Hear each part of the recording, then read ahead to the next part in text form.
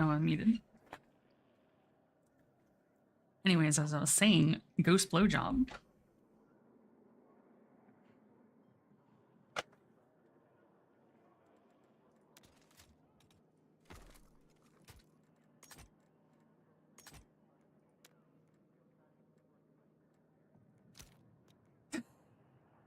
Look, anytime I hear someone say woo woo, I can only think of one thing, and it's ghost blowjob.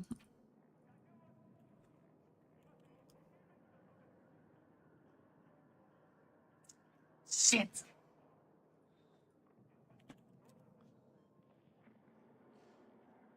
Damn, where is it?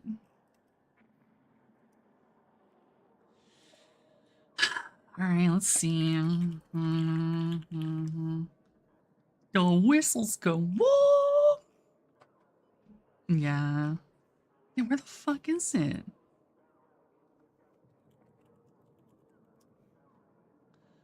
The whistles. Oh, okay, there it is. Never mind. Ghost blowjob! Woo woo woo woo woo! Do you have to yell that every time?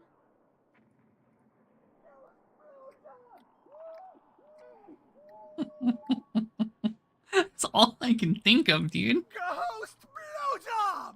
Woo woo woo woo woo! The whistles go woo! Tell me about the whistles. The whistles go woo! Anybody that Fucking has it in classic. their neighborhood is going to be totally driven crazy. It sounds like what? When you want to woo woo, it's that woo woo. You know what I'm saying? Then you got the flows. They didn't trip off the flow masters. That decoration, man. It's just for Yeah. decoration. That's That's it, it. and that's all, man. We do I it remember for when people used to do decoration. this shit to their Yeah, car. I got it on my car. It was being installed on their car. Roxanne Brunn says the high-pitched tone, like the squeal of a BART train that doesn't stop, is keeping her awake at night. Police have told her it is legal. They think it's a fad. It's going to Yeah. go away. It's not going away. It does go away, bitch. Nobody does that shit no more. And it's driving you nuts. It's driving me nuts. Fucking dumb I work bitch. At home. I can't concentrate when it goes on for. Bitch can't handle the hours. whistles. Some neighbors are saying way too loud. That's only in the morning. You supposed to be up cooking breakfast or something by then, so that's like an alarm clock. Woo woo! Yeah, exactly. Bub, Alarm Rob, clock. and Little Sis were proud to show it off. Some Oakland residents will complain about the noisemakers Tuesday night at the Like, it city council really meeting. wasn't Until that the bad. law changes, Marcelo Cabrera says he will keep installing them. Would you want it in your Oh, neighborhood? wow, honey. No, I won't. But that's what I want. You know, my business is sell the.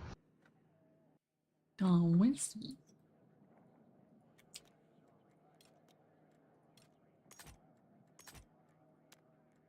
I know, honey. I just, you know, I heard it.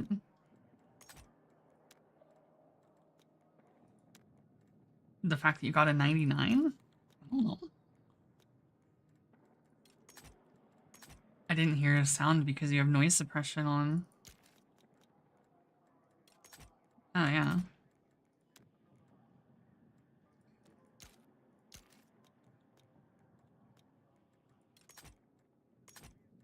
And I gotta go through every fucking gun and put this shit on it.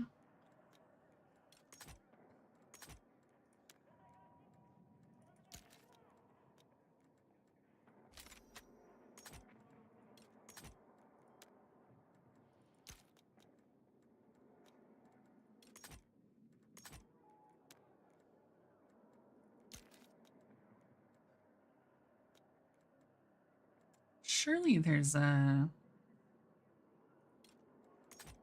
Check after this one. Surely it's like a fucking equip all type shit, right?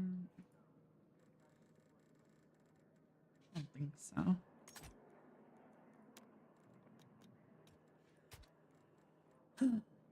Well...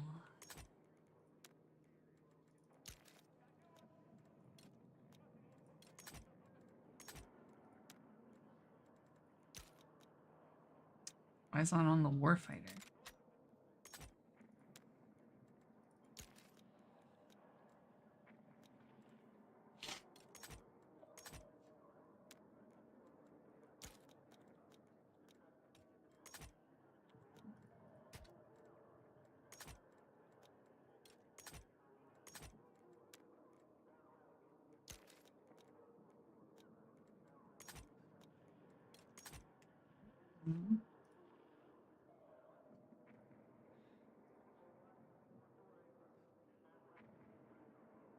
They remind me of fucking Soul Edge from Soul Calibur, but tiny.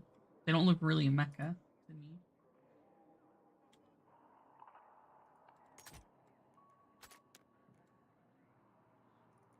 Oh yeah, you get it? Like, it looks like it has like the fucking Soul Edge eye on it.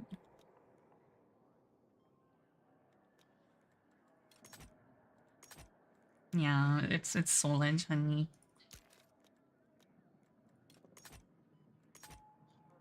I think the red black, like, I don't know. Well, for me, no, because I'm looking at a fucking stream for ants. So, for me, it looks like Soul Edge. For you in 4K, it probably doesn't.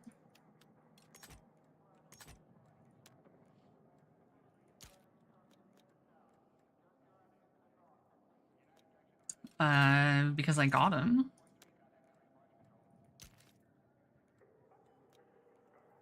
I don't know, honey. White. Damn, that die's ass. Wait, can you pick the parts now? Oh. I don't know. That's too much effort for me.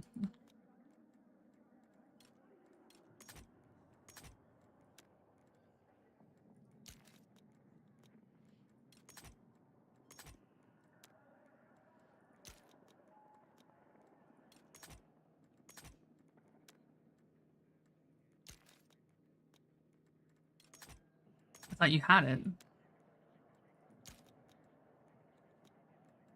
Oh, well, you know, you have it now.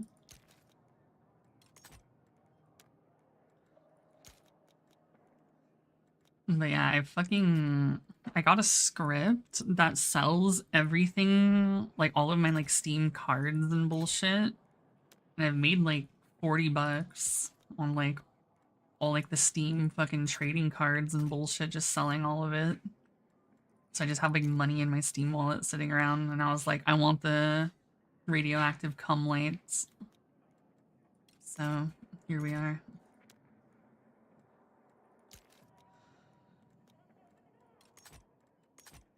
What? I was gonna say, can't you just still like fucking mod it on?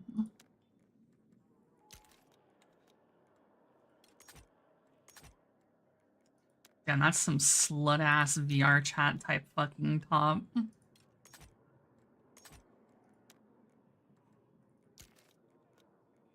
don't know. You know I don't dye anything colored. It's black or white. Black top. Probably. That shit looks weird in white.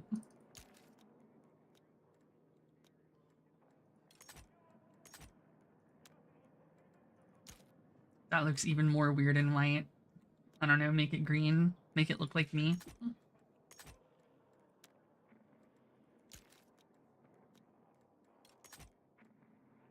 Hmm? Oh god, this game isn't gonna have it. It's gonna look like ass.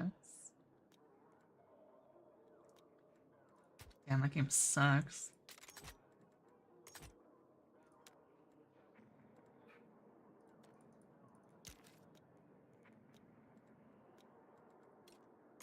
It's okay, honey. You just leave it black on black.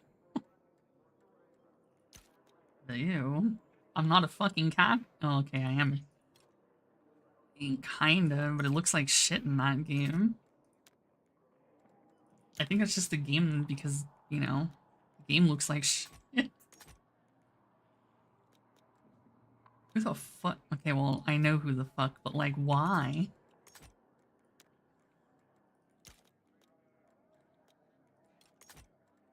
That's like just as bad as fucking EA fucking microtransaction bullshit. I'm surprised you don't like it because it looks stupid.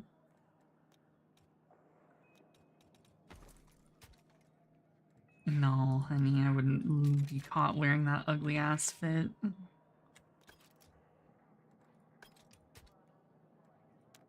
Okay, well maybe like that, but like at that point just make it white and go with the fucking Adidas look. I know you love your fucking Adidas. Oh shit, what up my fellow wife beater?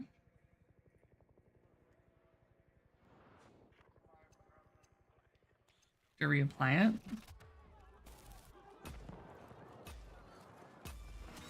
Well, I mean, I'll just leave the program open, or does it still have to reapply? So they hate.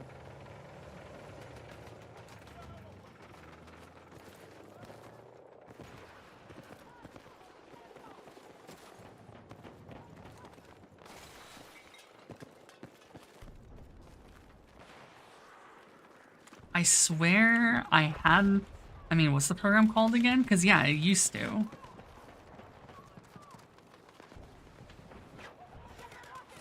Yeah, because I remember I had that program and I used it for shit.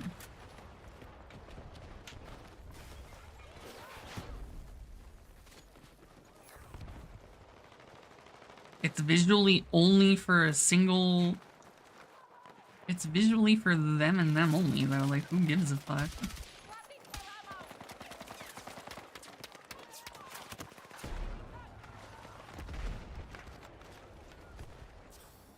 Shit.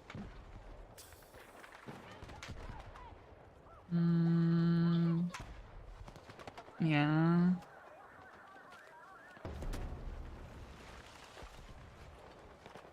Sounds like AIDS.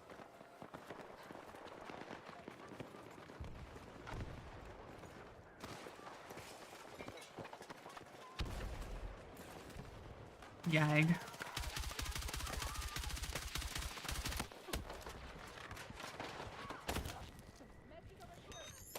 I knew you had my back.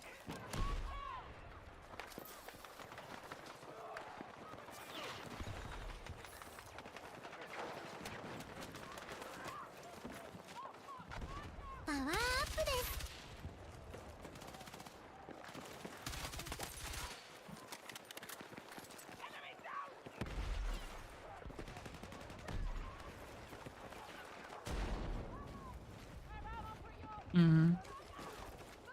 Thanks for the recent Doomberton.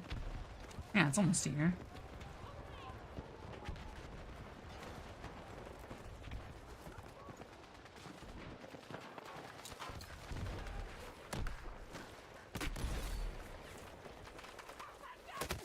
You fucking bitch.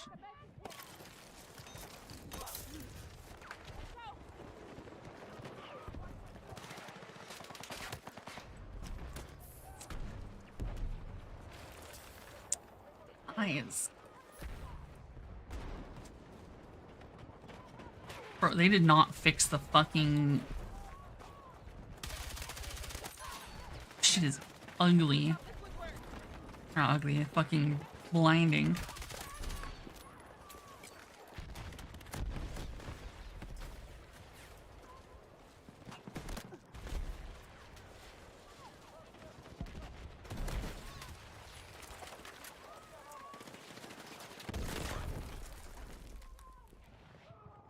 When the fuck does Son Goku use grenades?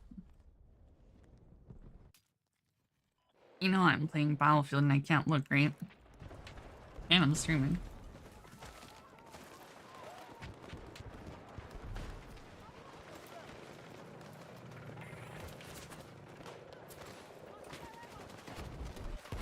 Can't pause my game, honey.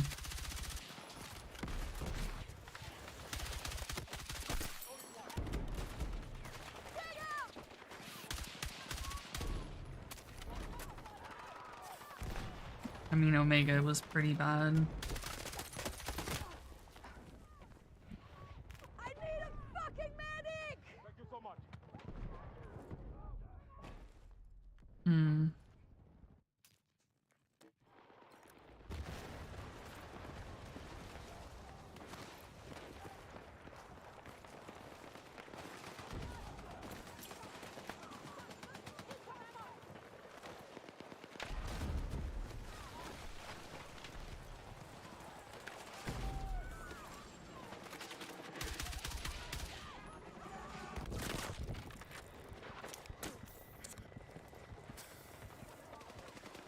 Mm-hmm.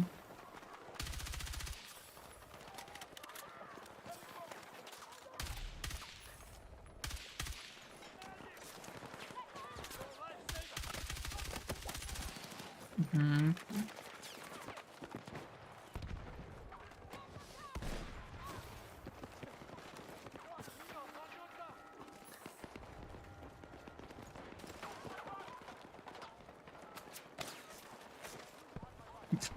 What? O12, yeah. Uh-huh.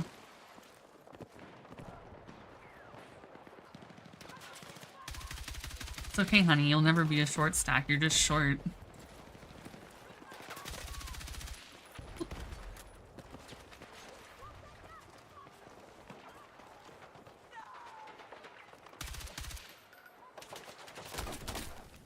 No, I didn't because I'm playing Battlefield.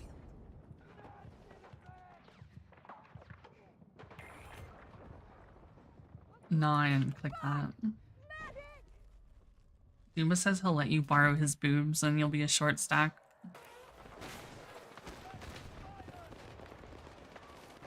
Huh? Yeah, you can get rid of that though.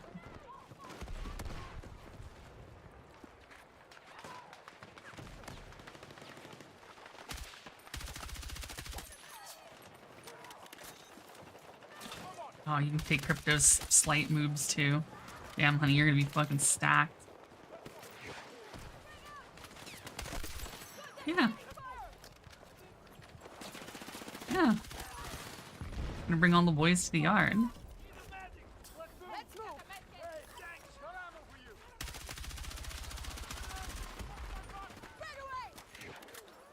Yes, I know what vitiligo is. Vitiligo is like a fucking liger or something.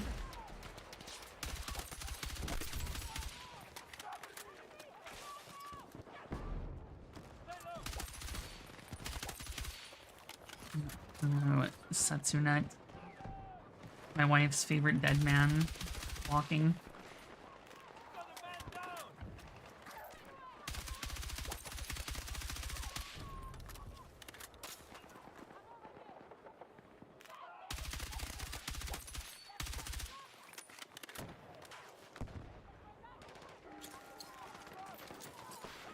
Are people purging the tower? What the fuck?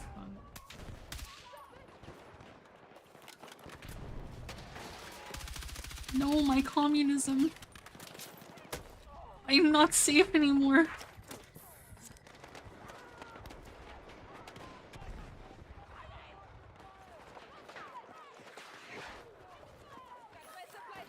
I don't think Setsu has a group, but we join his next theoretical group.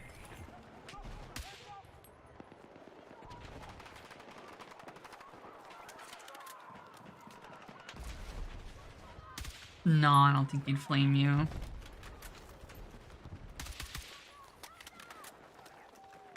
I don't think he'd want to incur my wrath.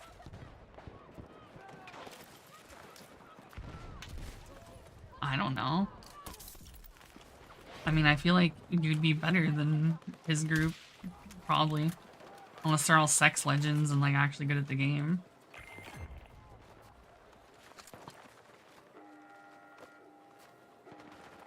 I mean, being a sex legend doesn't mean you're you're good, so...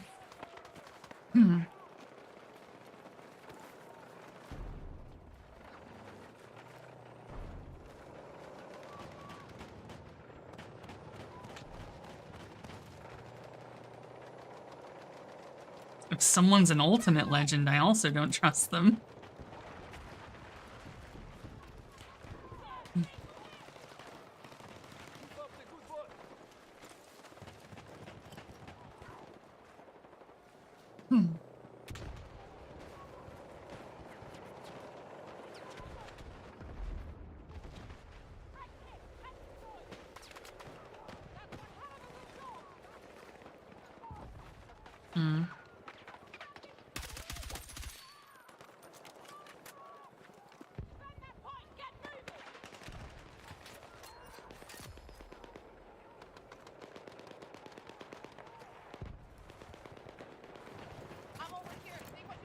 Wait, are you saying your group is the people who buy runs? Or they're good players? No, not you, honey, Satsu. Oh, they sell runs. Okay, so they're not dog shit players.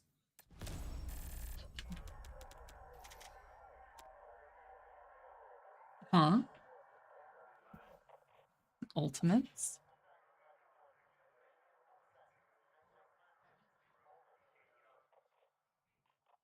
Yep.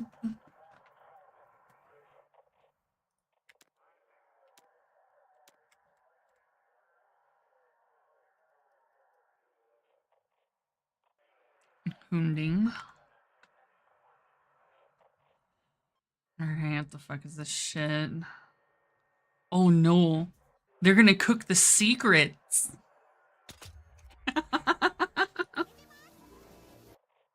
I don't know, honey. They're gonna cook the chickens from Monster Hunter Wilds. They have a collab with KFC. And Colonel Sanders is a fucking buff old dude fucking up, what's his fucking name? Arkveld. I can't believe Colonel Sanders went to the Monster Hunter world to get the fucking chickens to fry them.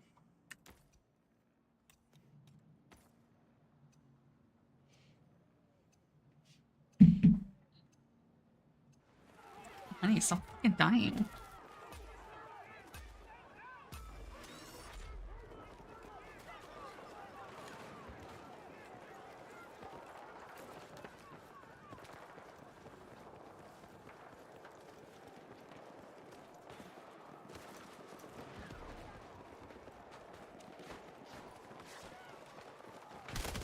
Oh wait, this is breakthrough. Oops. Bruh. Oh, fuck.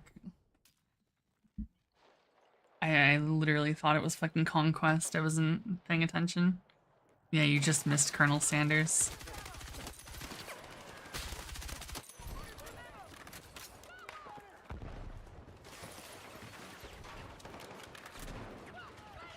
Okay, Hana would never buy a run.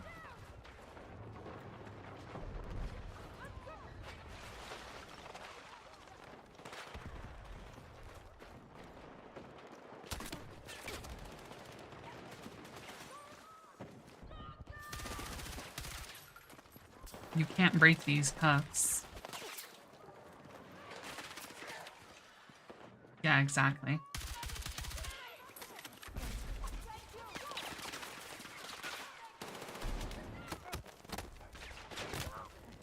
Bro, he's shooting my fucking toes.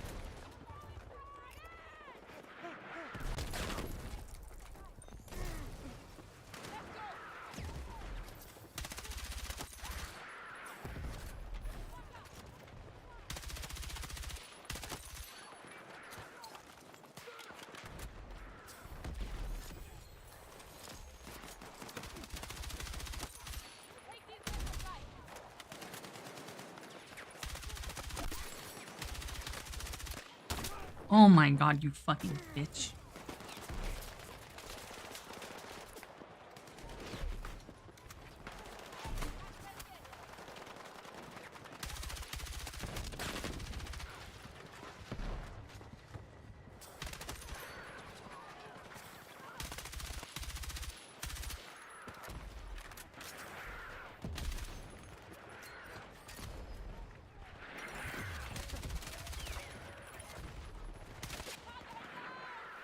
Ammo, ammo, ammo.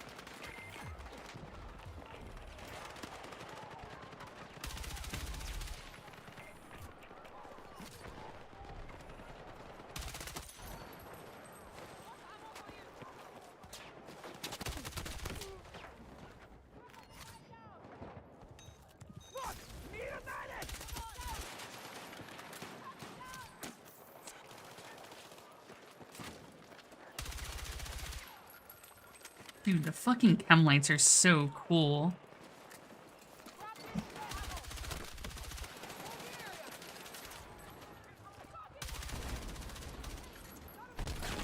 You bitch ass.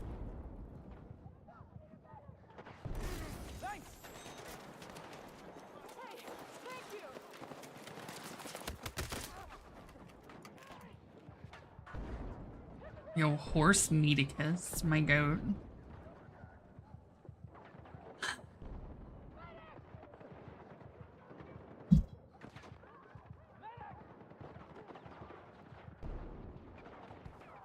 I just realized.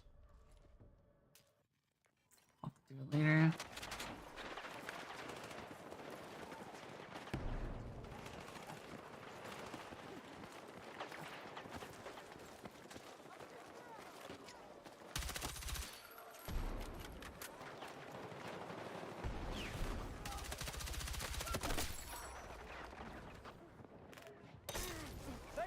Oh yeah, she hit that young thug.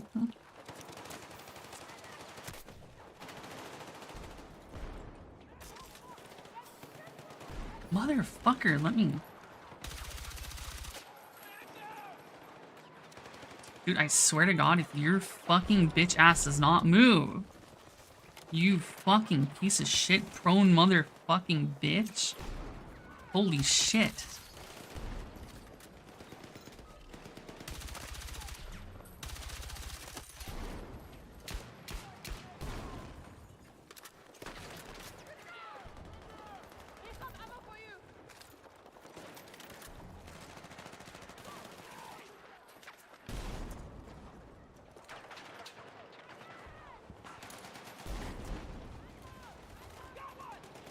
Bro, ain't nobody get the pass for the hard R.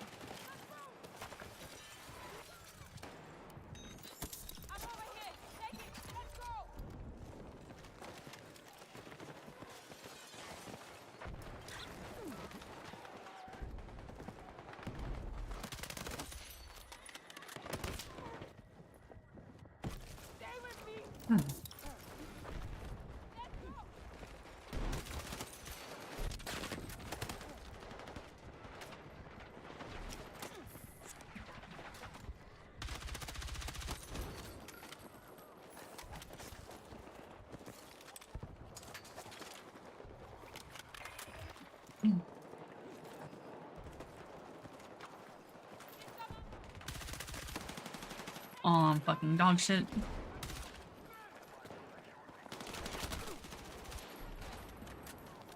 Colonel Urinal. That's my boy.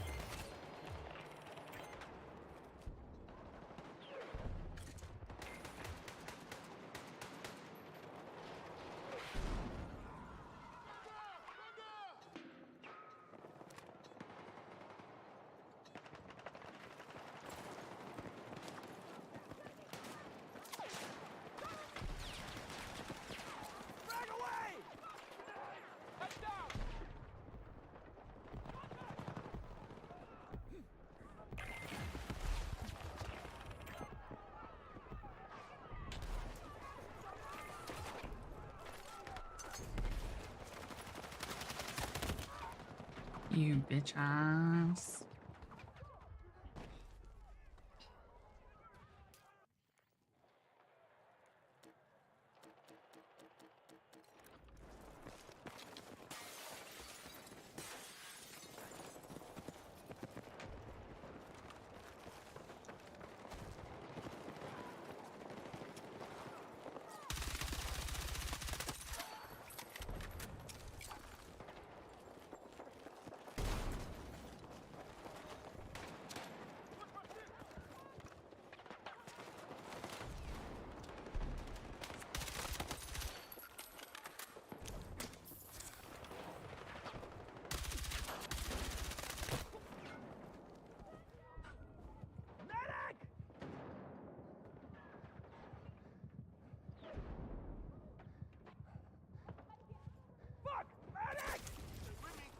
Thank you so much.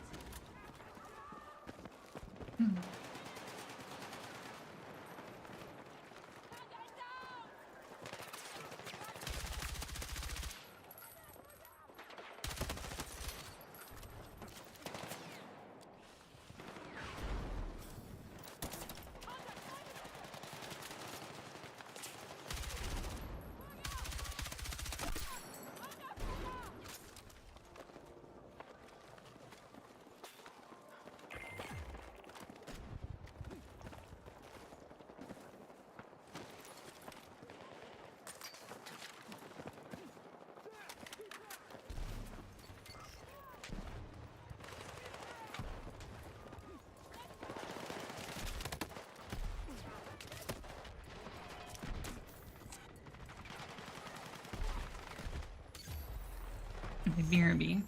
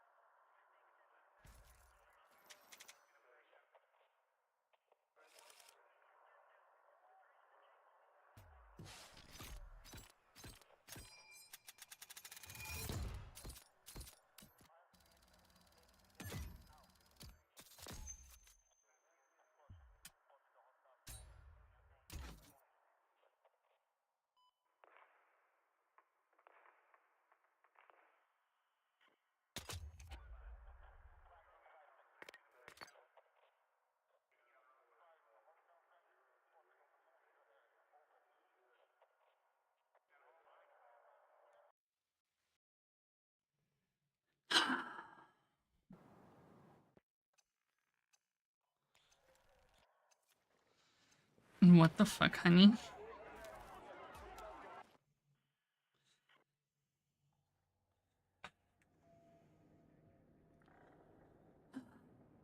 Oops. Oops.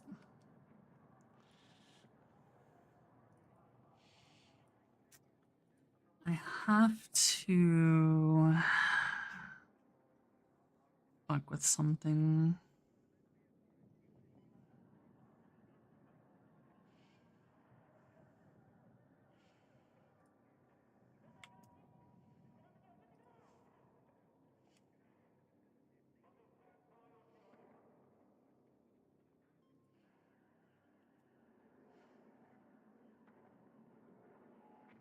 Why have the parameters changed so heavily?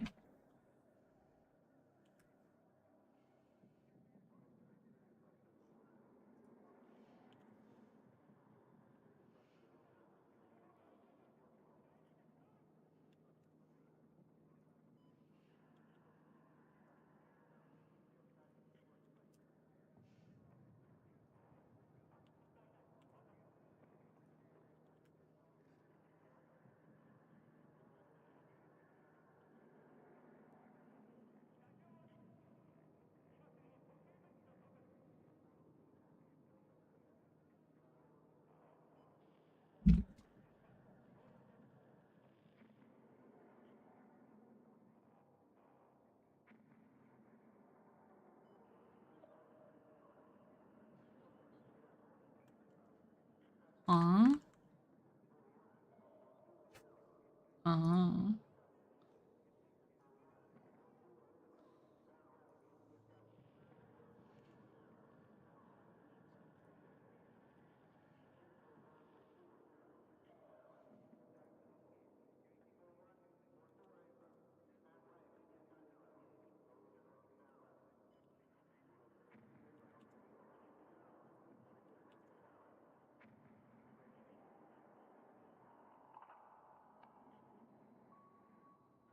Why the fuck? Why was this attached to?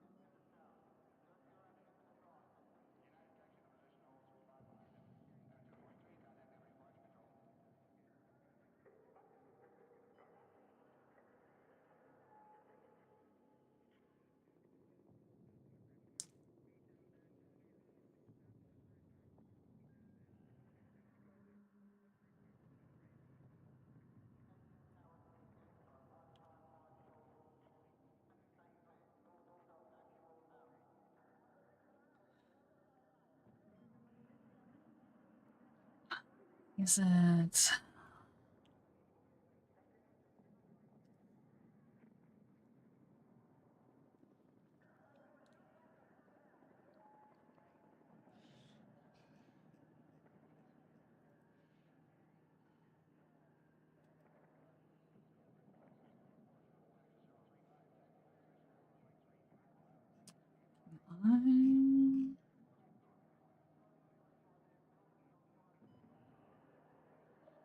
Why was this changed? This is really obnoxious.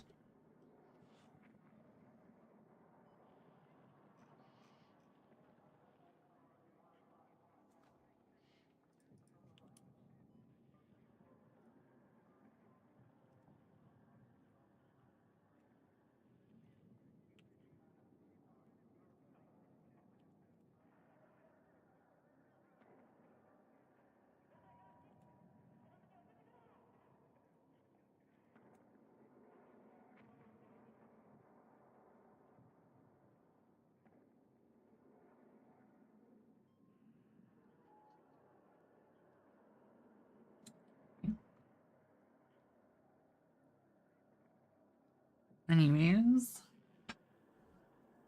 I have food.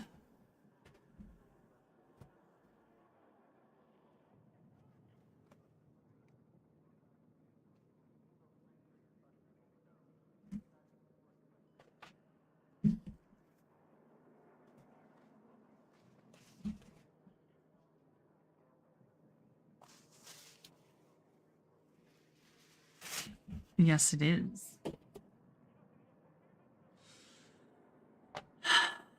Close BF for now. What we got on deck? Oh shit, it's me. DMs for food. Yeah, I don't know if that's food.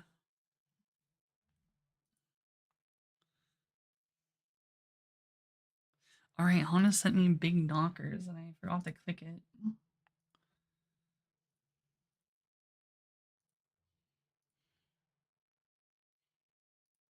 Oh yeah. Those are some knockers, alright.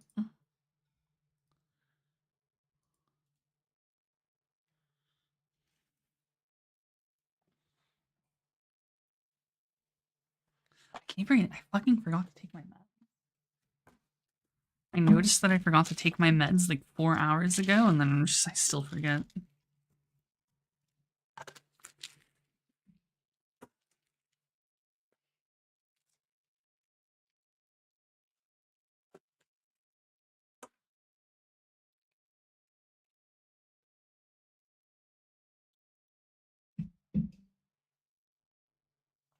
Alright. Damn. From the Golden Bolt himself.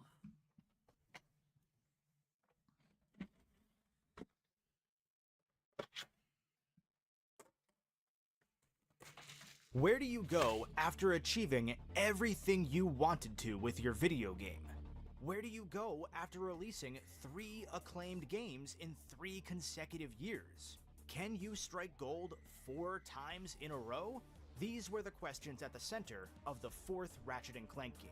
With much of Insomniac Games rolling off of Ratchet & Clank 3 and onto Resistance to prepare for the 2006 launch of the PlayStation 3, a sort this of place I got food from has left to play around and Serrano garlic sauce, Sony's most reliable and but their most successful franchise, like rice bowl, which you know is just like rice and a fucking protein. One story concept that was quickly shelved, it's just pretty good. 2 gameplay tests that were scrapped and repurposed, a game that shifted directions 3 times before settling on a darker, deadlier Ratchet & Clank 4.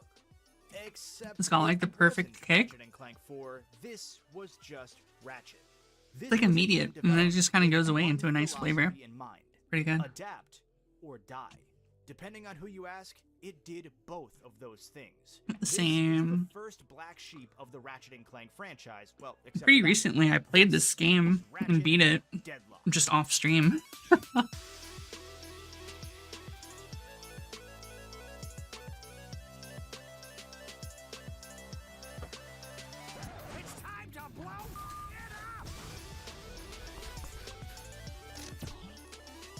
Oh yeah. I mean, I love Ratchet & Clank as a whole. Deadlocked is probably like number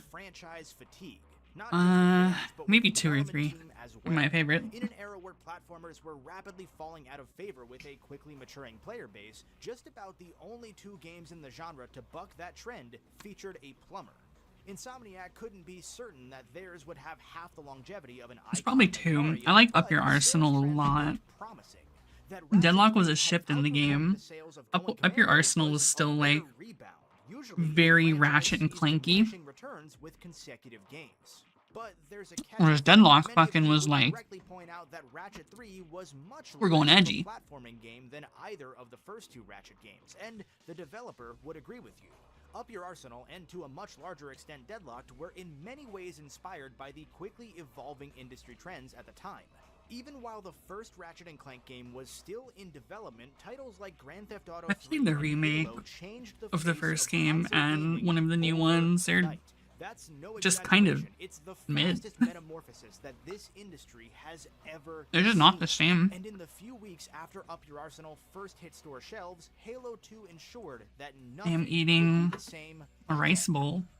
White rice with like super thin cut like steak. A much smaller crew to man the ship for this next title, Insomniac took the opportunity to get with that garlic Serrano or the Serrano garlic sauce. Is the one that some of you likely already know. a narrative experiment It's just then fucking titled Ratchet & fire. Clank Nexus. Revealed in 2012 for the franchise's 10th anniversary, this idea pitched a single-planet adventure rather than a galaxy-sprawling one, a That's planet funny. torn apart by civil war. And the plot would focus It'd be so heavily weird if you on called me Ratchet and Dodo Clank still. disagreeing about which side of the war was in the right. It's interesting that this is the game we've seen shared by Insomniac as a peek behind the curtain, because according to some Deadlock developers with whom I spoke while researching this episode, this idea may never have even made it off of paper. The idea was shelved early on, with pieces such as the One Planet idea or the name Nexus later being used in some of the more experimental PS3 games way down the road. Far more interesting than Nexus, though, are the concepts that did make it into production, more accurately into the prototyping stages of pre-production, or as I'm going to less professionally call it, the throw things at a wall and figure out what might work phase of development. For example, Ratchet Deadlocked may have begun life as a vehicle combat game in the vein of Twisted Metal. Now, there are a few different versions of this story.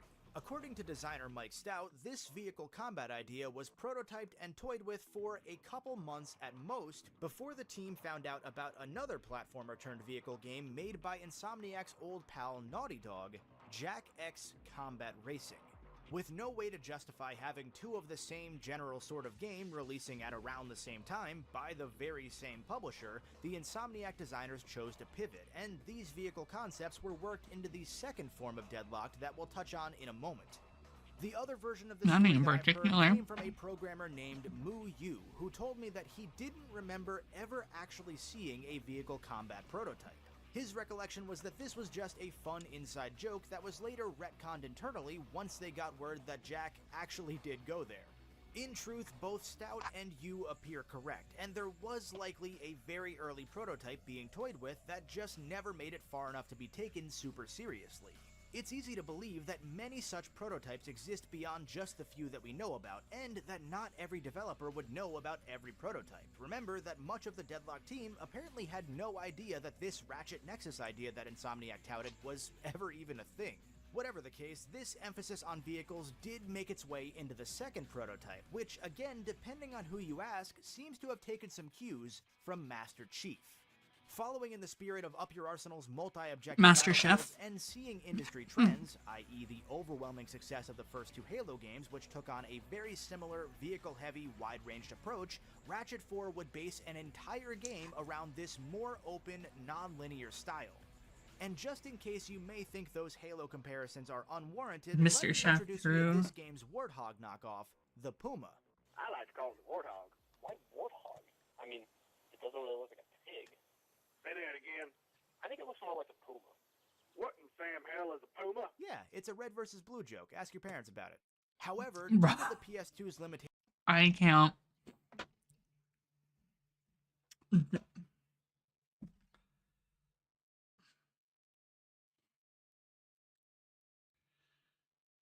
How old is Red versus Blue?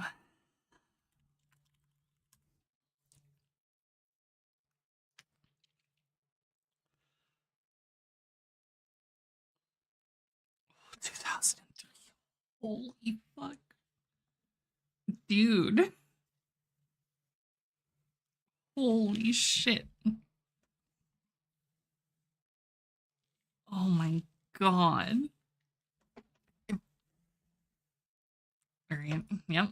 and limitations with time, a running issue with Ratchet & Clank up to this point, there seem to be struggles putting together a reliable pathfinding system for enemies and allied combat bots in this larger overworld. See, in the first three Ratchet games, all I didn't had to worry about well, I know it was, but like the fact that he's like, yeah, it was a Red versus Blue reference, ask your parents about it. I really had to sit and think about it. I was like, there's no way it's old enough to have had a kid who's like aware to be watching this.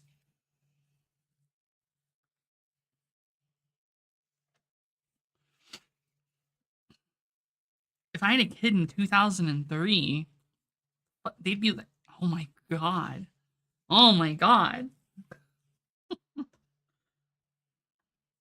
so old.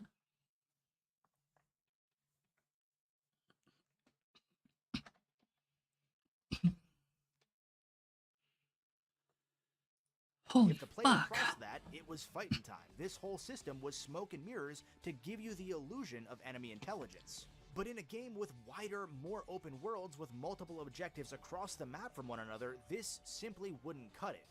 Much of Deadlocked internally is completely different from the framework used in Ratchet 1 that was built upon for Ratchets 2 and 3 because of changes like this, but in the end, those changes didn't help much for this issue.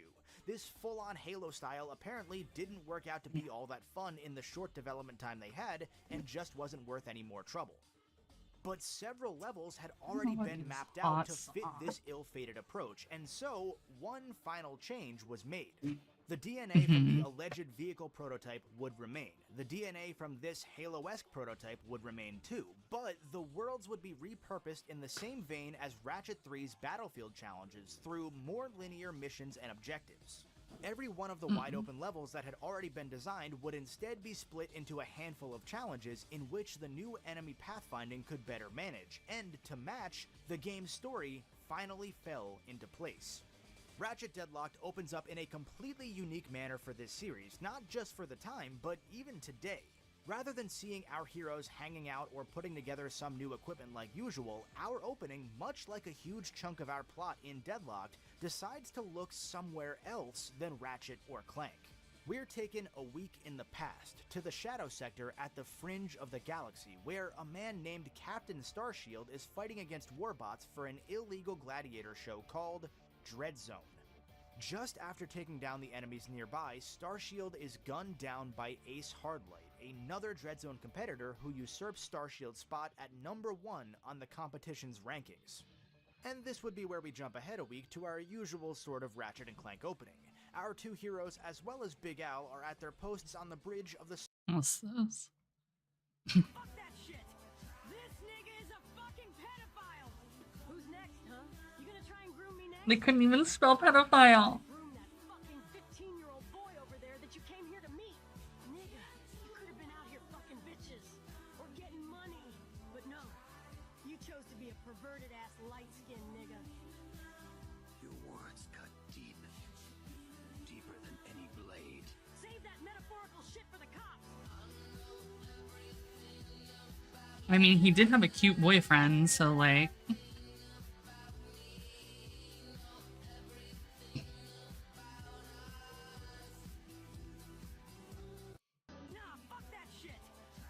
It's wild how Naruto peaked here and then just got worse ever since. Or are you gonna try to groom that fucking 15-year-old boy over there that you came here to meet? Nigga, you could have been out here fucking bitches. Or getting money. But no. Starship Phoenix, where the new Captain Ratchet receives a transmission from the ship's former captain, the new mayor of Metropolis, Ratchet's sort of love interest, furry Bill Clinton's daughter herself, Sasha. She calls to report the news of Starshield's death. Apparently, Captain Starshield had been missing for at least a month, and only now had the Rangers received intel that he, as well as countless other heroes across the galaxy, had been lured into traps. I think there definitely have to be stronger twinks than Haku. In Dread Zone. Naturally, this means Ratchet and Clank are next, and Sasha's warning call is interrupted by Dread Zone bots infiltrating the ship and kidnapping our duo, and Big Al since he's there too. When Ratchet comes to, he discovers that he's... Oh no, that's perfect. Other heroes across the... They have hands with opposable thumbs. They speak in like a normal human. That's definitely shining bait. And forced to take part in Dread Zone. Naturally, this means Ratchet and Clank are next, and Sasha's warning call is interrupted by Dread Zone bots infiltrating the ship and kidnapping our duo, and Big Al since he's there too. When Ratchet comes to, he discovers that he's been strapped down and forced into new armor, and he's not quite... I mean, Naruto's best arcs were like what? Zabuza, fucking Jonin exam, whatever. And then like... Although he, Clank, and Al are all safe for the time being, everything after that is kind of mid. Chunin, yeah. In this season of Dread Zone, a show led I forget their by fucking rank names, but yeah. Vox. Vox is quietly one of the strongest villains in the Ratchet series, this disgustingly greedy robber baron of a character who genuinely salivates over the idea of making a profit. Commercials, commercials, commercials, commercials, commercials. and At least I hope that. For me. For indecent behavior. Halt. You, sir. Ammonia Me? levels on your body indicate you are participating in public urination. Why is this for me? Stand by while the orb confirms the exposure of your genitals. Zoom in. Zoom in.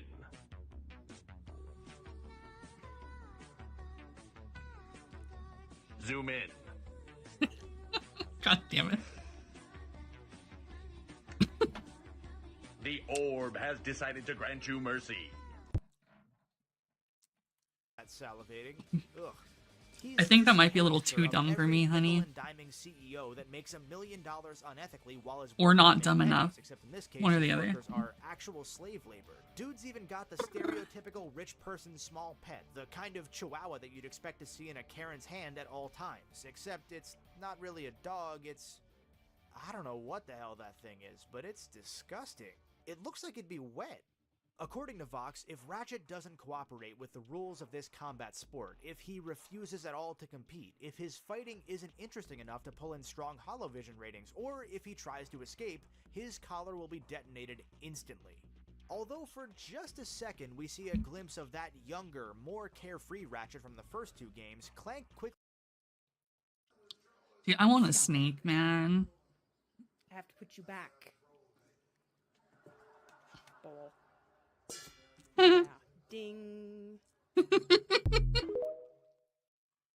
It's like Kevin. Except he does it to himself. I have to put you back. Fucking dumbass.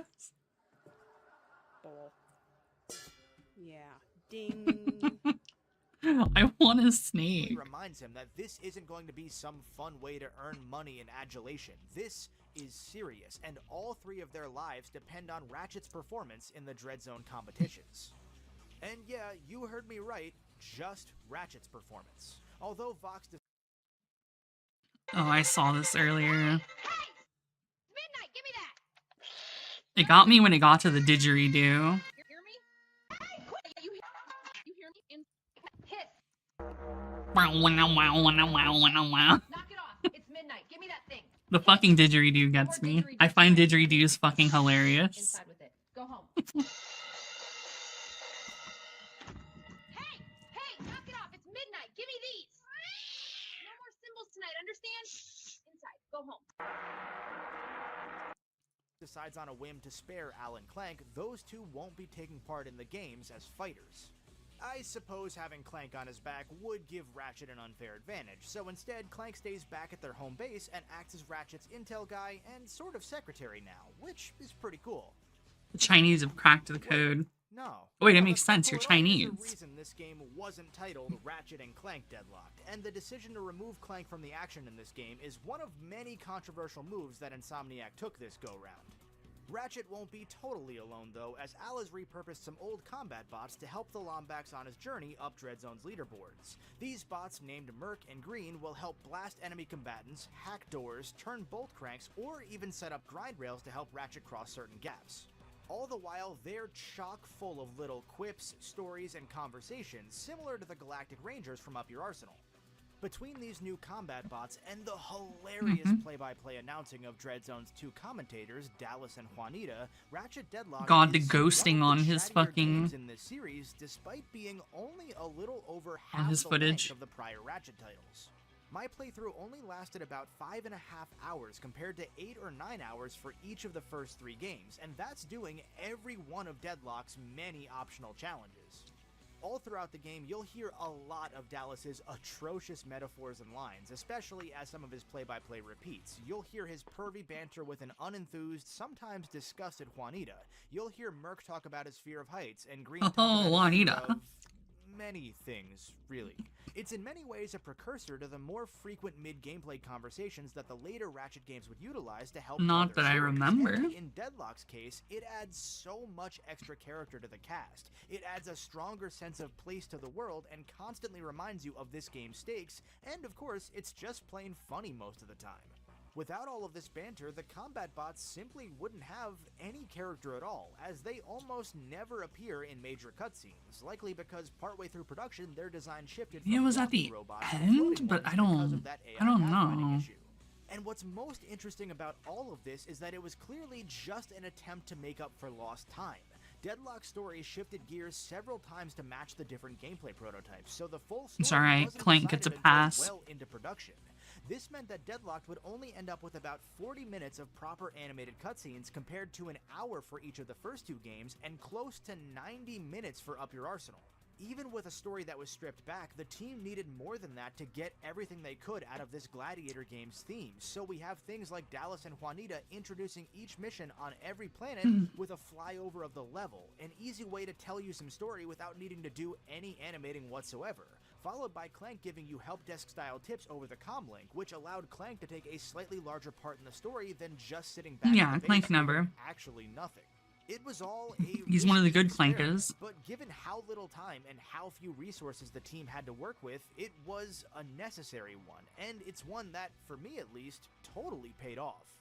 Cutting back on the total amount of cutscenes seemed to drive the animation team to want to pack as much as they could into each one, with more expressive facial animations and small but hilarious moments like Dallas spinning and falling out of his chair while Juanita speaks, or Dallas trying to get creepily handsy only to be smacked, all while their reporting continues as normal. These tiny, minuscule little gags bring out the absolute best in the humor, leaving even the serious moments with something memorable for you to laugh at Trans even long Clanker. after you're done playing the game. I could genuinely spend half an hour just gushing over my favorite of this game's cinematics, and you know I'm more than capable of it, but I won't threaten you with a good time. Instead, I'll just say that for my money, Deadlocked is the funniest Ratchet game pound for pound, because it doesn't just save the humor for the bookends of every level or every route. Ratchet Deadlocked may not have a butt joke in the title, but it spreads its cheek all throughout most every scene. As you can tell, if there's one theme that prevailed throughout these different sort of phases of Deadlock's early production, it's that the team working on this game wanted to go in a very different direction, that they weren't afraid to take risks even if they might not pay off. And it's this continued willingness to take risks and go off the beaten path to see what works and what doesn't that's actually been both part of the reason that we've continued to get so many Ratchet games, as well as part of the reason that some of y'all are bitter as fuck. In order to save fan-favorite characters like Quark or the Plumber from becoming too overexposed, the main cast in Deadlocked was cut down to just Ratchet, Clank, and Al was presumably chosen as a third because, I would say to say it with me, but I know you won't, nobody ever says it with me, he's pretty cool. They saw the success of the darker or more serious storytelling approaches that were quickly overtaking the 6 console generation's biggest hits, and they wanted a slice of that growing market, of that audience that was growing up with these games. Clank, for example, was lopped off of this game's title and marketing Like what? to help this game stand out from the first 3. Alright, we're thinking late PS2 era. What dark games did PS2 have?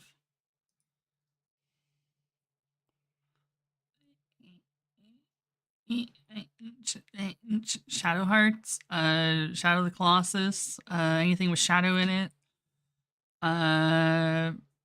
I mean, yeah, Jack 3 kind of really like went grimdark.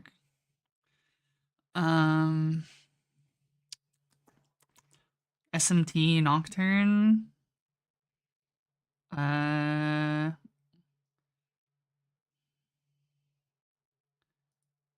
don't remember. I mean, maybe Devil May Cry, question mark. Although I personally see Devil May Cry as just kind of goofy.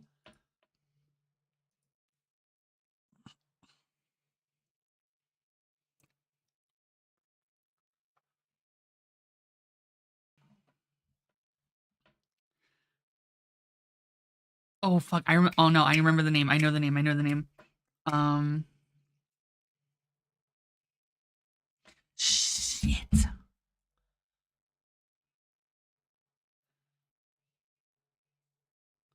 Was Fear on PS2? I know Fear was on PC. Because I played that on PC and I was scarred for life.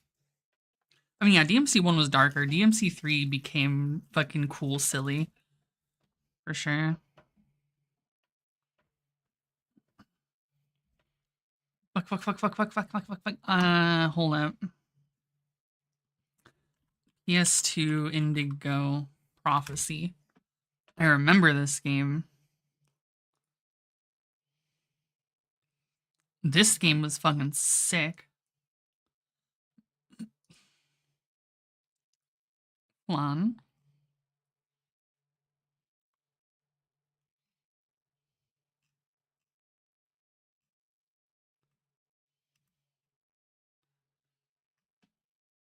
Damn, did they ever do anything more with it? Damn, this was 05?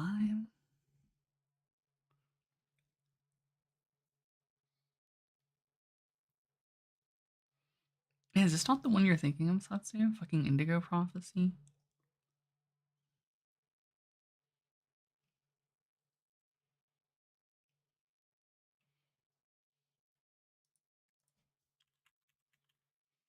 Yeah, this game was sick. I also played it on PS2. Or I played it on PC, rather.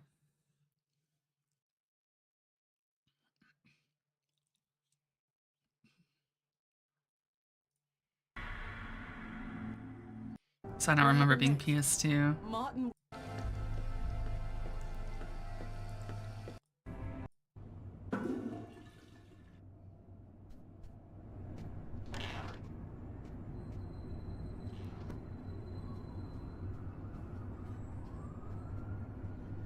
Mm.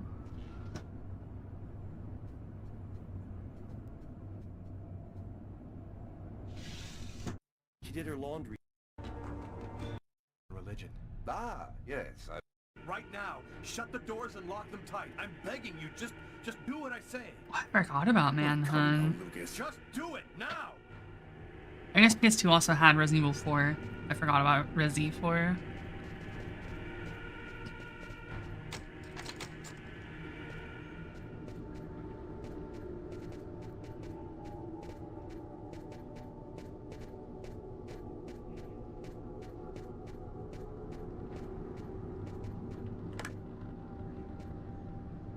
All right, I'm locked in. Now, can you explain what's going on? Call the police and don't come out until Did PS2 have Killzone? I feel like Killzone was PS3.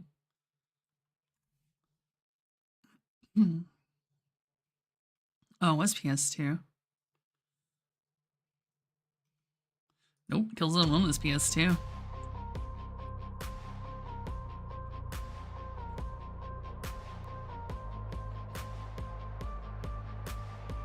I think Black also is PS2.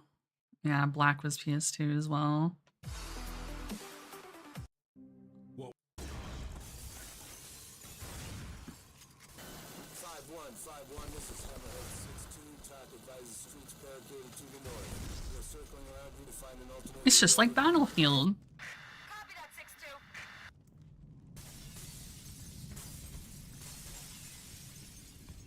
Hammerhead 6-2, this is 2-5, we're pinned down.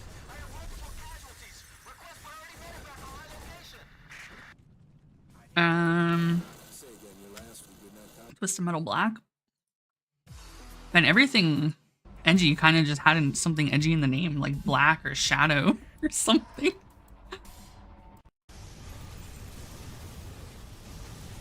Man, it'd be so cool to have a good Twisted Metal game in the year 2025.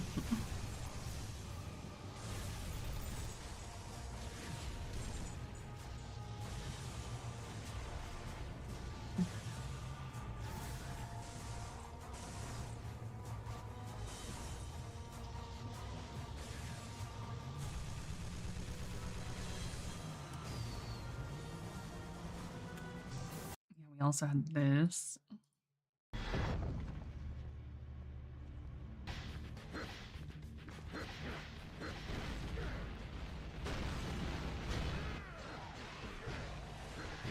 Oh yeah, this game was sick, dude. It had so many fucking characters and shit, and it had local multiplayer. It was like an arena fighter. So you fight like your friends and shit.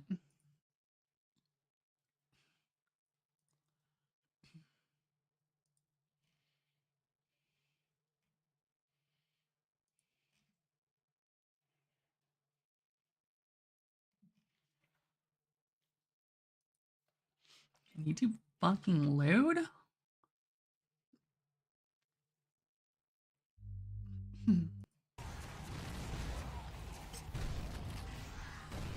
But yeah, it's kind of DMC-ish.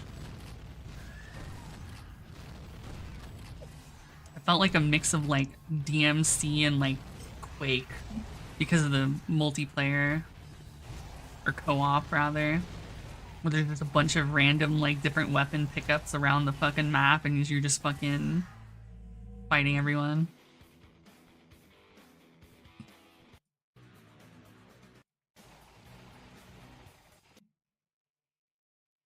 Shit. This is something that needs to be fucking... Oh, yeah, there you go.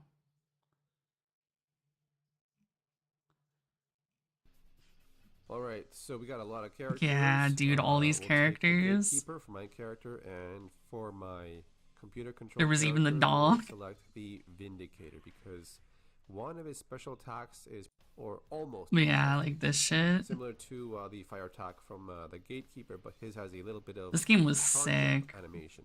But yeah, this game is pretty fast. Wow, look at this. I'm using one of the boss characters and still I'm getting murked here. Yeah, I mean, when you use the boss characters, you pretty much have your original amount of health, but you don't have the... Either way, I think it's like the best attack. Good stuff. Cool attack. To the next stage and see how we do. I gotta move because that guy's gas attack has some pretty long range. It has like almost... Get destroyed? Wow, look at that. My torso got blown off by the rocks. Awesome.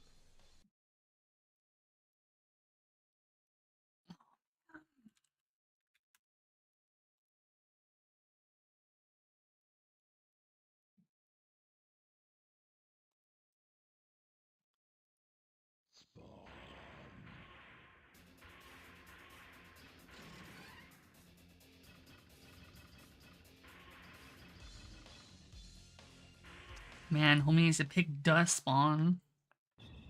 Dust Spawn was my shit. Oh my god. Yeah, this fucking intro. Oh my god. The level of fucking nostalgia that's beating my ass right now. Oh, Rampage? Yeah.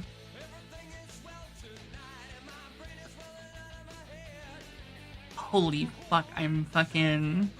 Jesus Christ. I'm like fucking 14 again. What is this shit?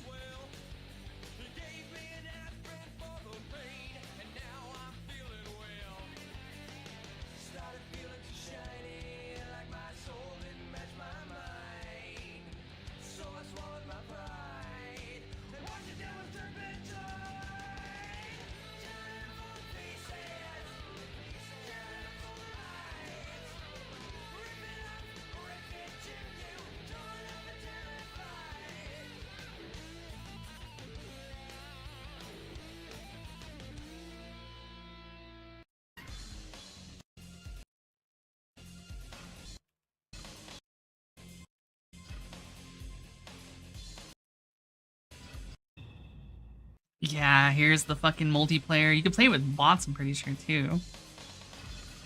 But they have maps and they have different fucking, like, times of day and shit. And... Oh shit, he's Dust Spawn. That's my boy.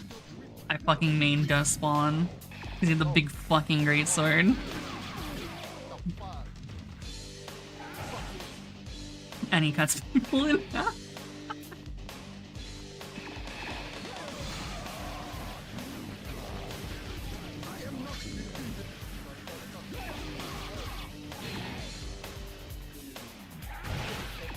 God, Dust Spawn is so fucking cool.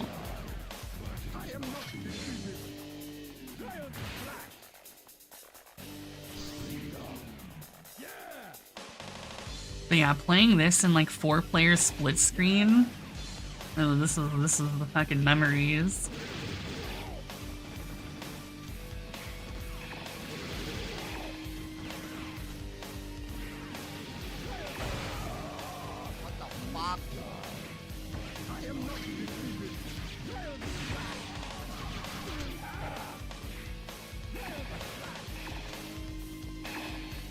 Yeah, my man's getting fucking farmed.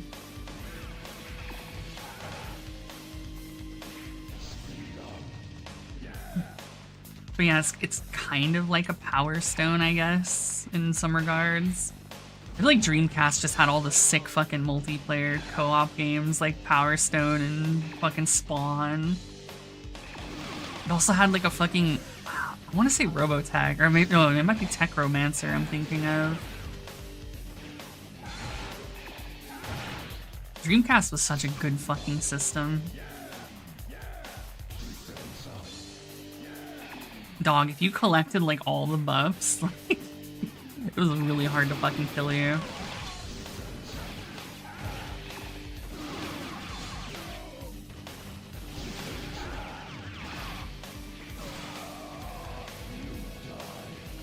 You died.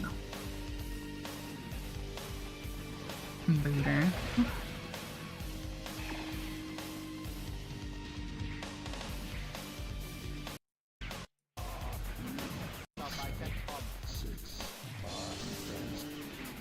Bro, why are you trying to get buffs at 5 seconds? Just kill someone.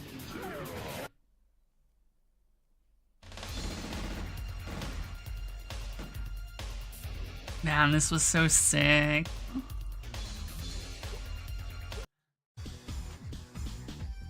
Oh, fucking fighting vipers, holy fuck. Dude. Dreamcast was just like the system.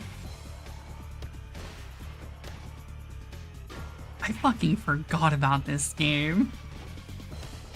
Oh, it also had Rival Schools. Rival Schools 2. At least that's where I fucking played it.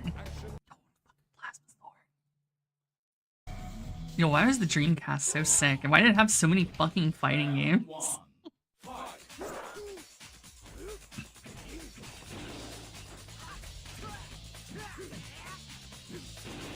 Yeah, Project Justice.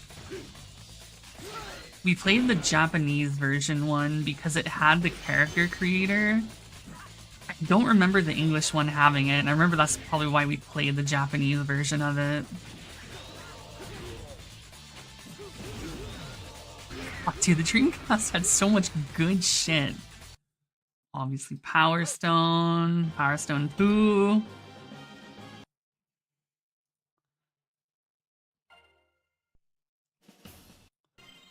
Oh, man.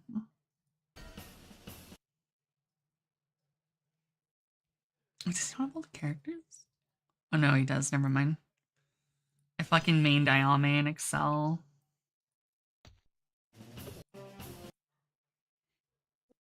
Fucking Ayame's fucking super, where she just throws all the fucking shurikens out that home everyone.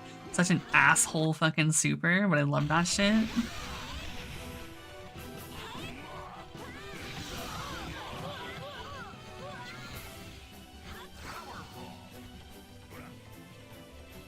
Or you can't go to the right side?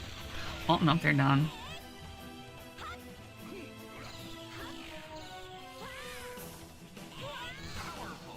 Powerful.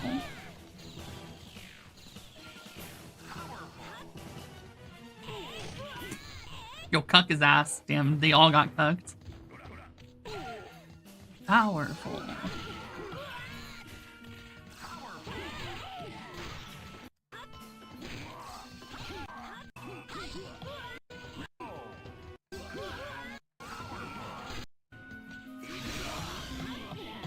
Oh shit, he had to transfer him. Fucking pride, Mr. Old Dude. He goes fucking Henshin. Motherfucker got the biggest Shoryu.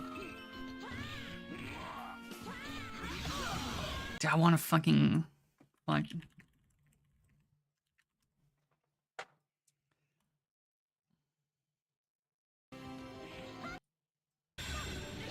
Yeah, fucking Ayame is super. This shit was my goat.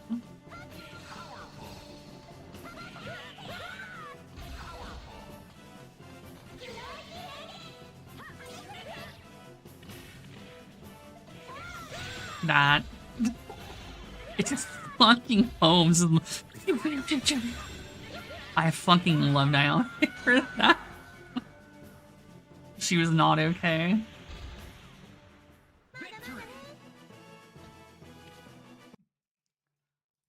Yeah, rival schools too. Oh god, this intro's so good.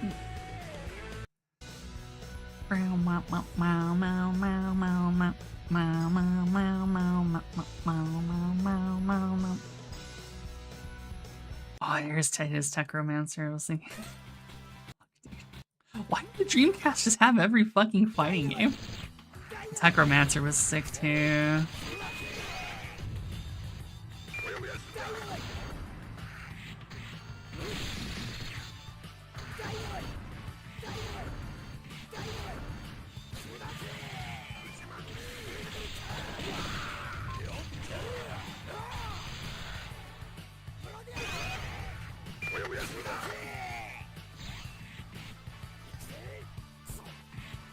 Damn, homeboy missed his command grab. I know, it was so good. I don't think it was, but... I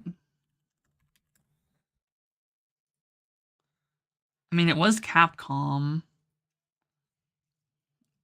Yeah, the game was succeeded by Techromancer. Yeah.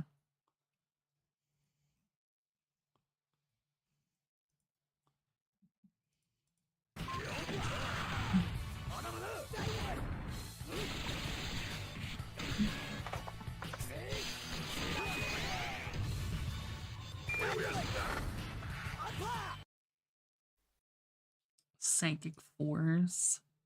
This one I didn't play. Yeah, I don't remember this one, so I definitely didn't play it. But this was probably sick as fuck too.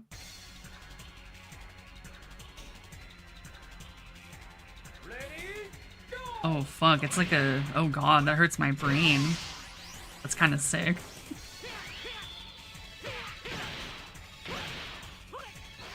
Oh, the average one.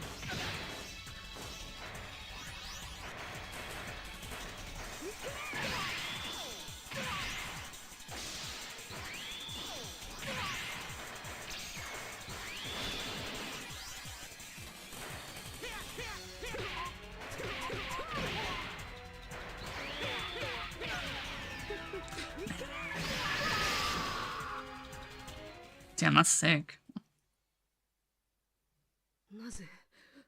Damn, this game would have been fucking baller.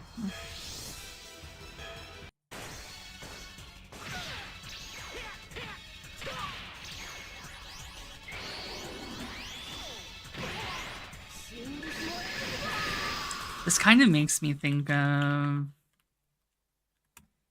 this game, but in 3D.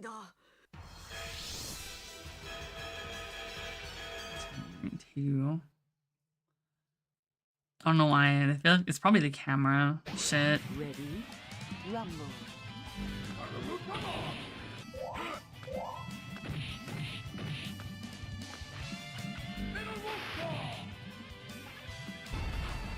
Dude, I fucking literally all of like my middle school going into high school stuff was just like going to a friend's house. And he had 2 brothers, so we just 4-playered every fucking thing. Everything that had 4 players, which is like just a bunch of fucking fighting games and like bullshit like this. Fuck, man, I miss all that.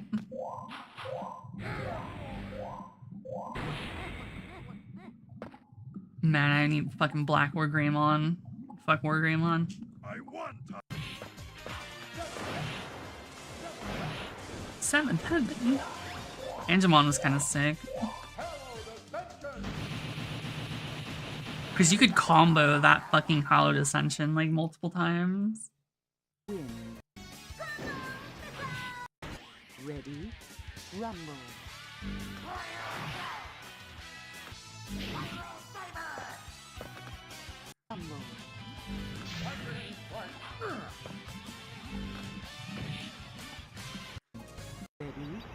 Rumble.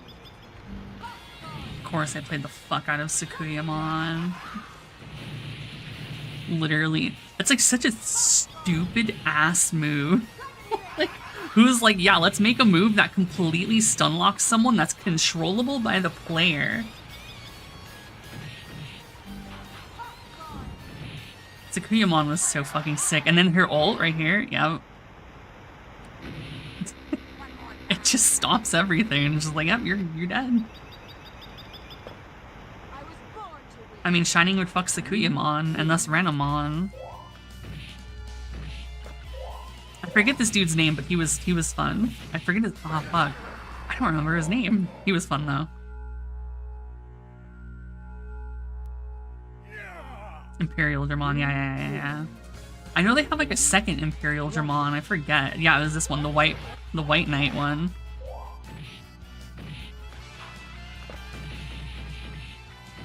Yeah, he was cool because he had all the combos like that.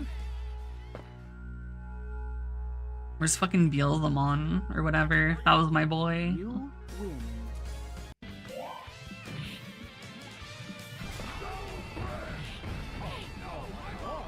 Rumble. Oh, there's my goat. Black Tornado!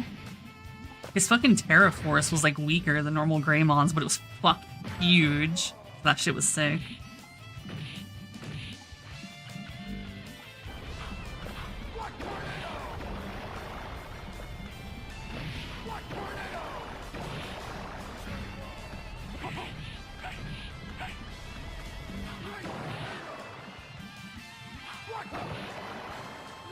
What?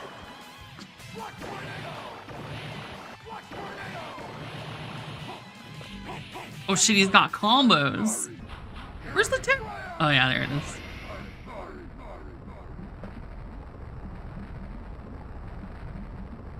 Nobody's gonna stop me. Where's my fucking goat? Yeah, this little fucker. God, he's so cool. Because he has this, dude, the amount of combos you can do with his like fucking like backflip over shit, that. Yep, into Chaos Flare. Fuck, I loved him so much. He was so sick.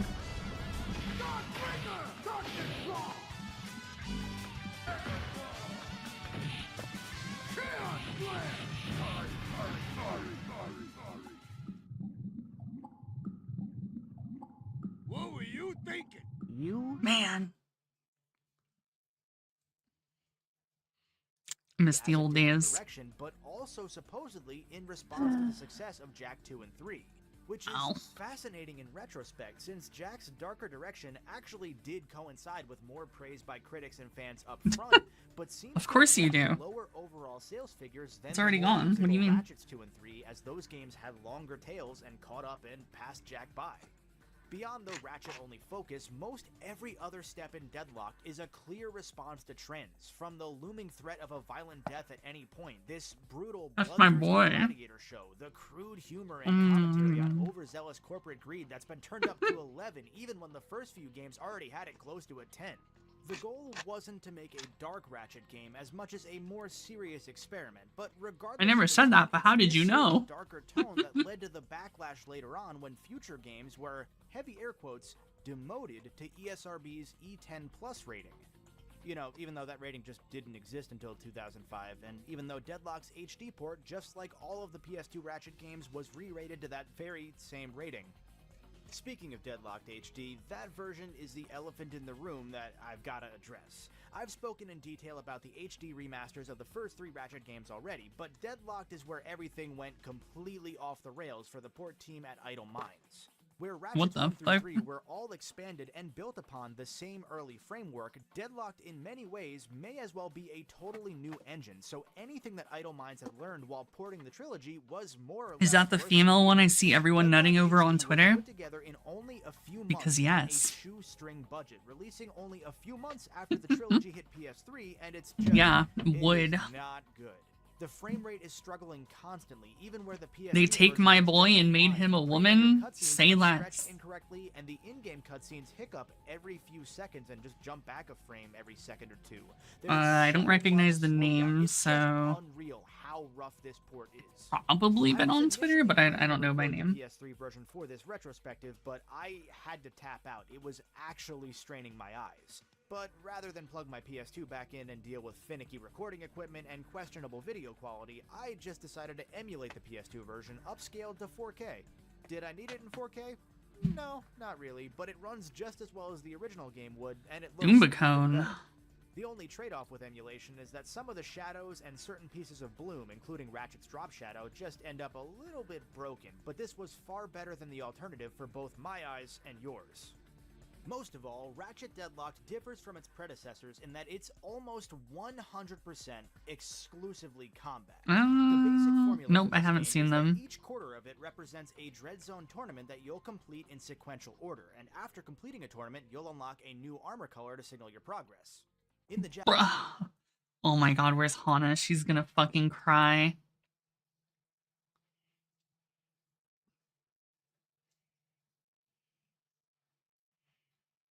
Dog, I can't watch this shit. I'm gonna fucking cry. I want to talk to you about a scene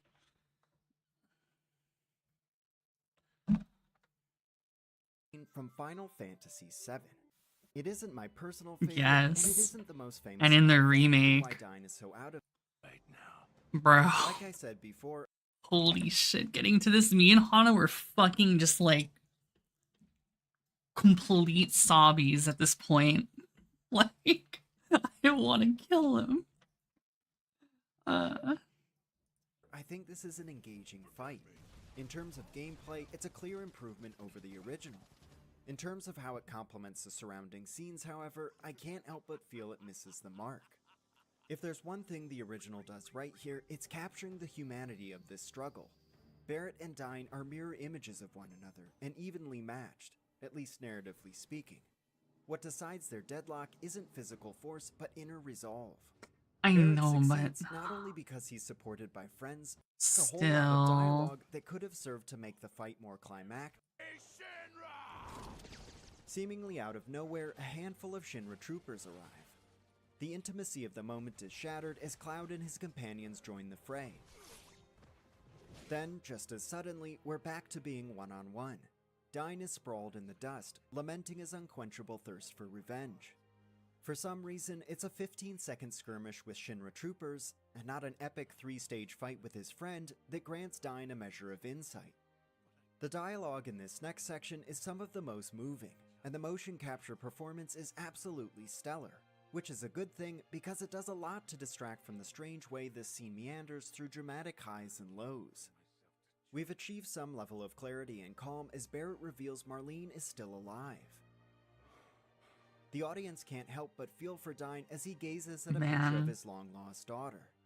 Barrett relates what happened after Dyne's fall into the ravine, and we essentially get a more fleshed-out version of his dialogue from the original.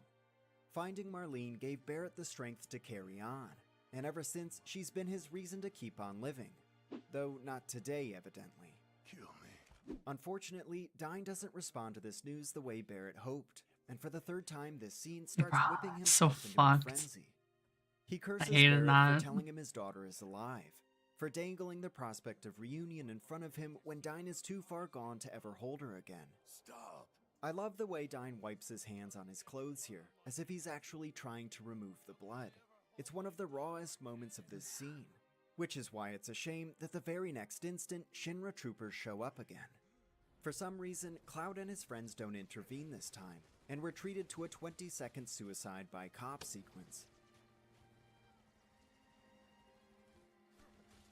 At the end of it all, Dyne winds up on the ground once more. Barrett nudges his friend, fearful he's dead, and Dyne delivers a memorable line that's a whole lot better in the English localization. You carry that guilt, that weight. It encapsulates both Dyne's resentment for Barrett and his optimism that there's a future to be had for those strong enough to fight. Baby, I'm home. The touching vision Dyne sees as his life fades lends a lot more closure to his death than we get in the OG. and combined with his heroic last stand against Shinra, I think it makes him out to be a much more sympathetic character. While some players might like this change, I find it very underwhelming. Part of what makes Dine so compelling in the OG is that while his situation is hauntingly relatable, he never earns our compassion. His death is as senseless as the crimes he committed, and depending on your personal views, might even number among them. In the original game, we walk away asking ourselves big questions. How far can someone sink into evil before they're beyond forgiveness? How do we judge the atrocities of a person twisted by others' atrocities? I How do we mean, find meaning in a yeah, death it's that pretty was neither good. necessary nor noble? I think the changes Rebirth makes to Dine and his showdown with Barrett smooth the edges of these sharp issues, trading in slow-burn philosophical weight for short-term emotional impact. And that's to say nothing of the broader thematic parallels we've lost with Corell's repositioning. Gone is any symmetry with Dine's first fall into the ravine. Gone is the irony of a desert theme park built on the ruins of a once verdant village. Gone is the symbolism of Barrett's descent to the hellish undersaucer, a painful reckoning with the ghosts of his past. Of course, there's no sin in changing elements from the OG, even big ones. There's more than one way to do justice to FF7's story, and the remake project features lots Oh of god, scenes that 7 forego seconds beats until from the end, original dude. game to deliver an equal, if not more effective experience. Needless Thank God. Bruh. Same. Needless to say, I don't think Rebirth's rendition of the Corel prison duel achieved 7 seconds important all the until same the to end, identify like, what it was going for and why these changes were made. Before we do that, however, Can't. we need to finish the scene. Because 7 seconds, believe it I or just not, nutted before you finished the sentence type shit. after a dramatic aerial zoom out where Barrett lets loose a heart-wrenching cry, the drama seems poised to end. But just then, Shinra interrupts the scene for a third time. Cloud and his companions, who now exist again, leave Barrett moaning under Dine's corpse to counter the incoming threat. Hot on the heels of a deeply serious scene comes one of the game's most ridiculous boss battles. Once again, it's a well-designed fight with excellent music, and Palmer's tush slapping Fucking would Palmer, probably be dude. funny if we hadn't watched Dine die 2.5 minutes ago. As it is, the I whole don't think it's fight supposed to feels be like a funny, rude to be distraction, fair. and I don't by think the time Palmer it was ends, ever we have supposed to to be force funny, even in the ourselves back into a original. somber mood. The party finds Barrett mourning over Dine's body.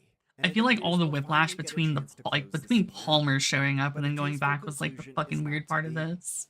Moments later, More than we're everything. joined by a character whose presence is even more jarring than Palmer's. Yeah, like all this Dio, shit. the Like gold at the saucer end of it, it's saucer just clown like, proprietor. bruh. He informs us They don't Barrett's let you wounds seem fucking take clear, it in. then spends another minute pacing around half nude, pumping his pecs and squeezing Cloud's hand. All the while, Barrett looks on numbly at his dead friend. After the others load Like all into this the shit was buggy, definitely the Cloud worst part retrieves about Barrett's the whole arm Dine from the shit. ground.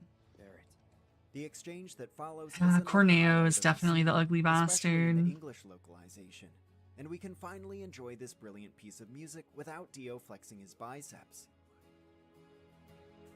Bro, not the fucking guitar, man. For all of 1 minute, that is. Yeah. Look, this scene goes on a while longer, and I don't think there's any use in recapping it closely. Suffice it to say, we escape on the buggy while another underrated banger plays.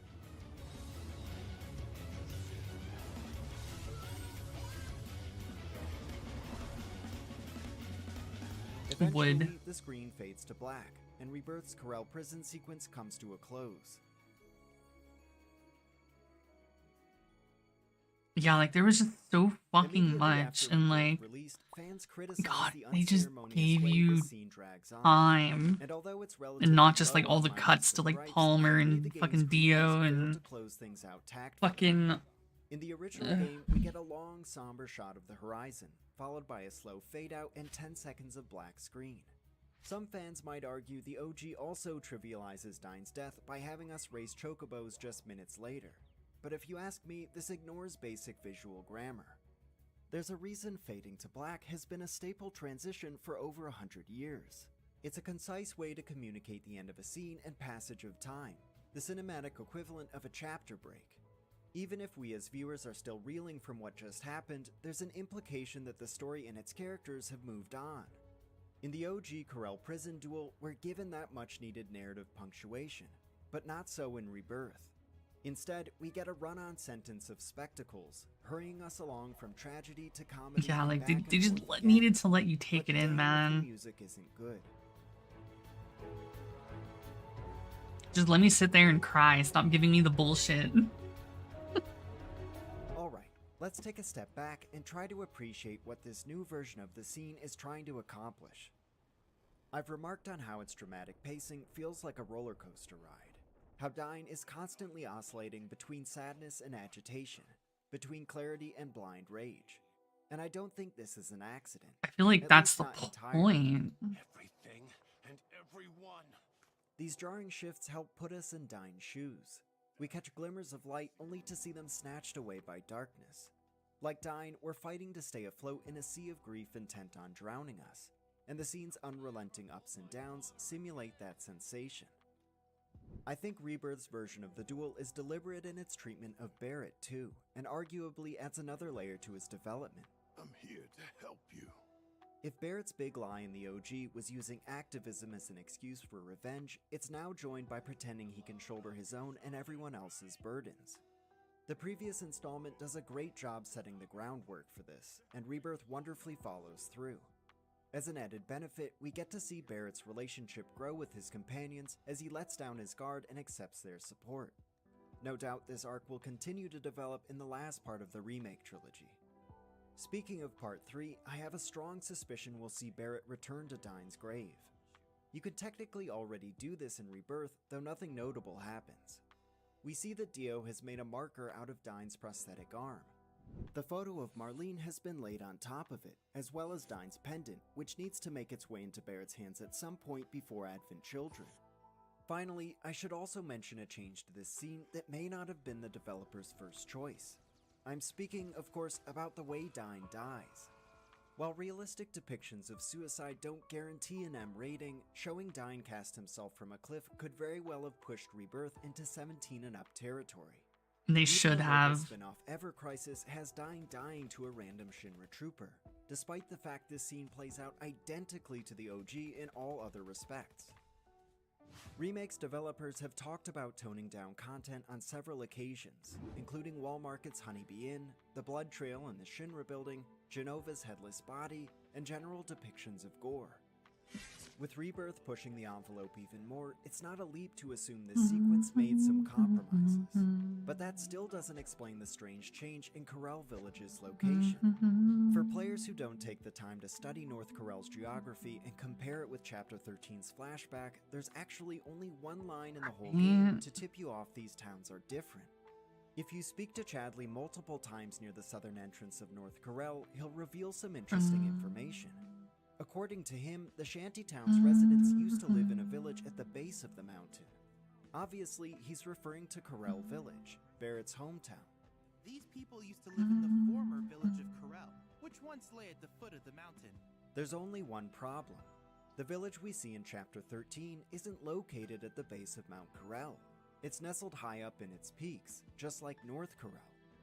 This leads me to believe there was some confusion among the developers about where Barrett's hometown actually was located.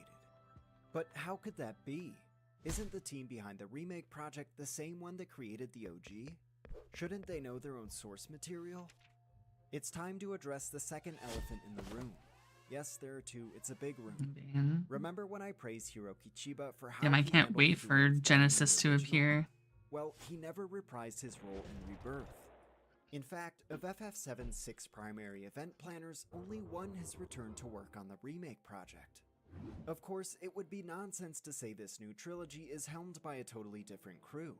Yoshinori Kitase, Tetsuya Nomura, and Kazushige Nojima, three key creators responsible for much of the OG's story, world, and characters, have taken the reins once again in developing Remake. But it's worth discussing who's missing from the new staff role, and whether their absence may have influenced how old scenes were reimagined. In the case of Barrett's arc with Dine, 4 event planners played a role in the OG. Hiroki Chiba handled the maps in the Gold Saucer and Corel Prison. Jun Akiyama handled the shots of Old Corel from the first flashback. Hideshi Kyonen handled the fields for North Corel. And Motomu Toriyama handled the 2 Mount Corel maps from the second flashback. Of these 4 developers, only Toriyama came back to participate in the remake project. Moreover, Yusuke Naoda, FF7's art director and the man responsible for most of the game's fields, didn't return either. Rebirth's writers, then, would have had to assess the scenes that play out on these maps and judge what made them so impactful, without the input of their original architects. Of course, Kitase in his capacity as director and Nojima in his capacity as scenario writer likely contributed to how these events originally unfolded. But it's impossible to say just how involved they were. Based on scenes we have much more testimony about, such as Masato Kato's High Wind scene and Toriyama's Honeybee Inn, it likely wasn't all that much. That said, it's not as though the remake project doesn't know how to do the OG justice, even when it comes to scenes handled by departed staff members. Just look at Rebirth's versions of the Mithril Mine under Junon and Gongaga. In almost every respect, I think they're superior to the Gongaga? 1997 Gongaga? originals. They deepen what was already there and expand into new, engaging territory, all while capturing the essence of the OG experience. There are times, however, when I feel this isn't the case. Times when the remake so Gongaga. utterly misses the magic of the original that no amount of added content can salvage what's been lost. Just wait. On these rare occasions, I can't help but want an explanation for why my expectations weren't met. And so it's entirely possible I'm just looking for a scapegoat. Maybe Kitase, Nojima, and Toriyama knew full well the symmetry and the poetry of FF7's Corral prison scene, and decided to change it anyway. Maybe it was even their invention to begin with, and simply got implemented by other staff members. Speaking of Rebirth's developers, they're all big fans of the new version of this scene. Creative director Tetsuya Nomura recalls being surprised by how touching Dine and Barrett's showdown turned out thanks to motion-captured expressions and gestures. Meanwhile, director Naoki Hamaguchi has stated it's one of the game's top scenes. He believes the newly added details help players understand FF7's world and storyline in a way they couldn't before. Producer Yoshinori Kitase, for his part, recalls not being all that moved by the original version of the scene, and actually expected it to be cut or truncated this time around. Rebirth's rendition ended up resonating much more with him thanks to its heartfelt direction. I imagine many players will walk away from this scene feeling the same way as Rebirth's developers, and there's nothing wrong with that. It's fantastic. The remake series has a far bigger toolbox when it comes to conveying characters' emotions. And it's no mystery why this version still strikes a chord. I just wish I could have seen that new technology paired with the OG's already brilliant execution. If all the original artistry of this scene somehow fell flat, if all the layered symbolism, intentional See, or the not, thing failed to shine through in is, 1997, then Rebirth was the ultimately, at the end of the day, it's not really a problem that the remake trilogy doesn't one-to-one everything, because it's not a remake. It's a fucking other fucking timeline. Expecting everything to happen the exact same way, it's kind of pointless. But you know, I still think people stick way too much to like, it needs to be a one-to-one, and it's like, it really doesn't. Like, they both have their fucking merits, and they're not meant to replace one another. They're meant to fucking literally just like exist side by side because it's this fucking sequel. the perfect chance to bring that vision into crystal clear focus. Instead, I'm left to wonder what heights a more discerning adaptation could have achieved.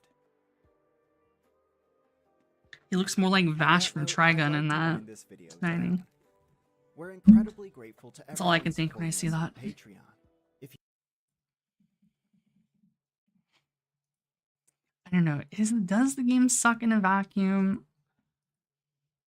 I think remake, or whatever the first one, remake. I think remake fucking kind of sucked ass.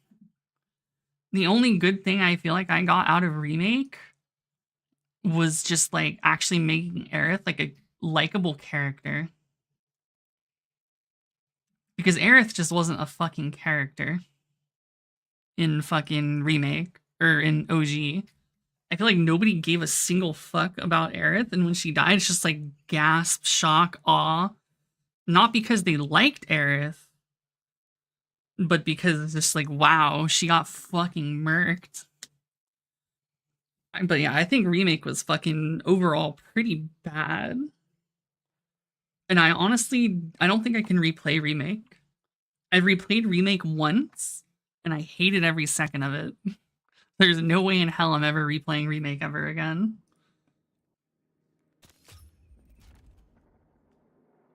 Rebirth? I mean, yeah, I have like 200 fucking hours in it. The game was so fucking big and just filled with random bullshit that didn't need to be there. Like, all the mini games and fucking side quests and all the random bullshit like that.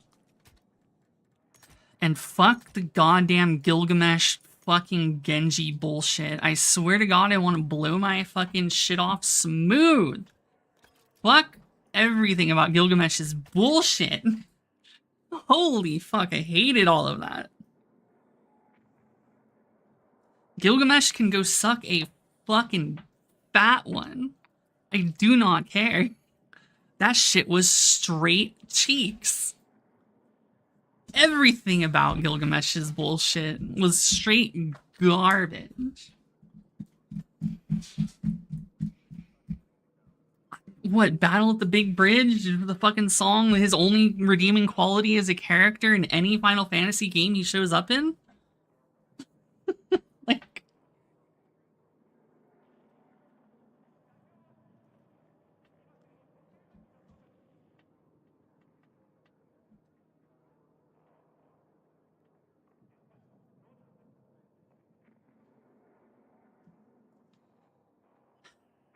But I mean, I do feel like Rebirth still missed, like...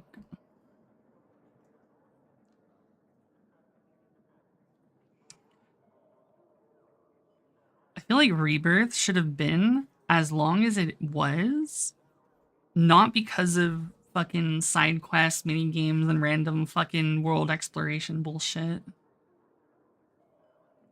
but because they just like...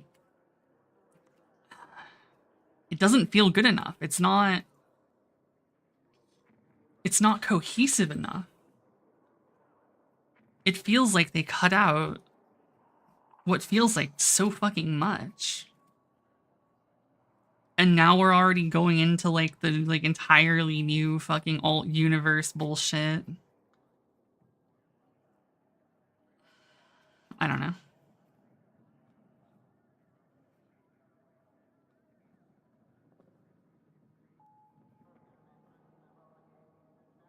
Story-wise, I think Rebirth felt...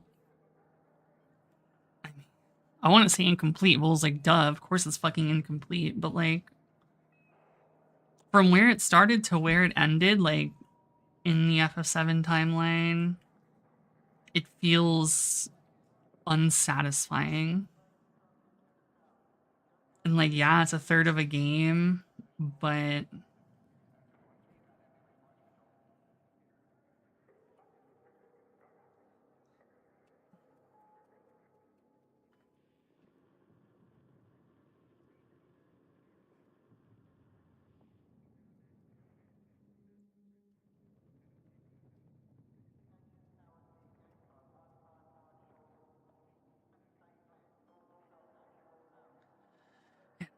I have to replay it once fucking the final one's coming out, but...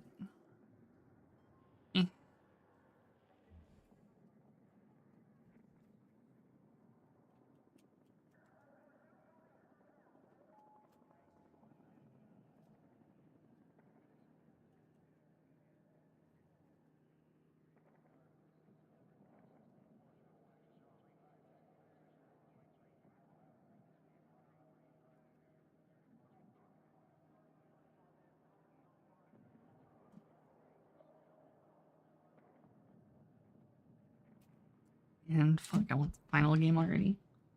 Do we even know when it's like planned to come out?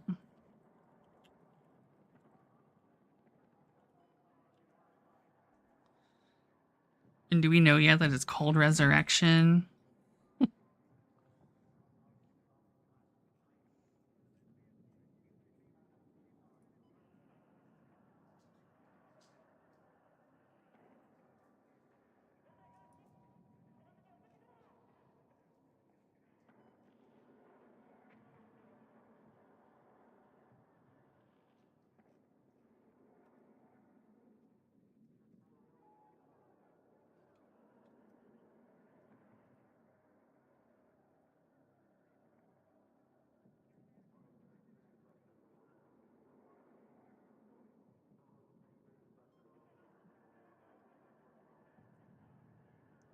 Yeah, they can't use reunion. I mean, reunion would make sense, which is why, like, I'm not, like, it can't be reunion. I feel like there was another one I had thought of, like, back in the day. I don't remember now, though, but I feel like Resurrection's, like, the next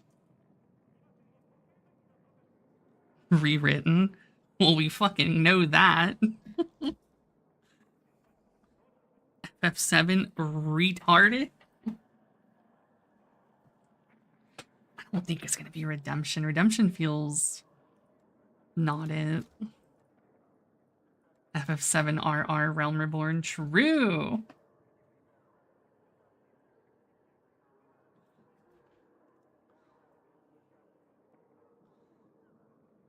Bro, she's got one eye.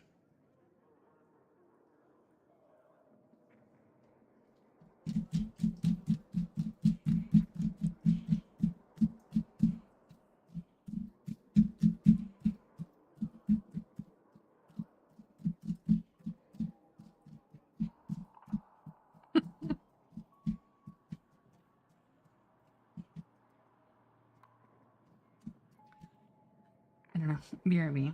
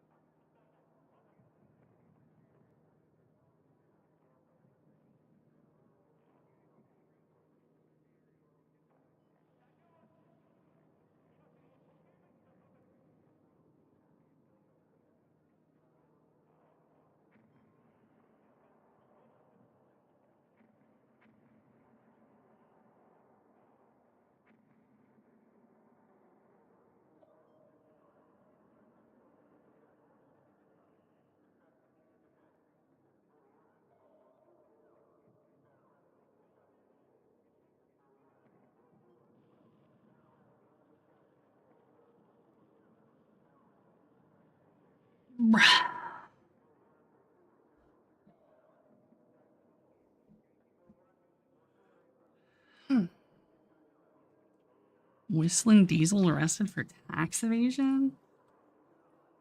Is that really not surprising?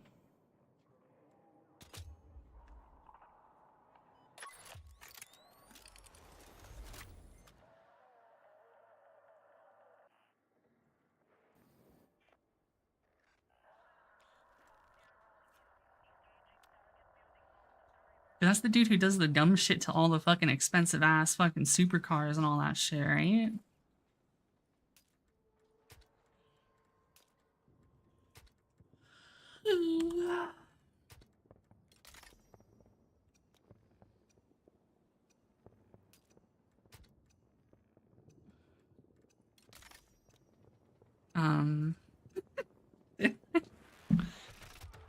It's probably because I was just helping my mom make fucking food. And she was like, yeah, come mix these macaroni salad, and I wanted to kill myself because I hate that shit.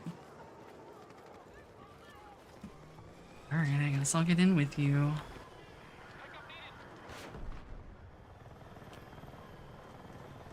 I guess I just gain a southern accent when I talk about things I hate.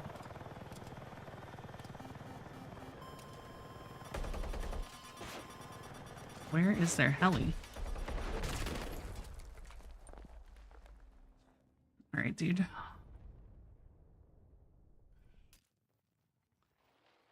Okay, look. I cannot stomach the smell. Ugh.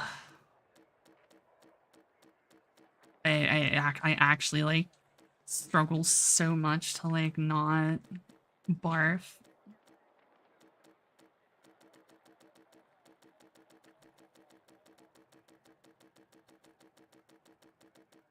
That's a plant shining, I just want you to know.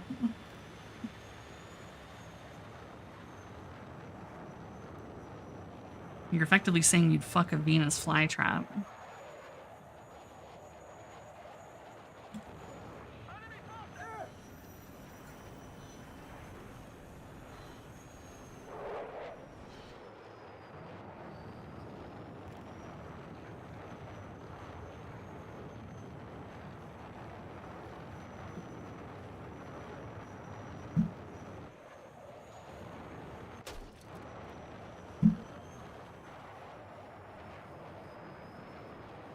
Is my afterburner not kicking in?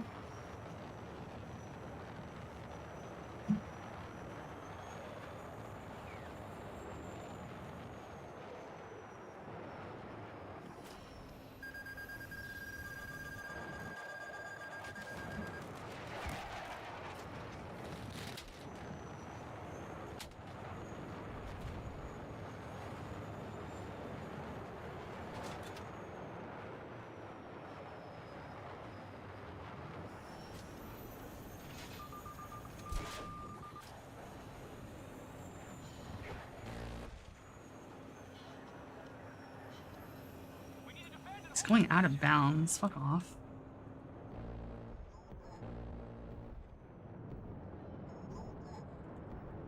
Herder can't damage out of bounds.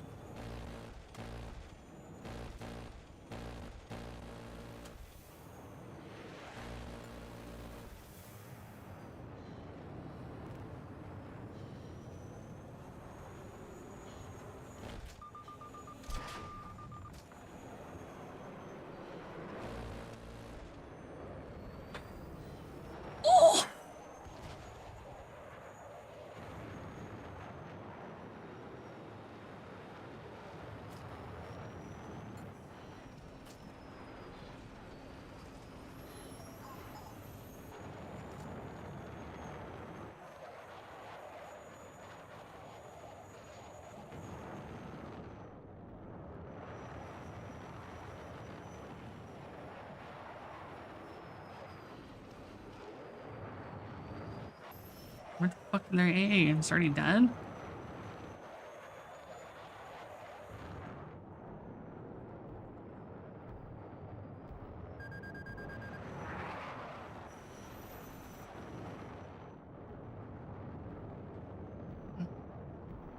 Hey man, missiles are cool, okay?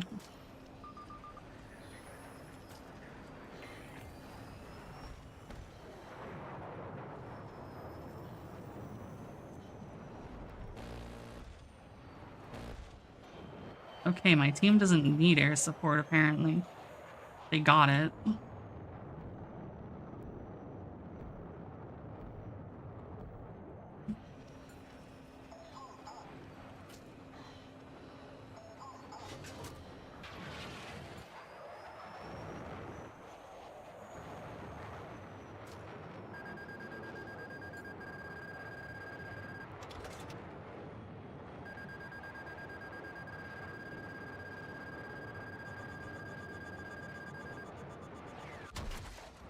Bullshit.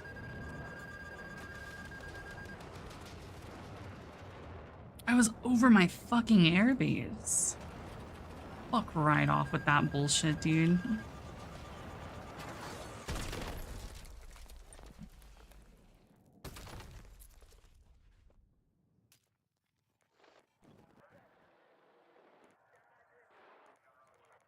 Literally, what the fuck is that?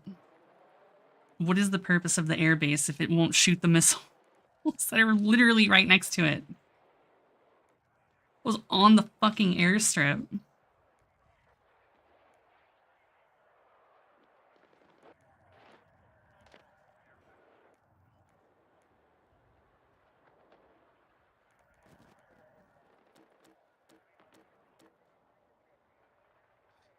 Why the fuck do they have F?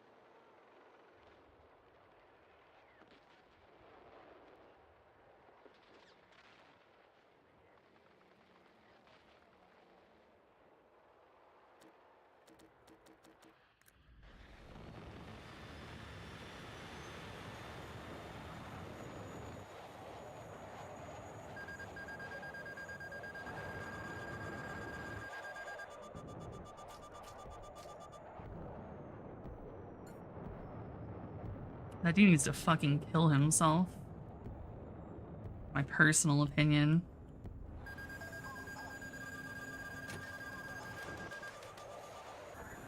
I don't know where that's from.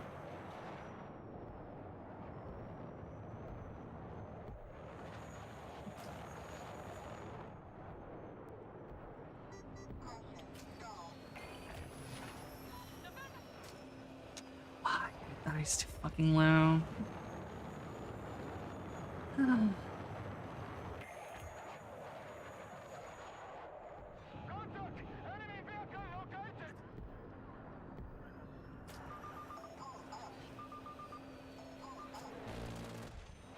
Bro, come on.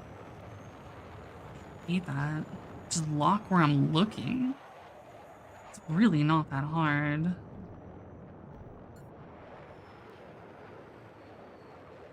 the fuck did their jet go?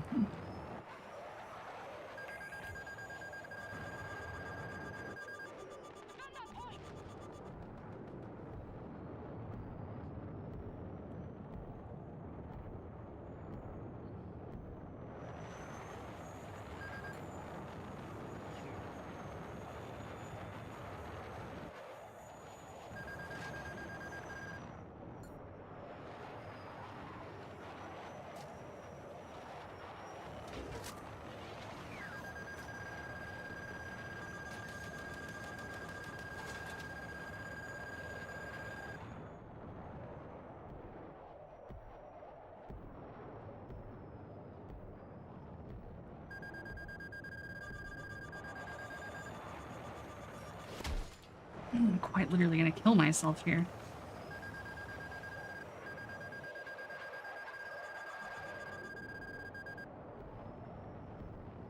Bro, what the fuck is this? I know this map is ass for air, but holy shit.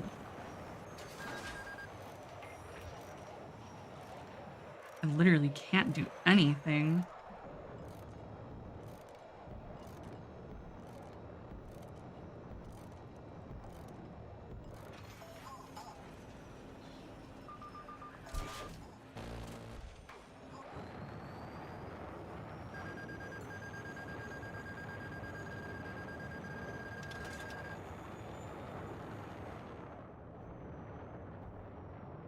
They also seriously need to increase the bounds for this map.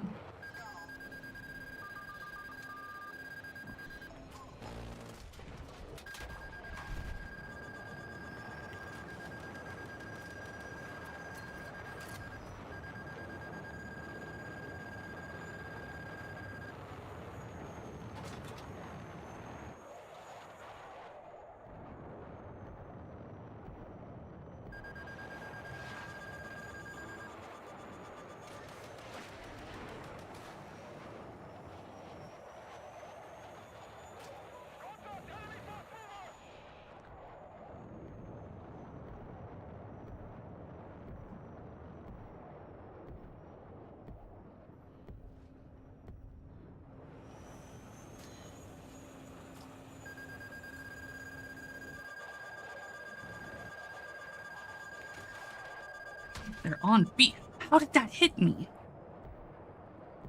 I'm fucking dead.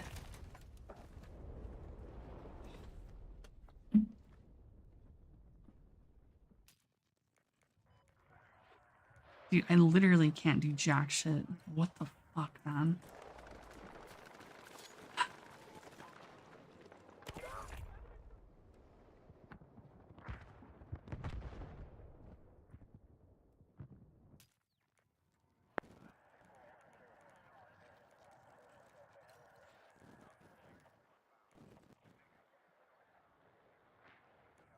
They need to nerf the fuck out of fucking everything ground to air.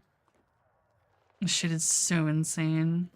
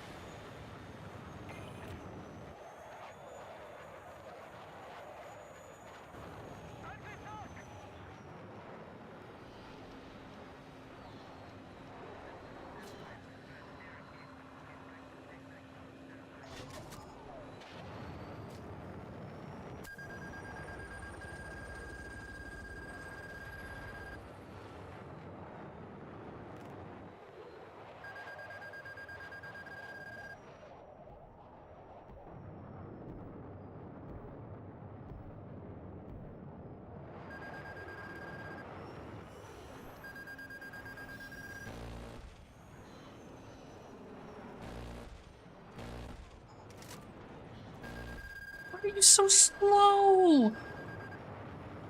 Oh my fucking god, dude.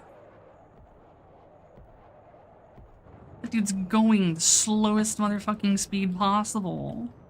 You might as well have just been fucking stalling it entirely.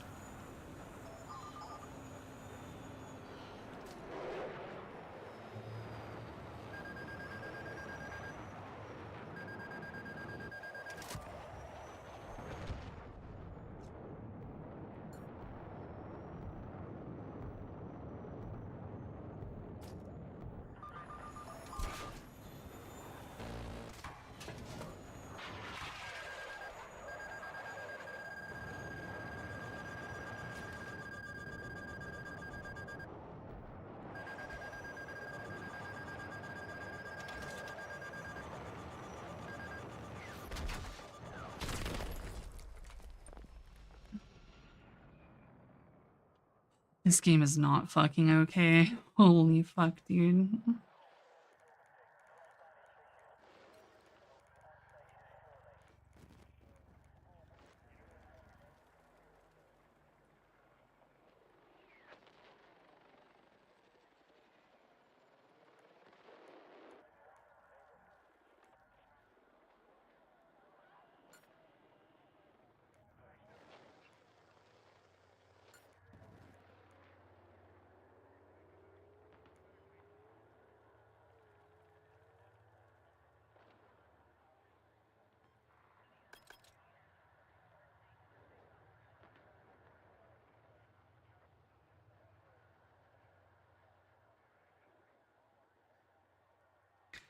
This map is so bad. Literally, the jet's just sitting there for free.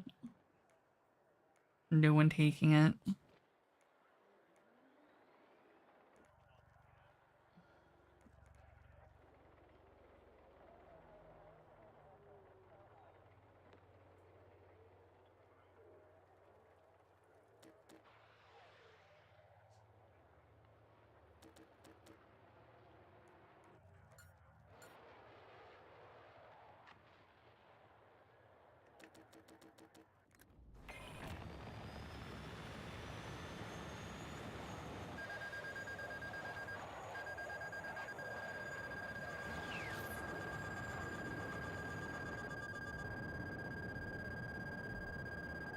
How am I still locked?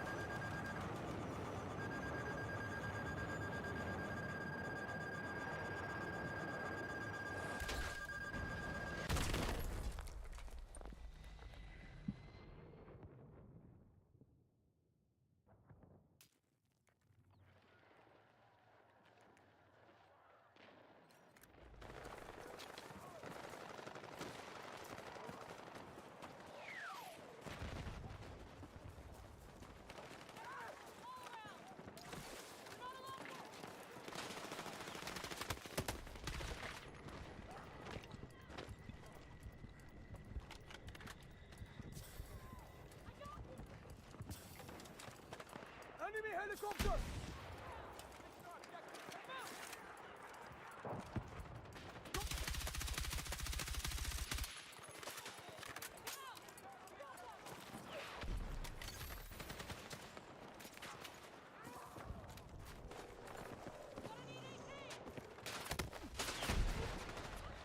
I Fuck! Need a medic!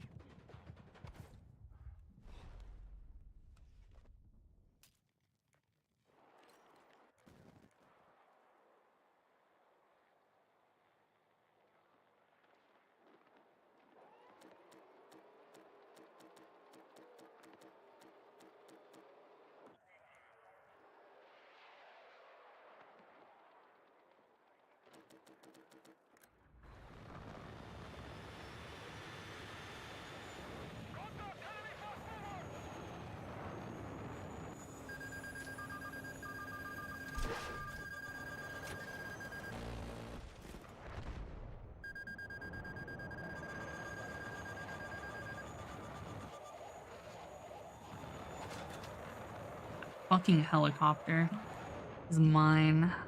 Little pussy belongs to me. Fucking bitch.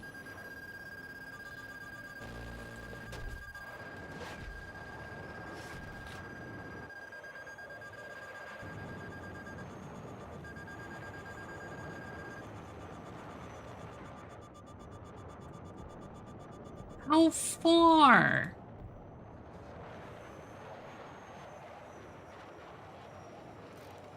Holy fucking hell, brother.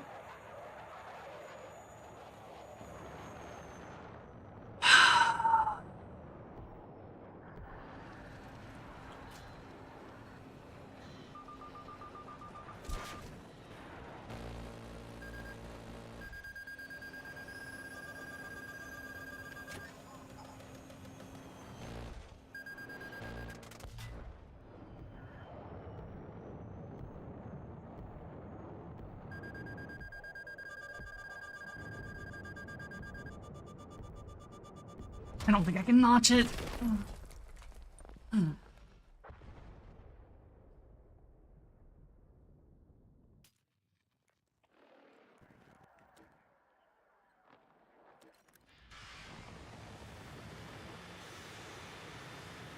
Alright, their fucking heli needs to go.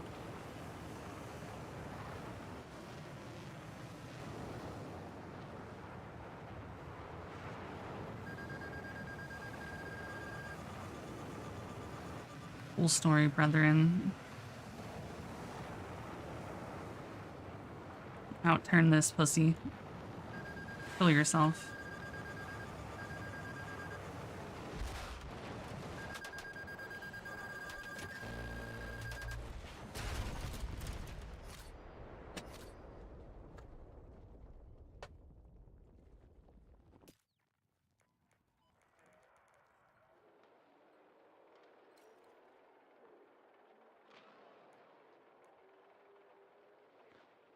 I think I got toe missiled. I flared. Well, no, it couldn't be toe because he has fucking normal air missiles. So I guess I was just too close and it fucking hit me. You fucking bitch.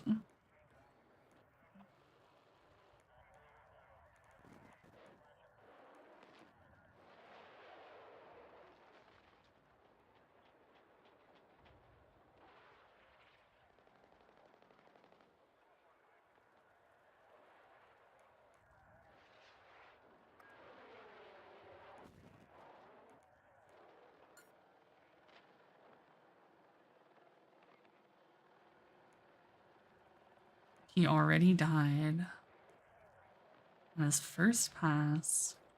This map is so dog shit. We need like 20-second ECM for this fucking map. No ECM is like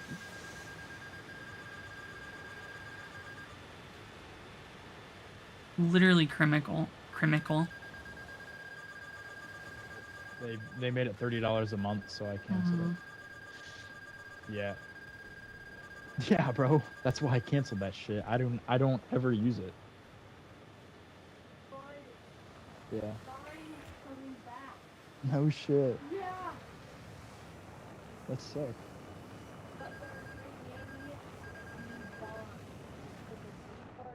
That makes sense.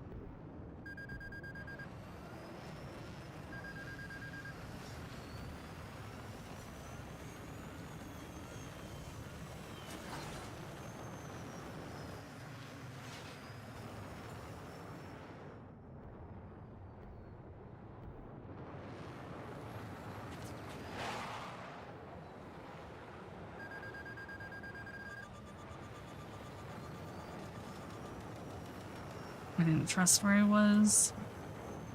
He was so shit. Where the fuck is he? Where did he go?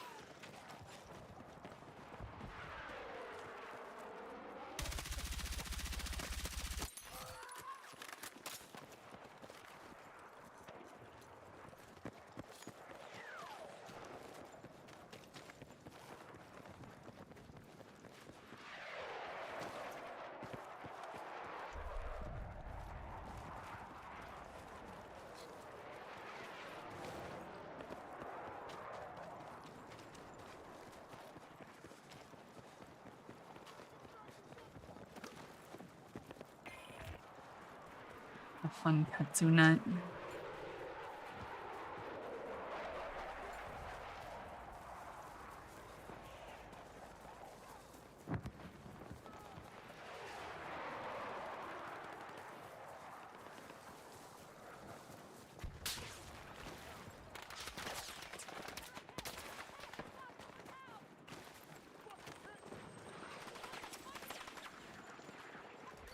I decided to play Jets on this map so terribly. I would rather stuff a cactus up my ass. I think that would actually just be more enjoyable right now.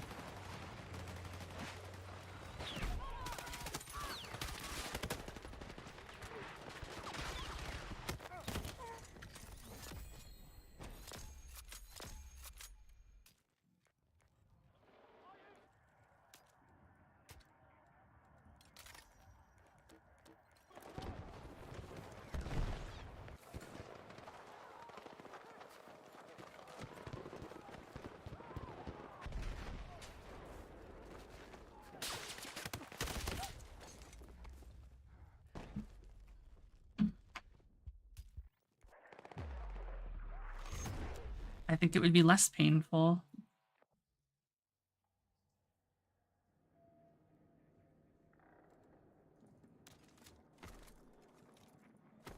Probably infinitely less painful than playing that shit.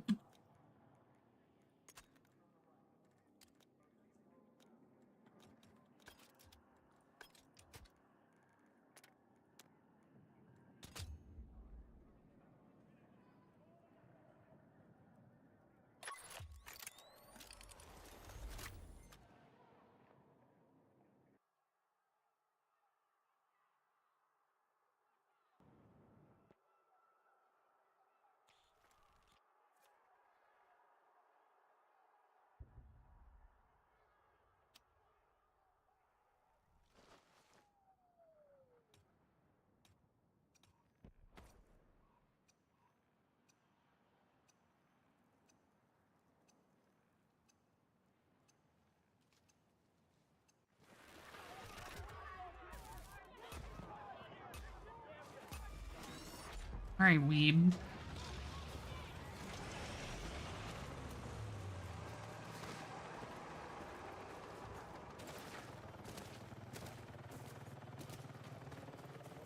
I have no clue where they spawn here. I'm gonna assume here. Actually, you know what? Fuck that. I'm just gonna kill myself.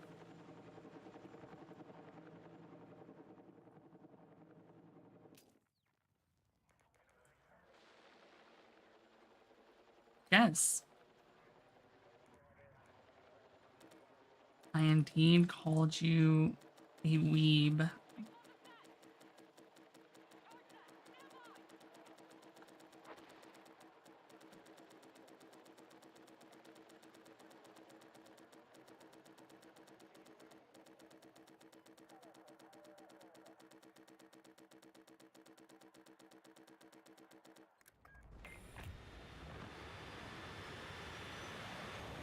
It was about where I thought it would be.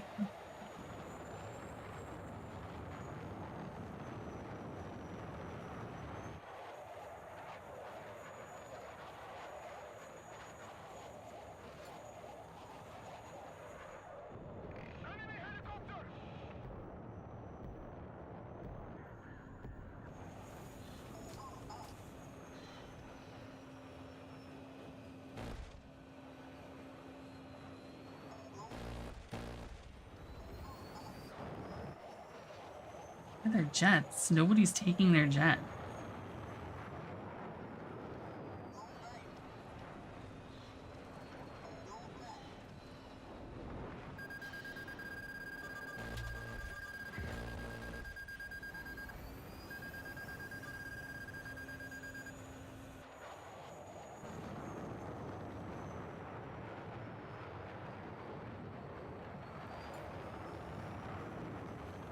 Do not ram me.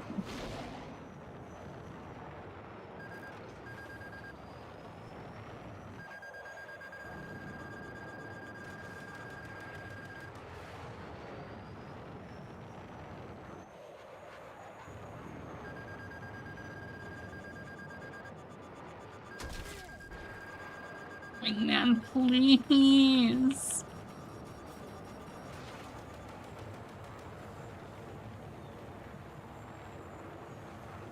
I literally need you.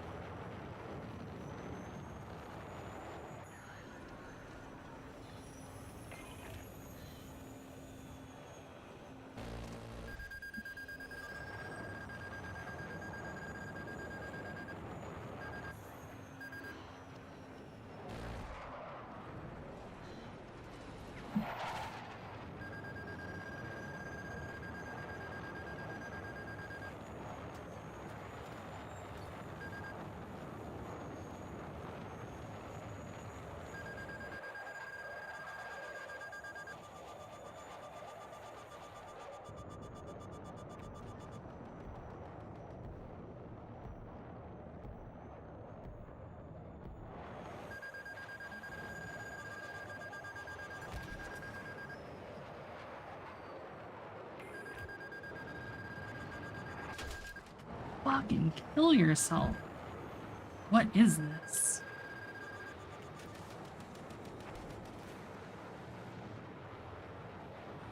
Do I really still not have a wingman, or is he just down?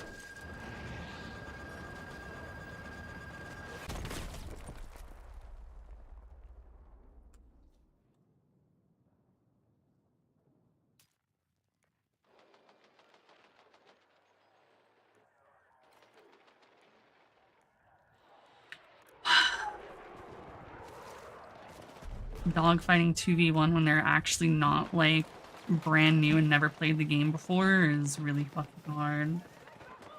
I'm not good enough to 2v1 in a jet.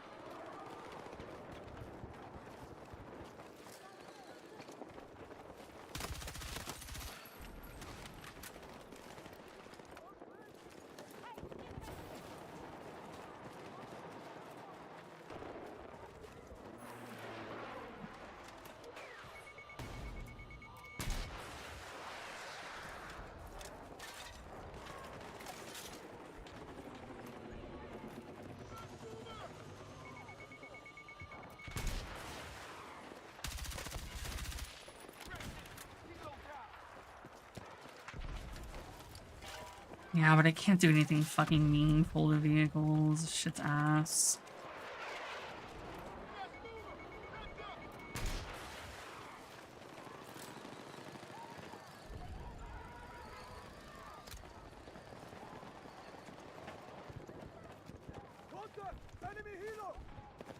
Fucking ammo box up here.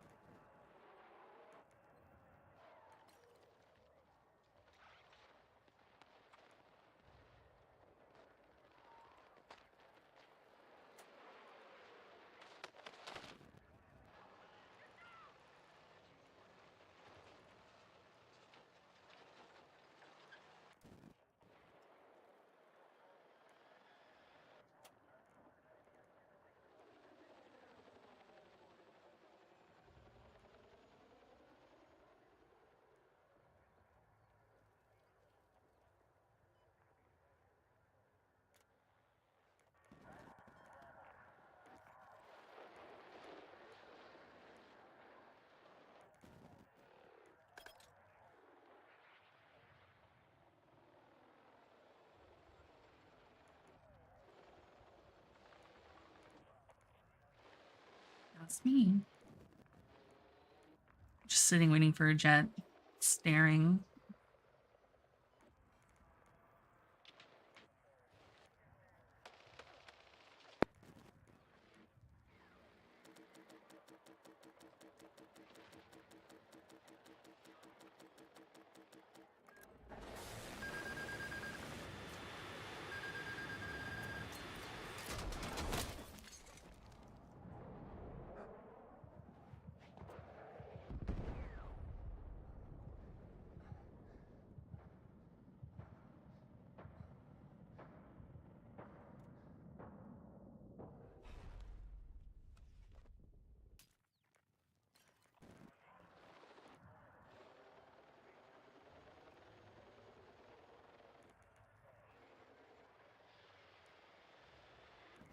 Yeah, that's fucking annoying. I literally could have spawn camped both of their jets way earlier in the game. But I was just like, no.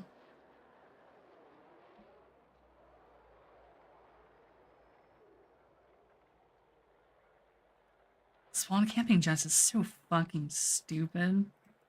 The fact that you can even do that is insane in this game.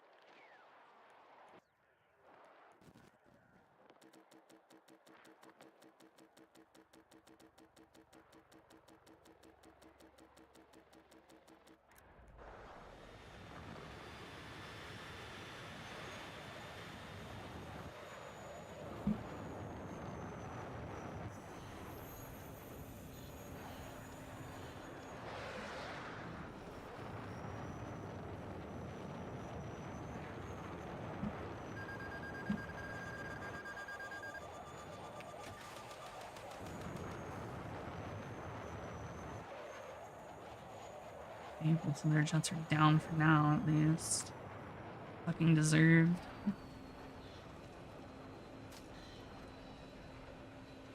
Damn, I see nothing.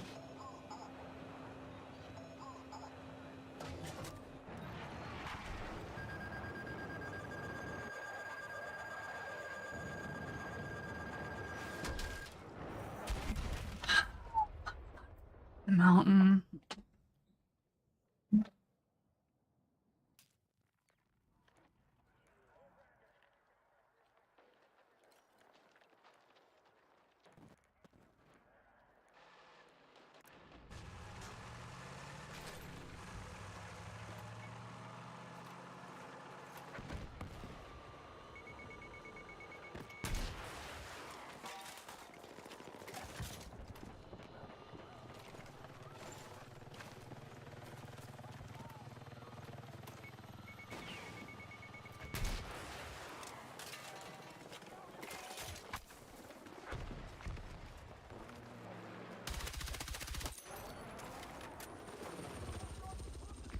Bro. Literally nobody was doing anything to him.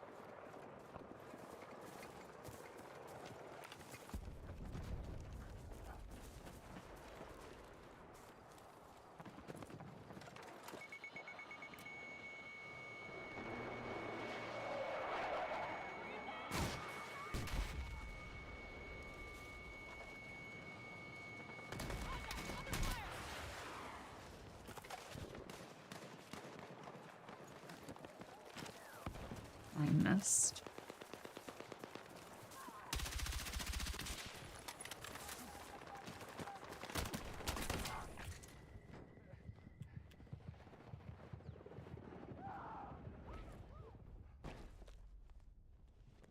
Man, just give me in the fucking AA vehicle. Where's our AA?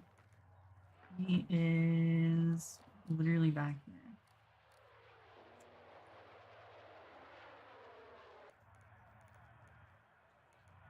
Only our AA. Oh, there's gonna be another AA at C in a second.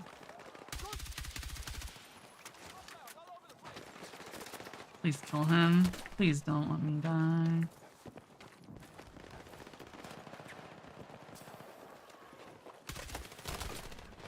Nope.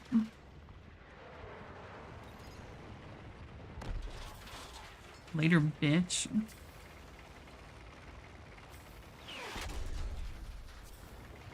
Go ahead. RPG me. See if I care.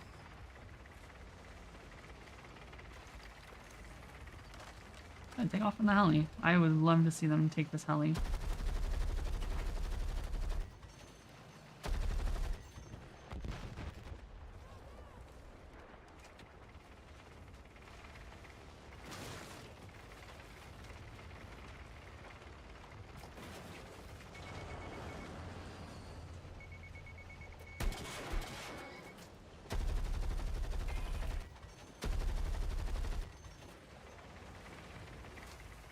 My goat. Where's my aiming? What the fuck? Where's my shit aiming that way? Go fuck this tree. There we go.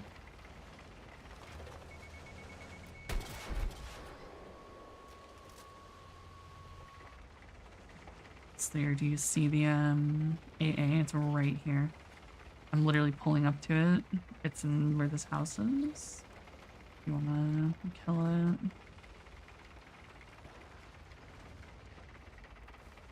He's unaware.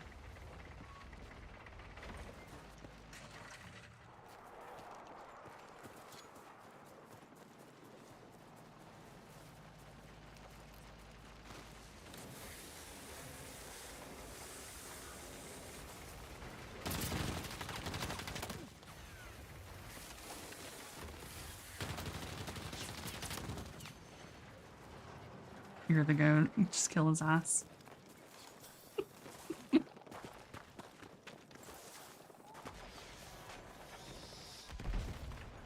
Fuck? It blew up already? Dude, I was barely out of it. Come on.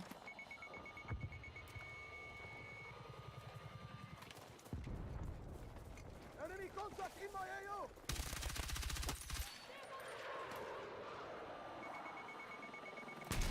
Enemy contact on my AO!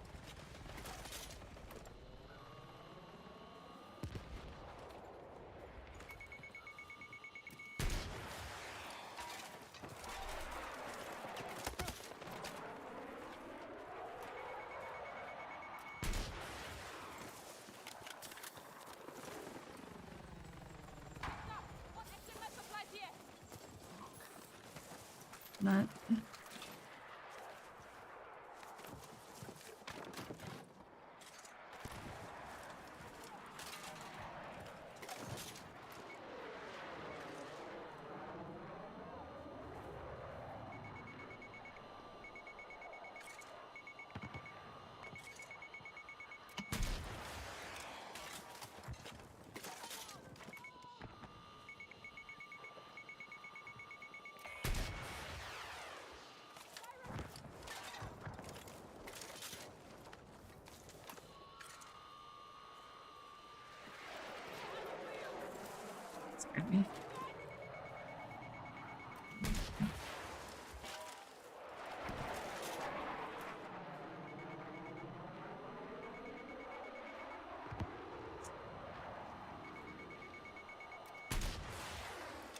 I am the anti-air.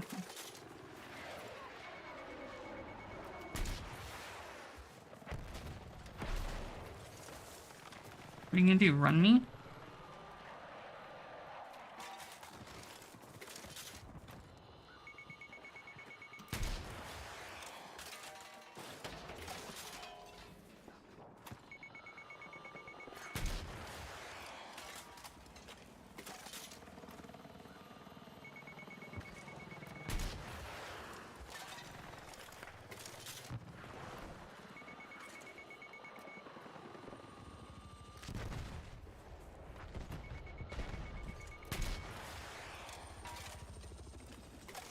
How did that miss? There's no shots. That's insane.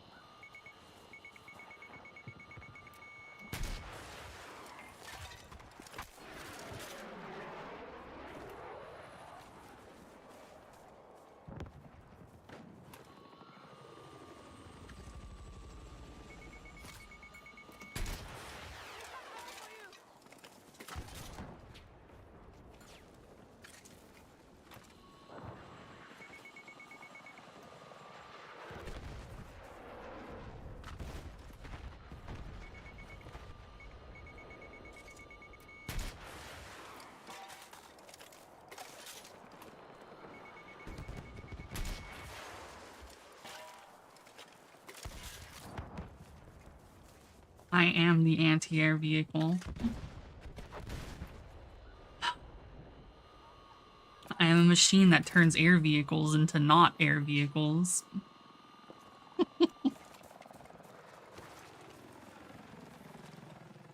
They're looking.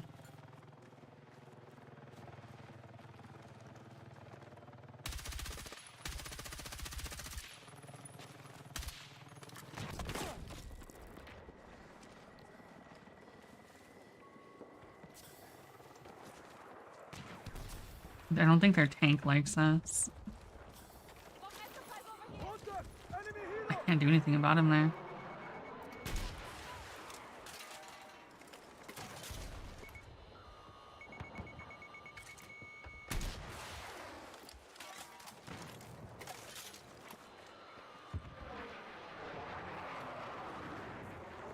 Oh shit, that's a tank.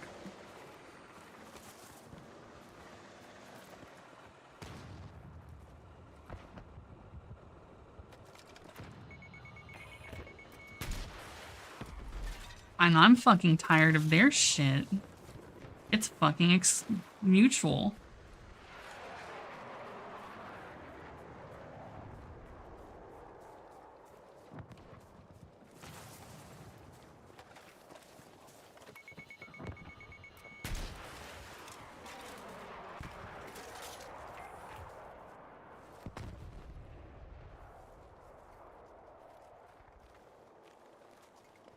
Slayer.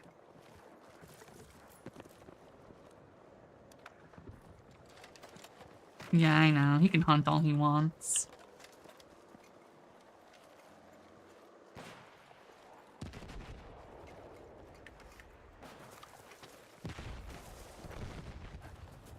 Ow.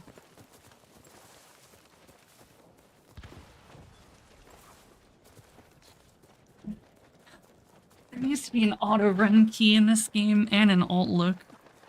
Like when I'm running like this, I really, really want an alt look, but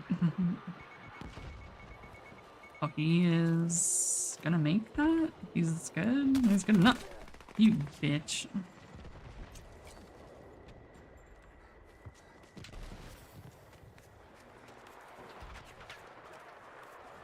Just back up slowly. Fuck.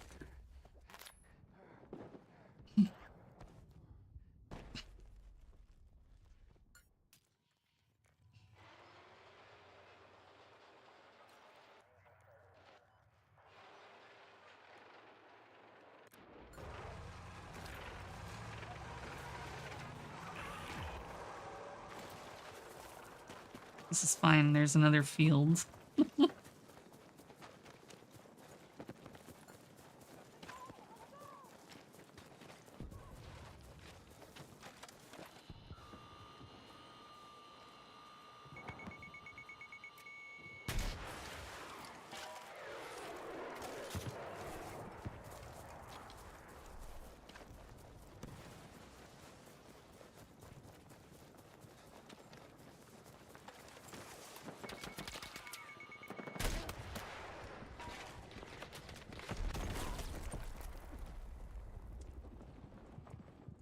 Oh, man.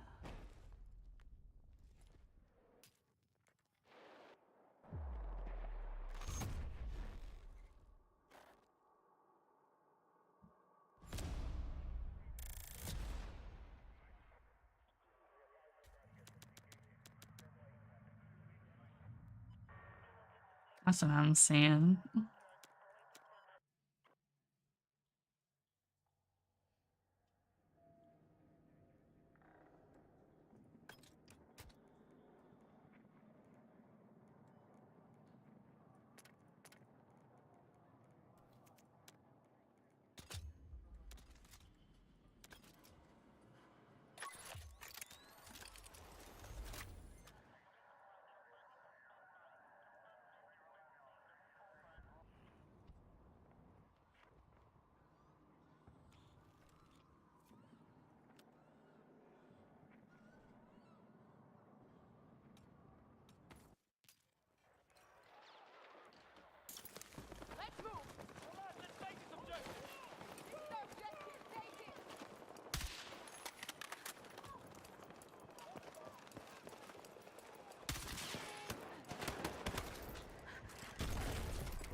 Not sure if, like, blind or stupid why he didn't shoot that thing.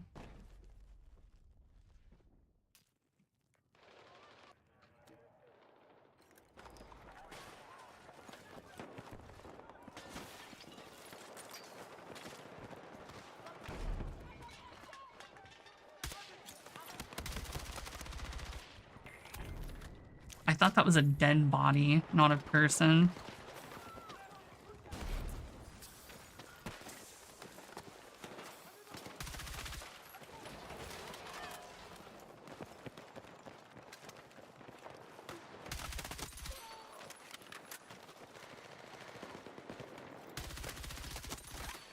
Fellas, where are the eyes?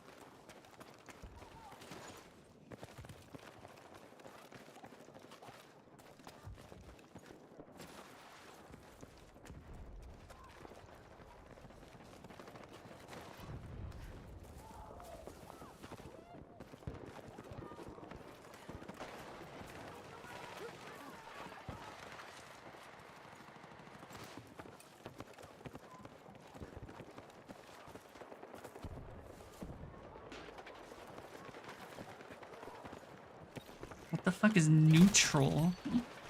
Nut RL? What is that supposed to be?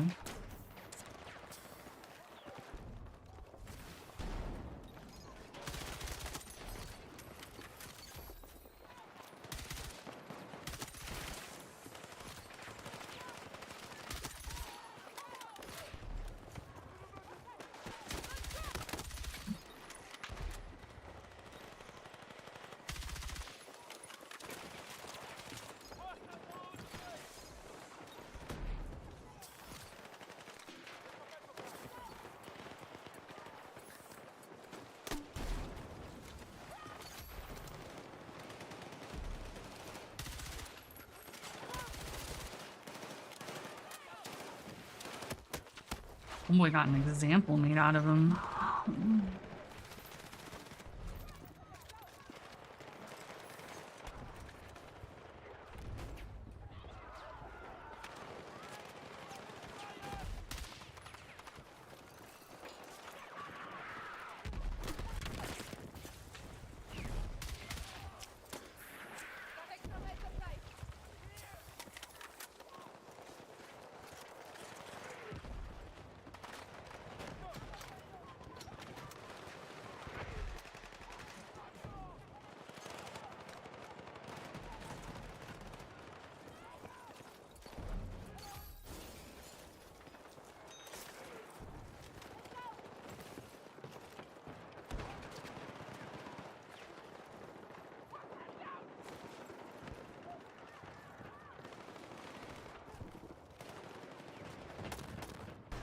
that's an LAV. I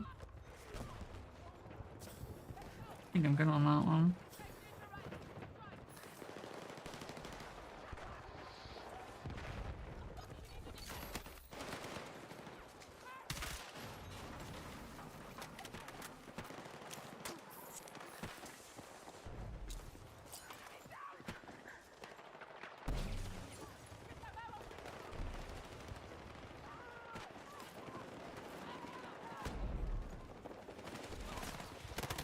Shit.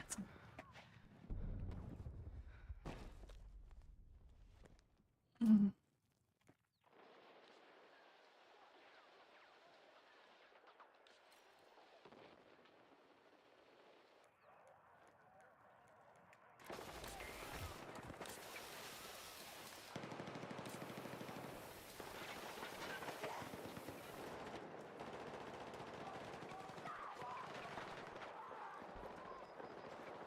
The fuck?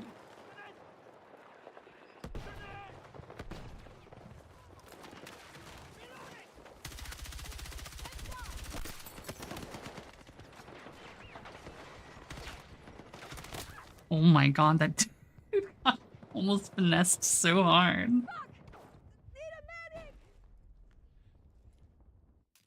think that was a different guy. My teammate killed the other one.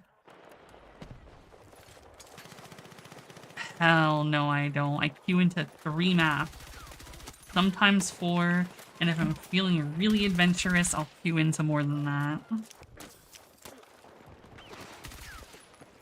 This game's maps are fucking dog shit. Cairo, Iberia, and Empire State are my main 3 that I'll like always have. Anything other than that is I'm in a good mood.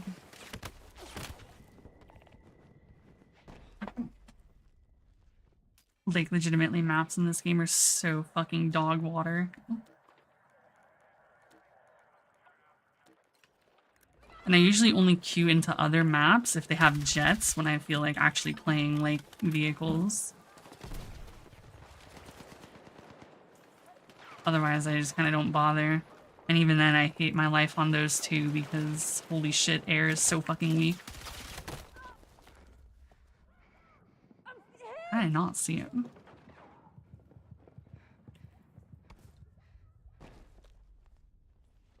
I mean, I'm alone, so yeah.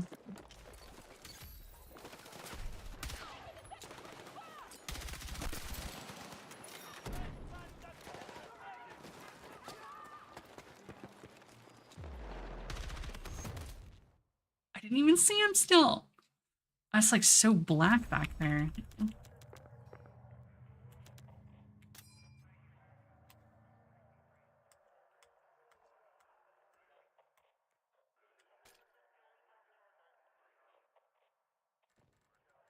I assume you're in here somewhere.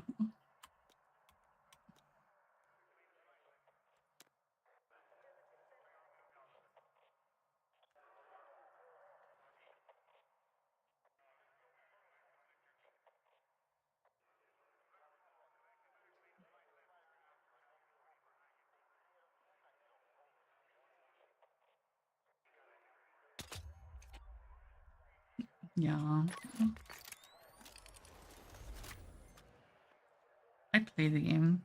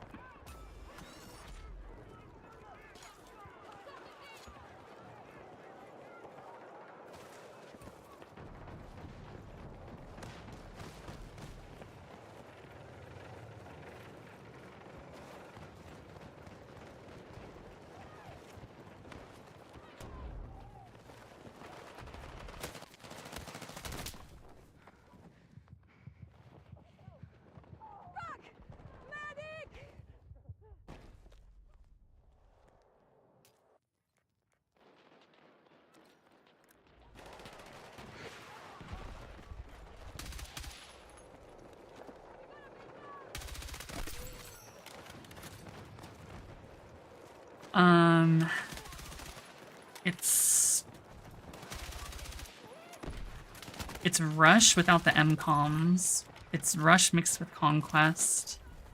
You just have to take the points and hold them for, if you take and hold both points, you win that set, and you move on to the next set.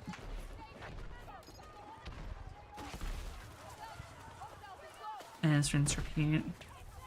I have it on both Breakthrough and Conquest, so...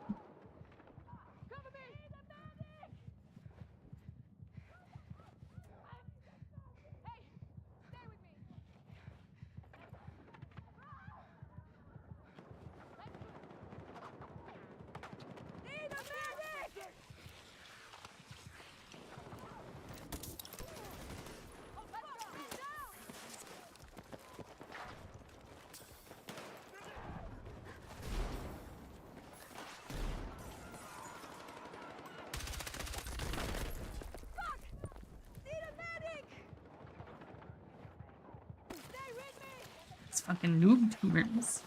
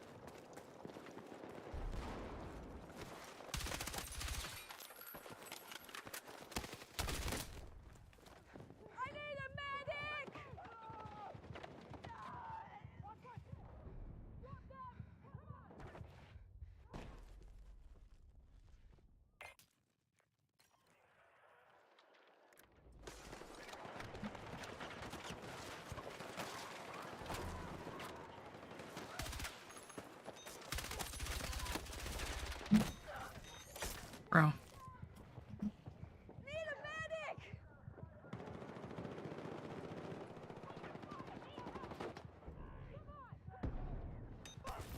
I knew you had my back.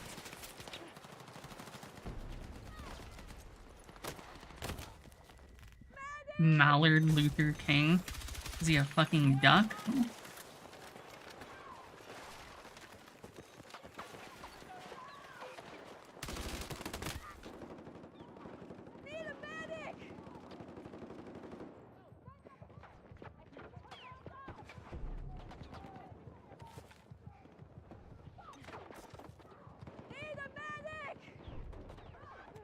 Make a new squad. Squad is Hornet.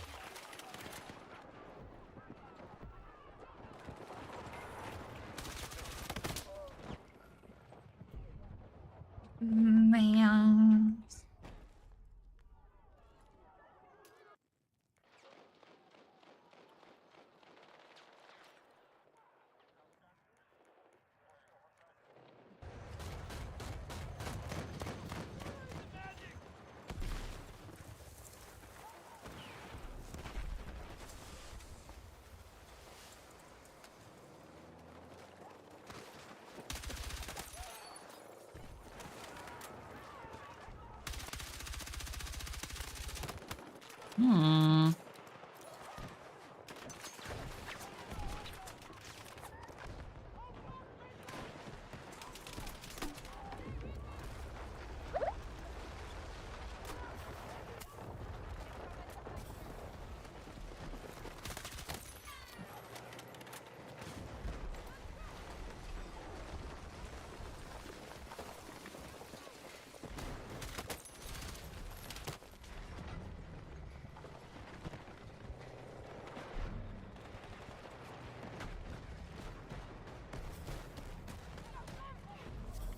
Hit escape, squad management, and then look for the squad.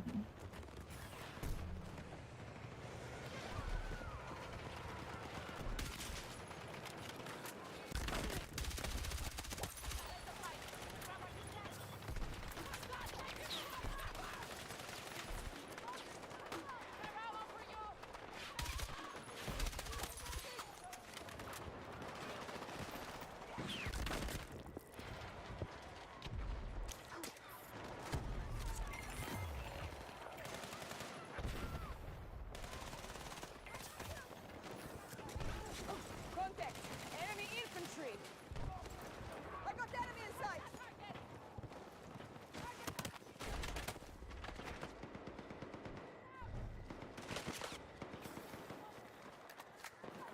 Hey, use the medkit!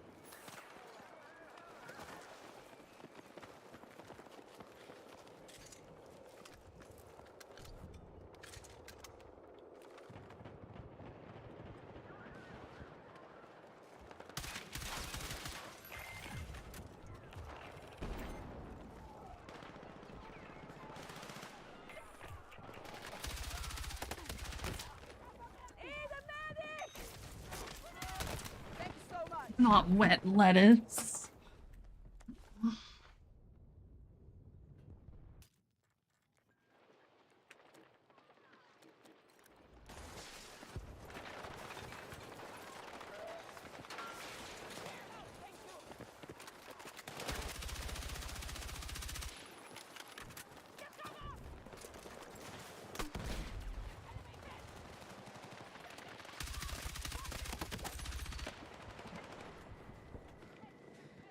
Yes, Tails.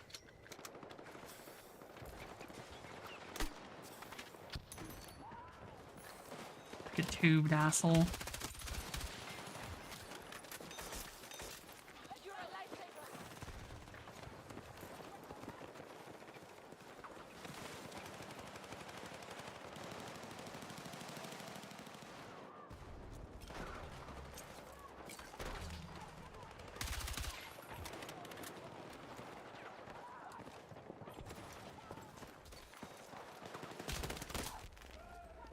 How did he kill me? It's insane, brother man.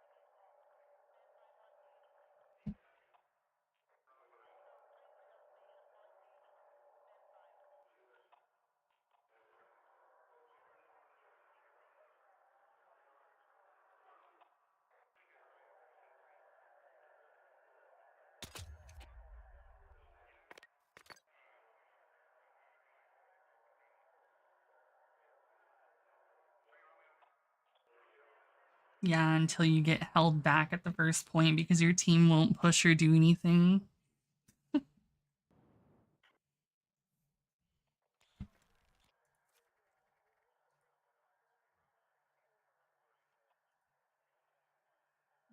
It's a very it depends mode.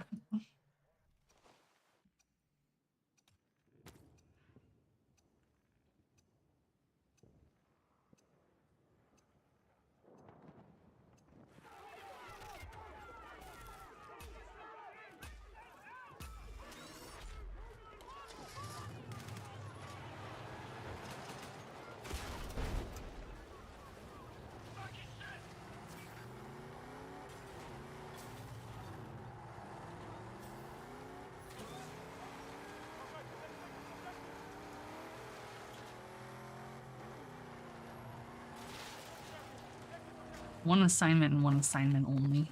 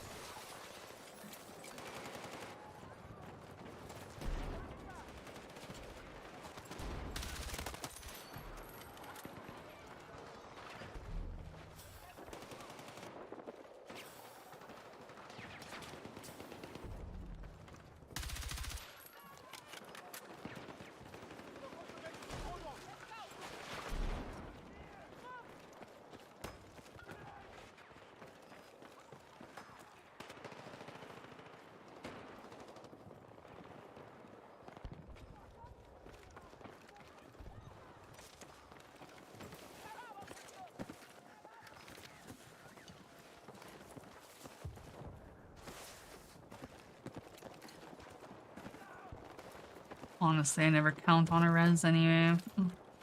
I pretty much always insta-release. It won't matter.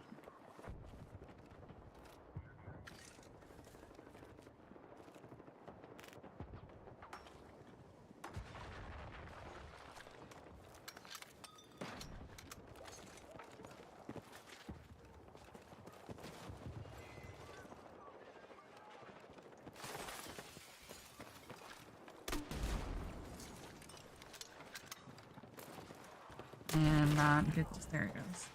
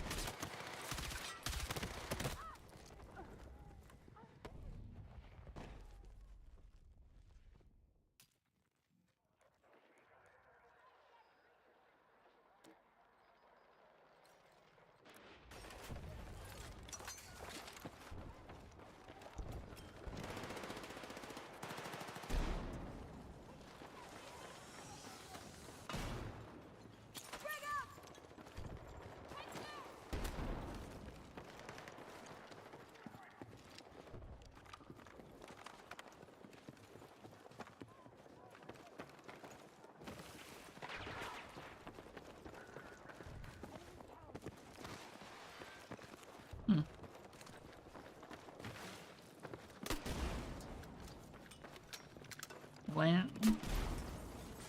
Where'd he go?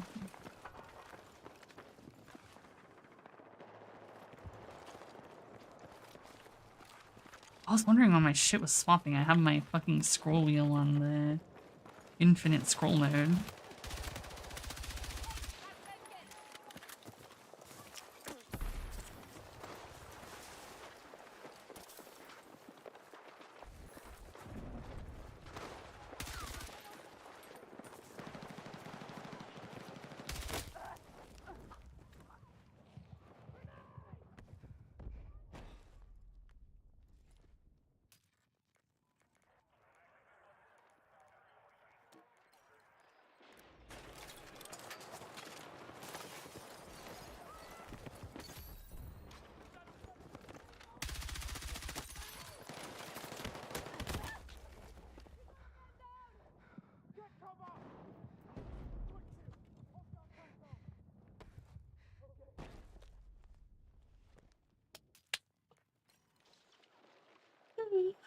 The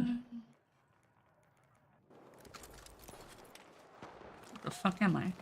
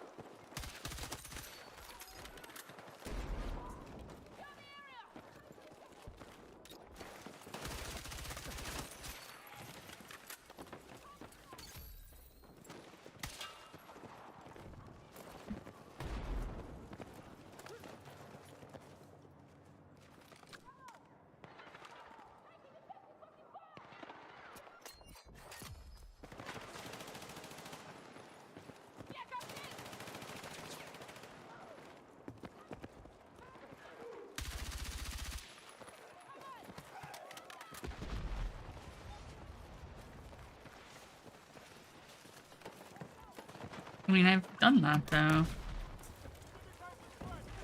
My shotguns are like sufficiently ground. So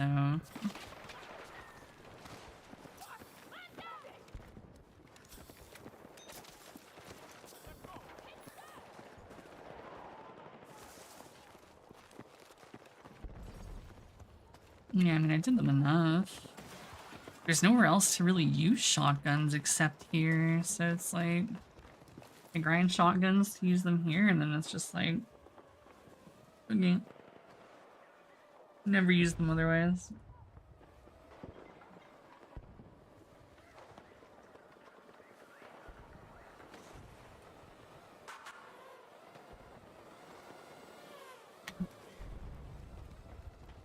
Oh, you're so right, Finn. Let me go spend $90 and boot up a better game where I can grapple, super jump, fucking wing glider, fucking slide ass roll onto somebody and fucking kill them with my special monster colored fucking gun. I got you. All is Snoop Dogg. My boy.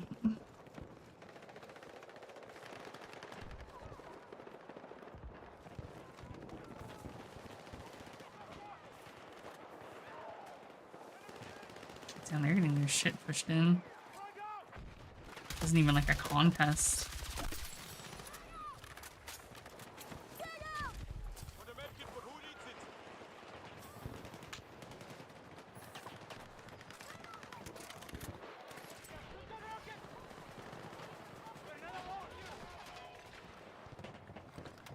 I saw clips of the campaign on Twitter, and how is that a Call of Duty game?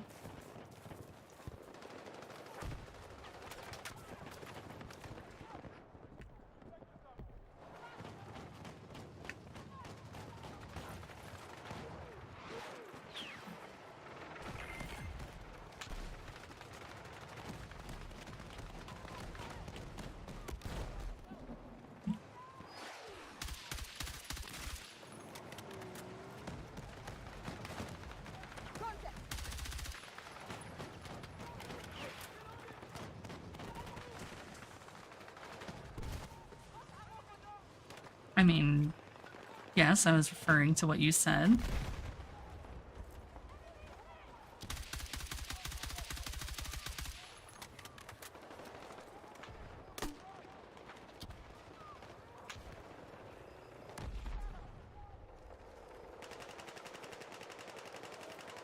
Yeah, dude, it's got straight up Destiny boss fight type shit.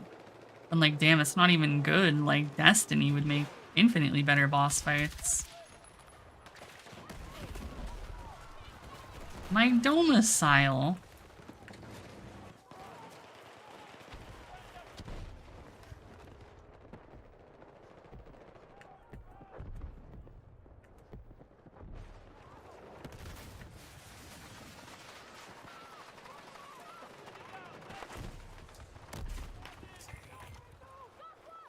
I've seen parts of it. Like, I've seen clips on Twitter. And yeah, I don't know, like I said, they're literally just getting their shit pushed in for free.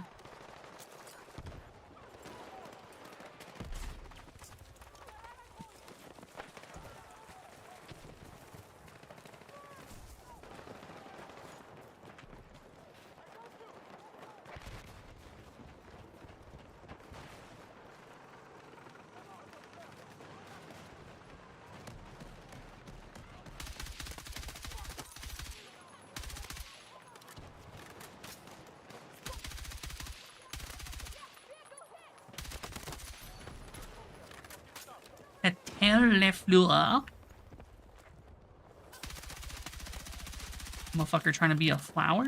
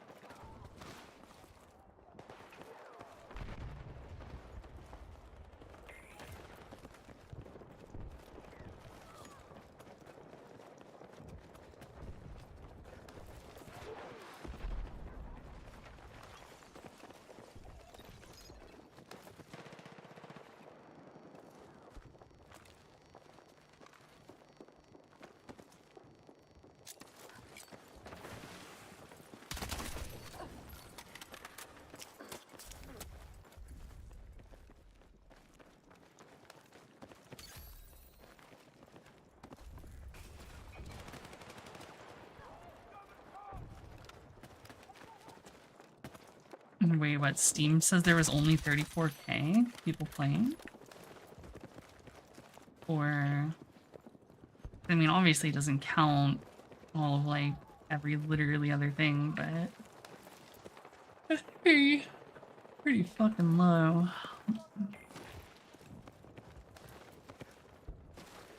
Mm-hmm.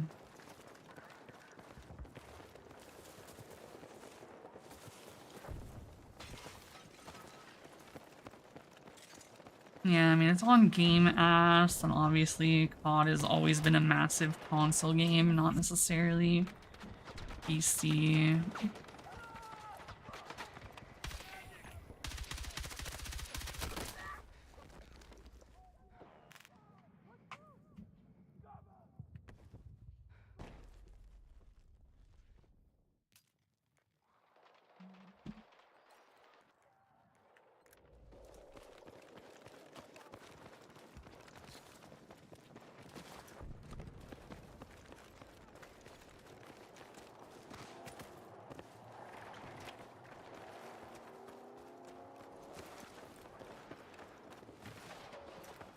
Oh, fuck worst.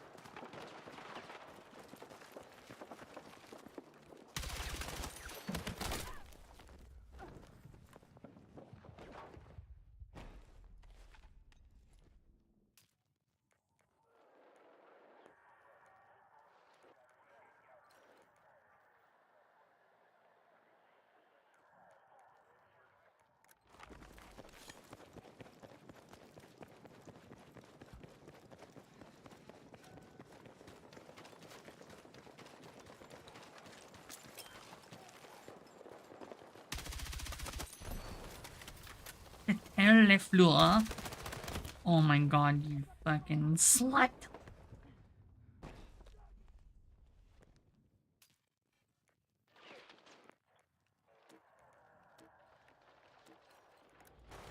Fucking Tina. Need a medic!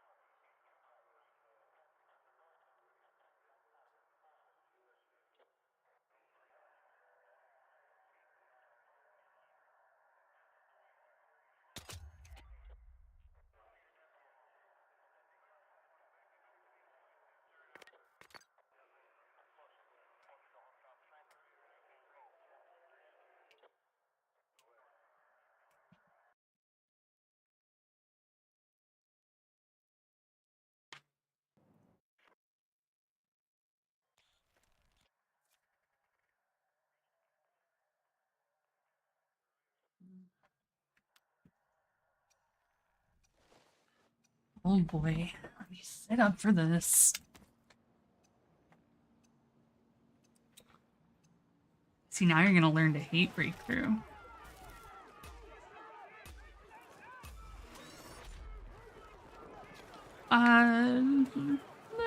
No, it's just you'll see.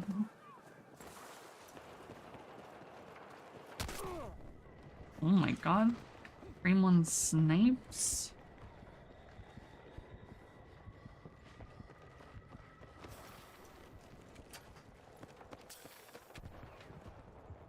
Skinny pieces, but she put it on the face of my baby.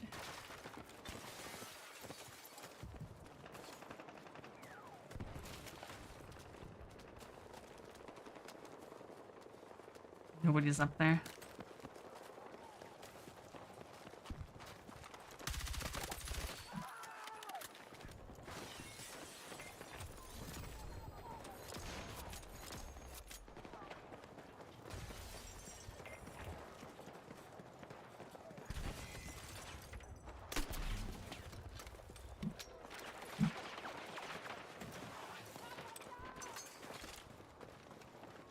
Alright, we're in my domicile. See, now we should have fun. The enemy should not, but that remains to be seen.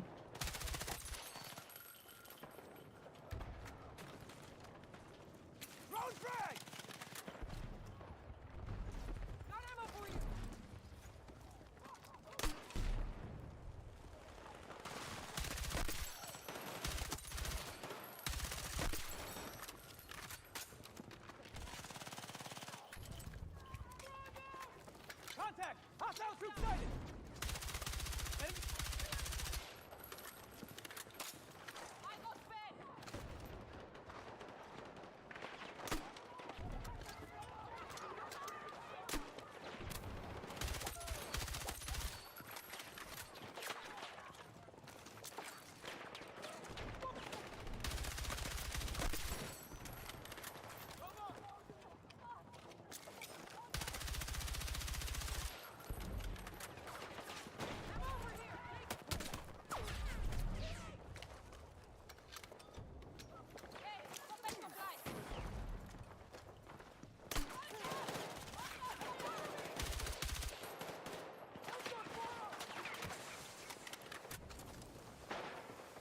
The problem is we can do literally everything up here, but the team is not pushing.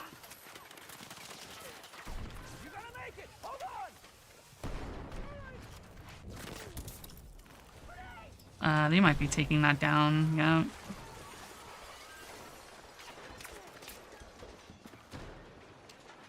because I spent $15 for glow sticks.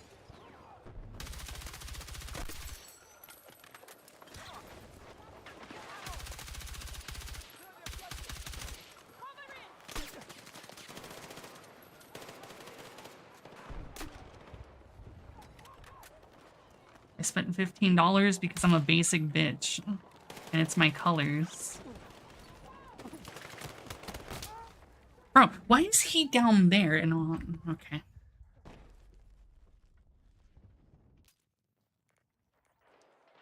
But I also, all like the Steam trading cards and bullshit.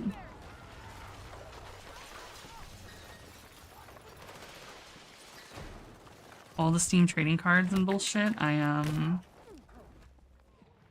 used a script to sell everything on the marketplace.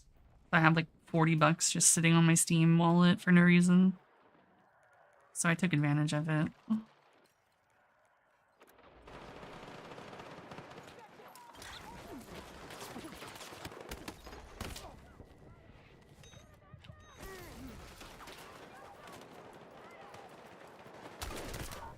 Oh, come on. Ignoring? I haven't seen anything. Is there really?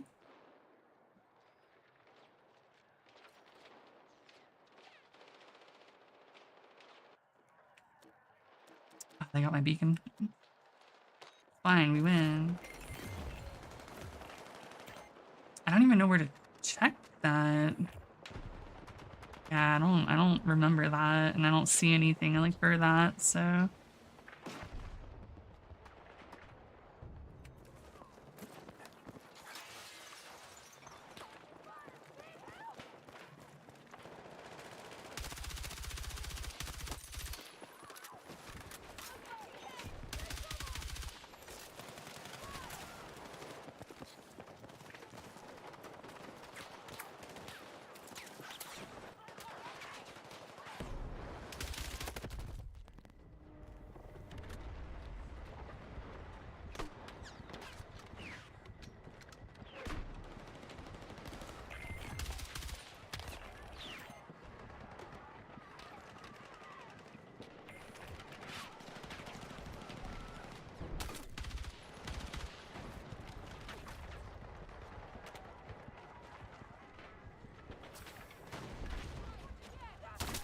Oh my fucking god.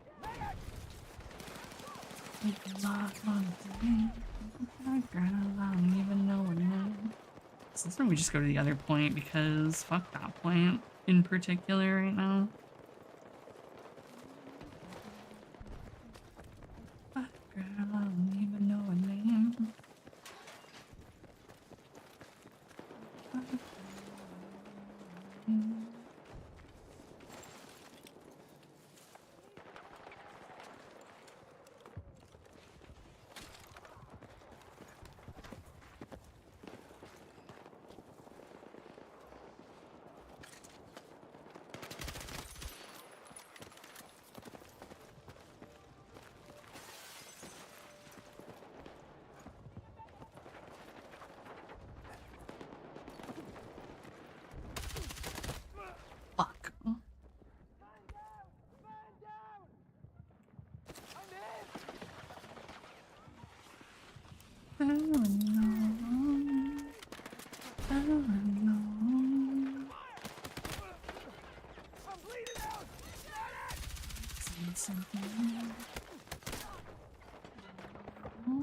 Apparently, I fucking can't.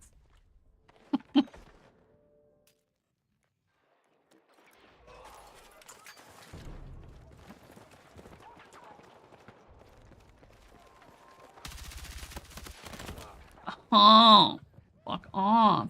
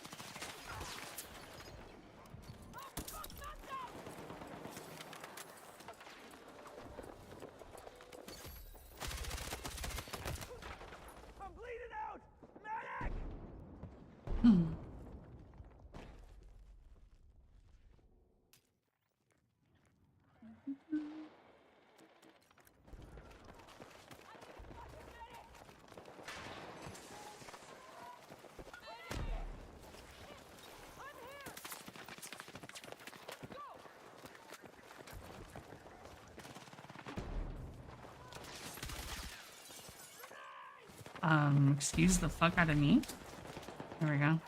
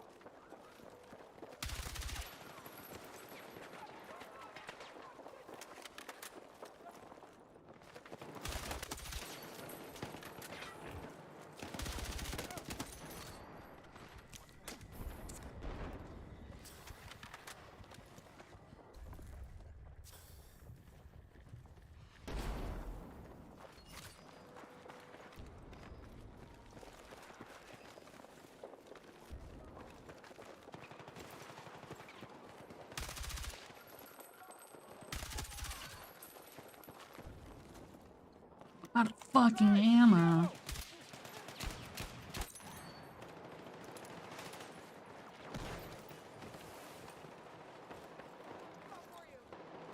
Oh, okay. I picked up someone's fucking kit. Oh, I don't like that.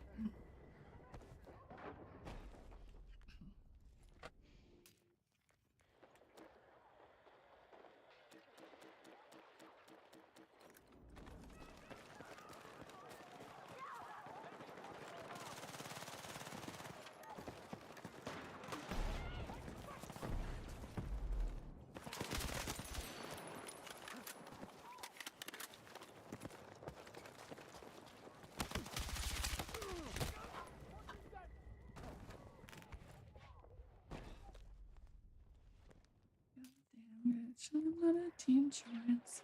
Damn bitch. I'm a bleach boy.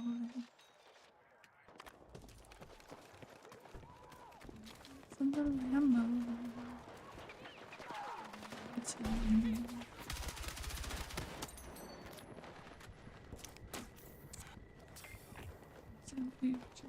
no mind.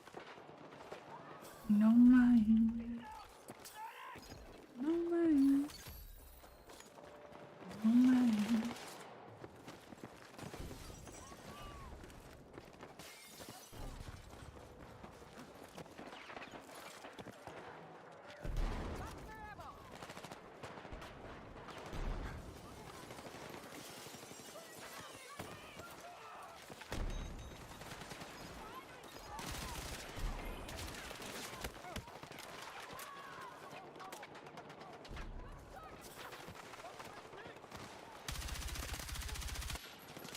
Oh my god, I ran out of mouse pad.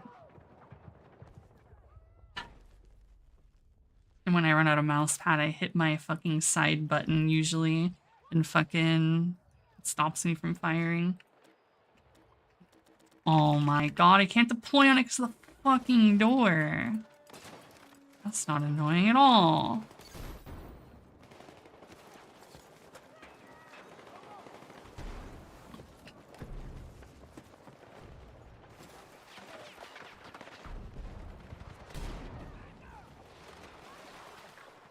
Yeah, like you literally can't spawn there unless the door is open. Very specific in its placement. For a good reason.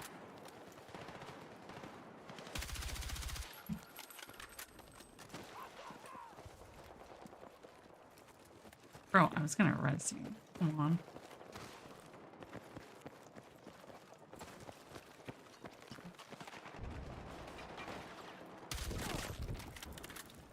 How that did not go off, I do not know.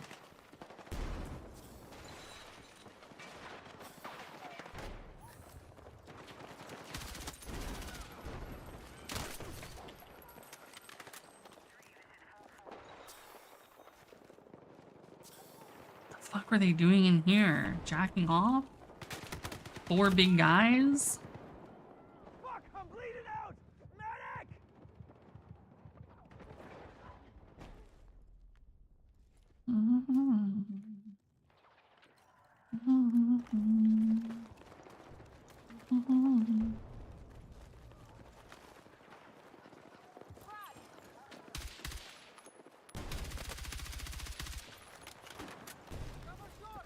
It's 4 big guys.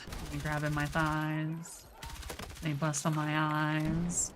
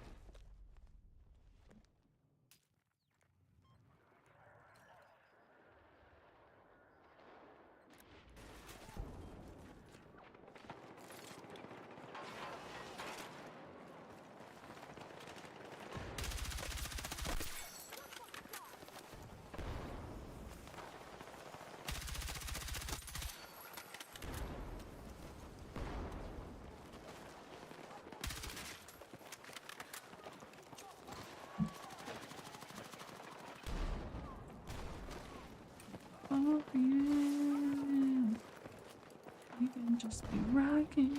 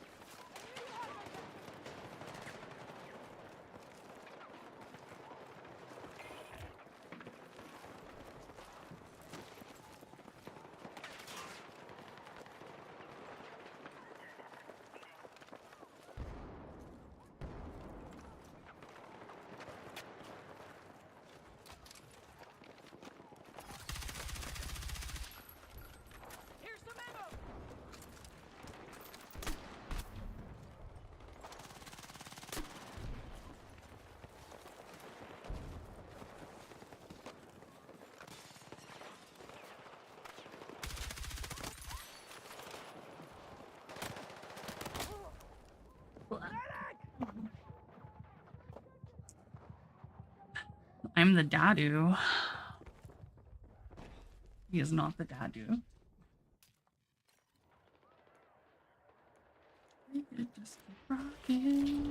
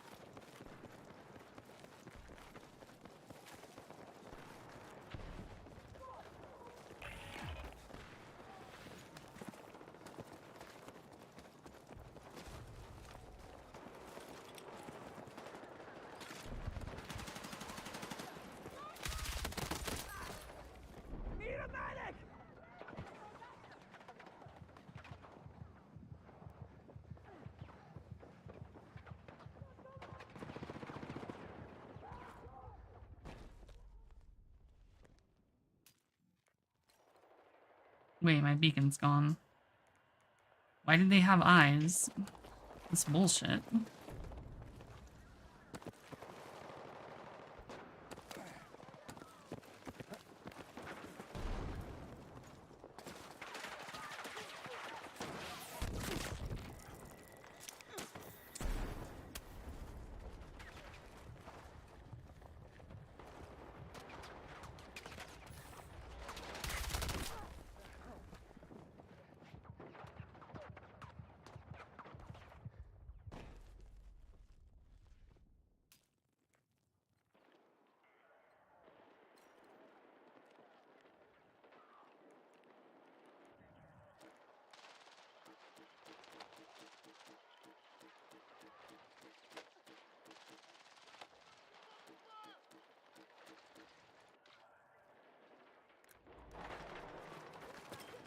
It's all in the sleep. Gone. Talking.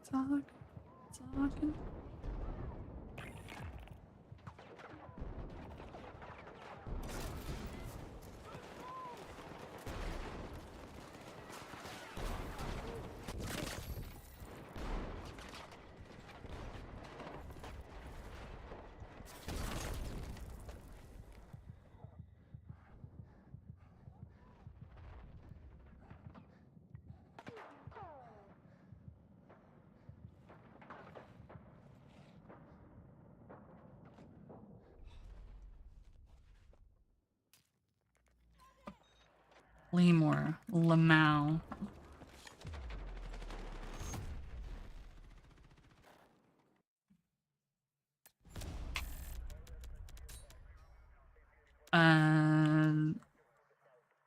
I mean, you can only lose by just not capturing the points. There's no, like, anything determinate other than that. They burned all our tickets and that's it. So...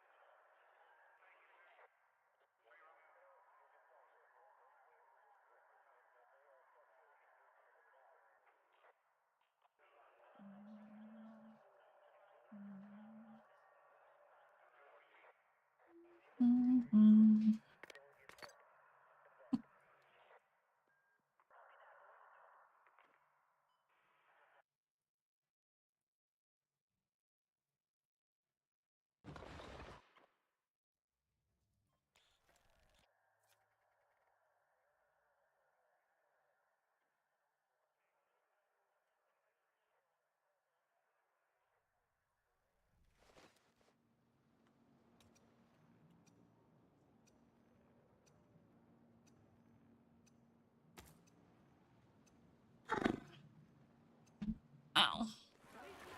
Should have swapped my loadout. Whatever.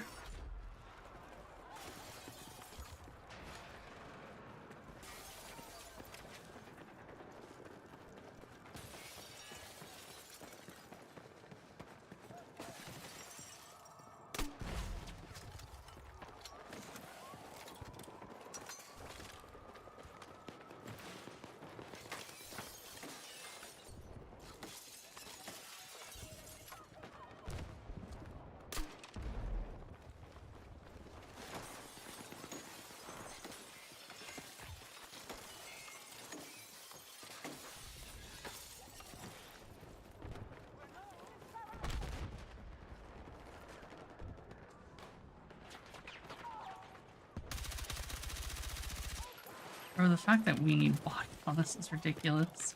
How do they already have people pushed up?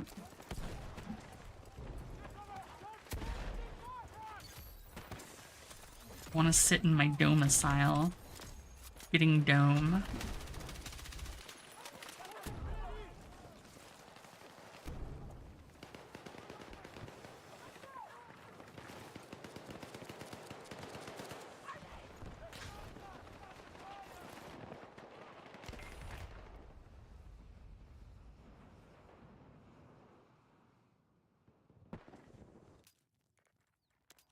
I have thermal on this thing yet. Yeah, that's effort. Where's my go-to?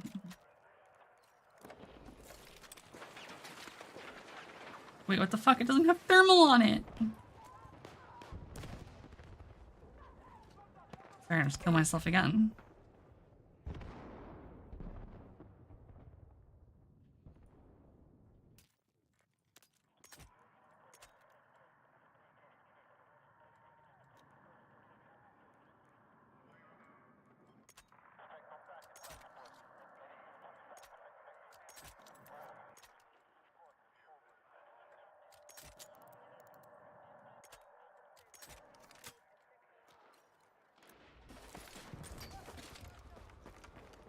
Now I can play the game.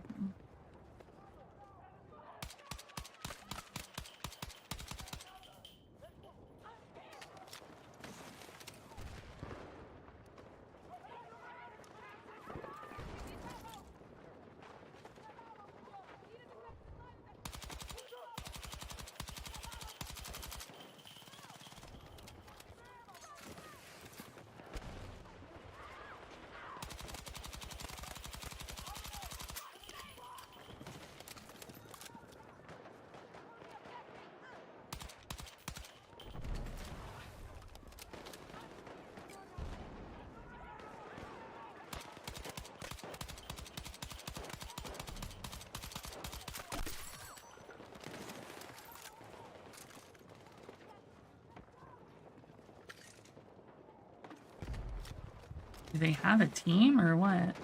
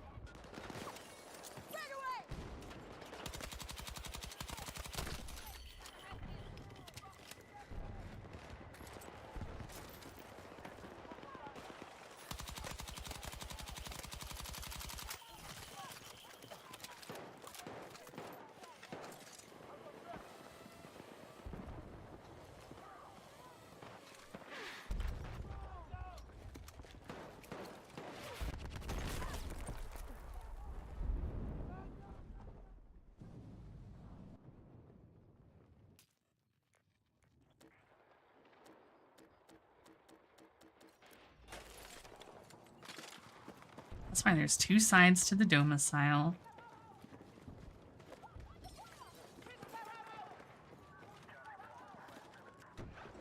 Enemy machine gun.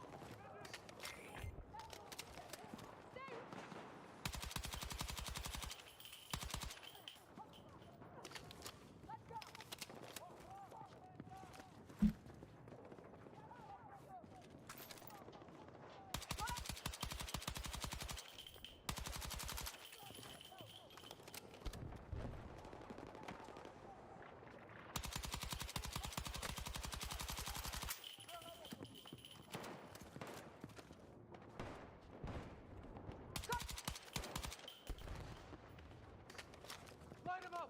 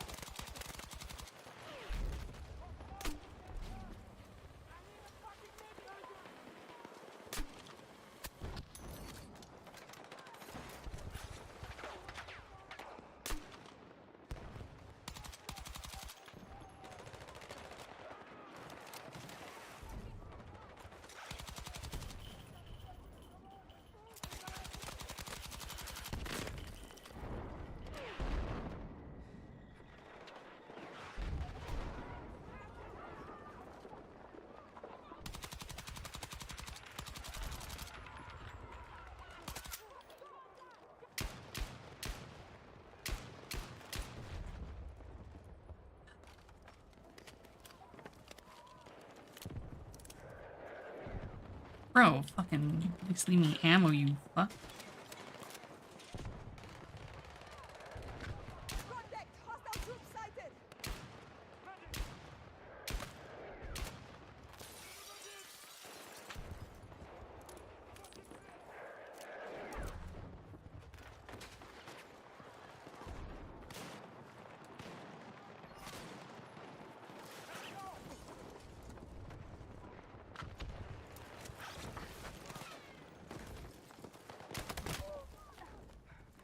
Thank God.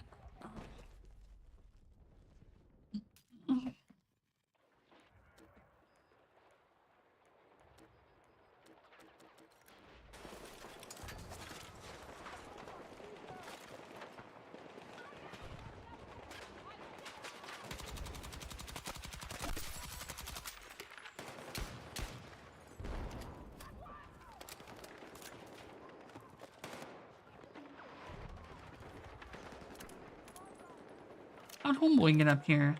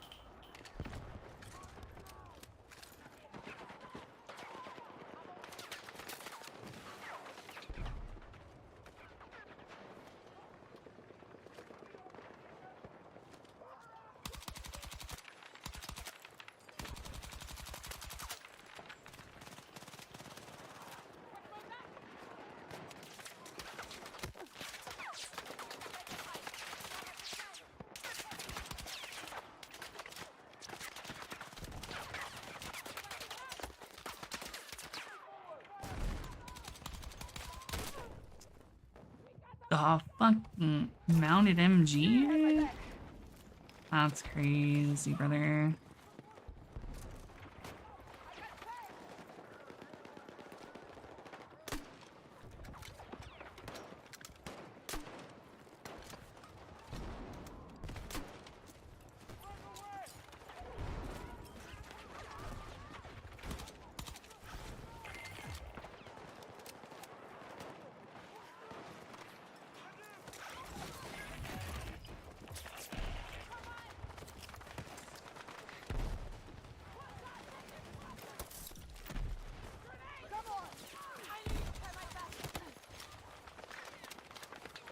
Alright then. That's always the fun one.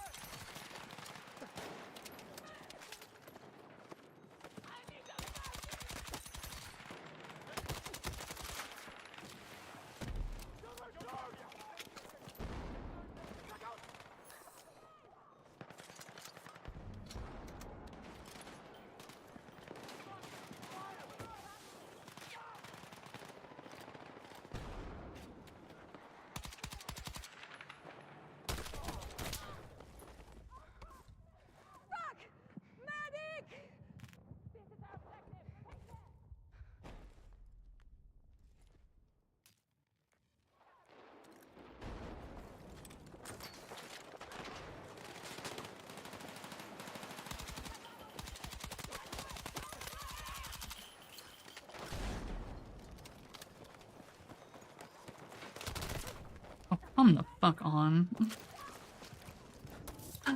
You little fucker. Bro.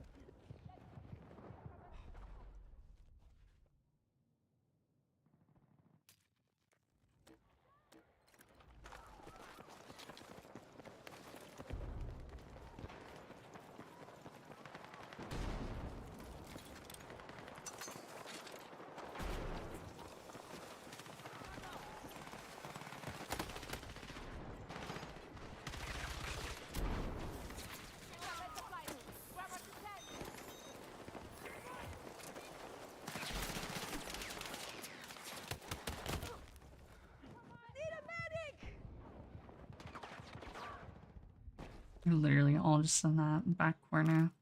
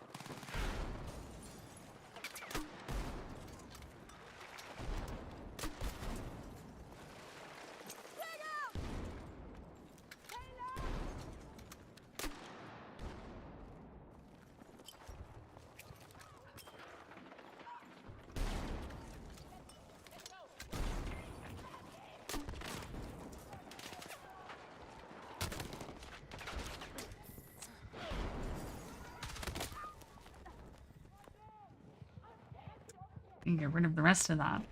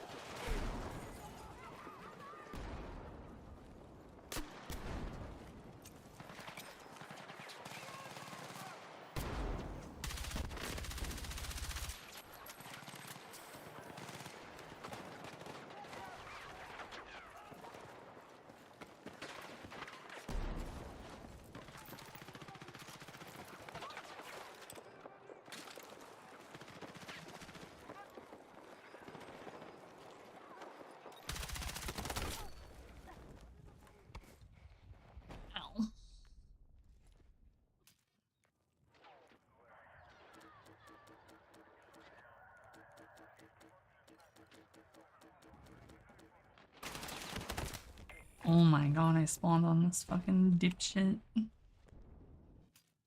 I was trying to get on my beacon. Well, that's over.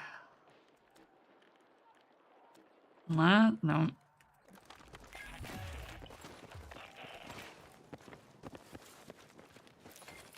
That is insane, brother.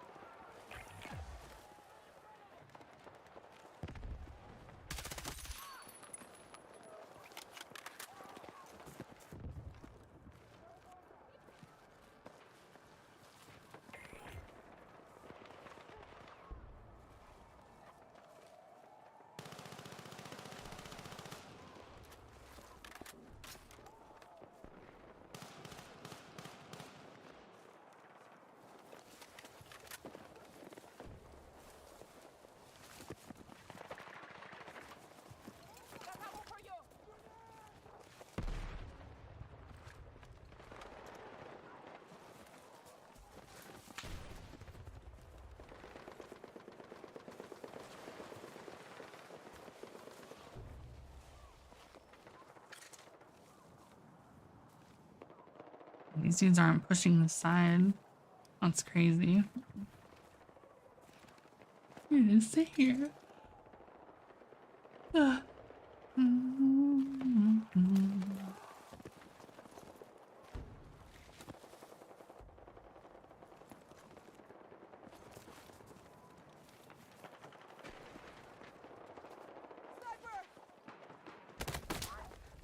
Oh, fuck off. Really? downtown. I'm not. Who even looks there? Fucking rats. Why is my beacon gone already? Holy shit. Great fucking ass, I guess.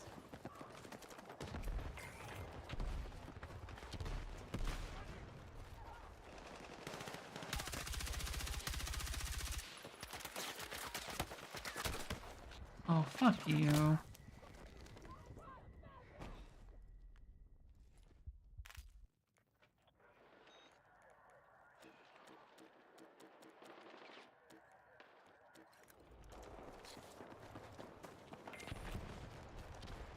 How does this dude not come up here to deal with them?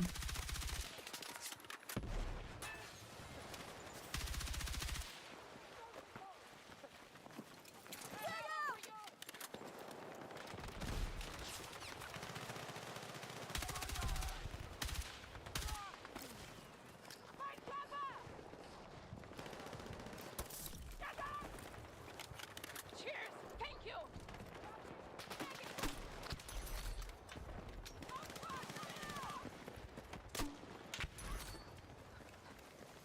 I'm gonna do everything my fucking self, huh?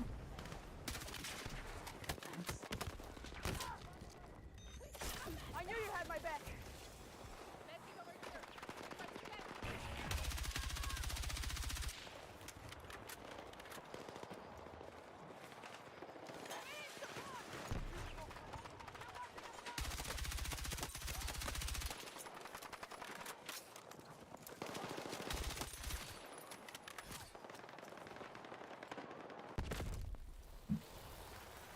Oops.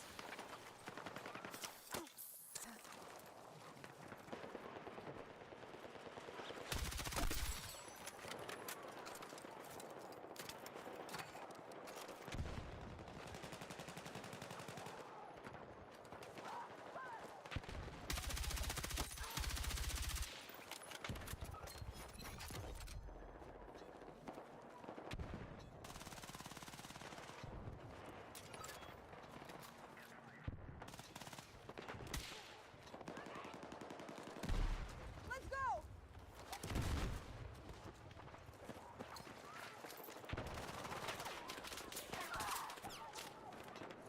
Fuck! Need a medic! Let's move! Come out!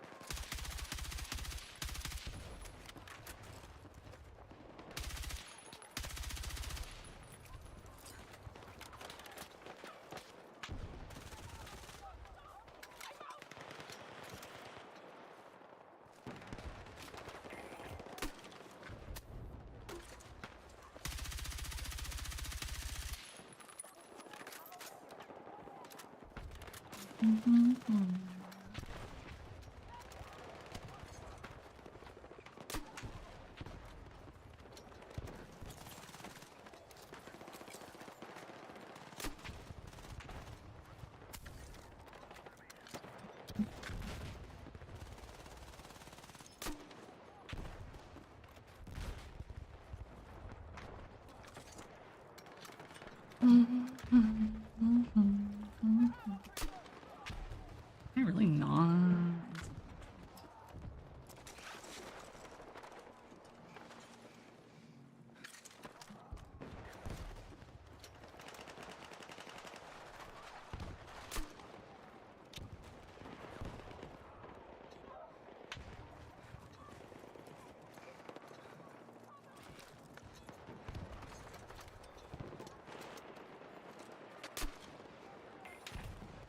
Contact! Hostile troops sighted!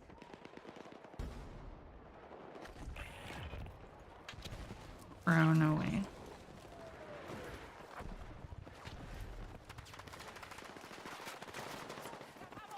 Get the fuck on the point.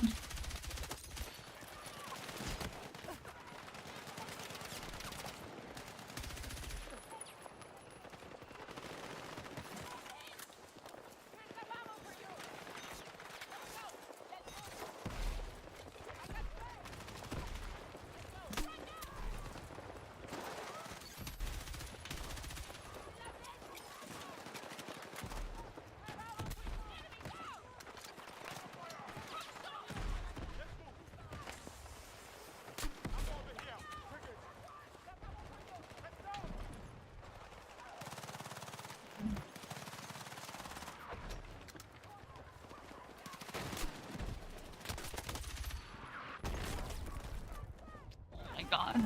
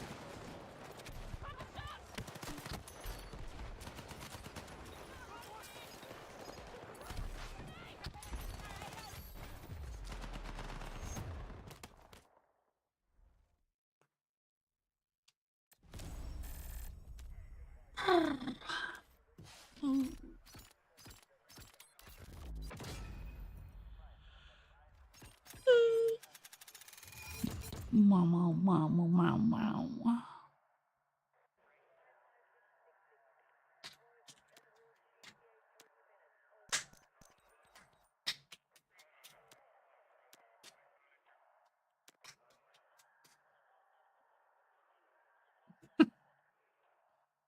Yeah, I guess.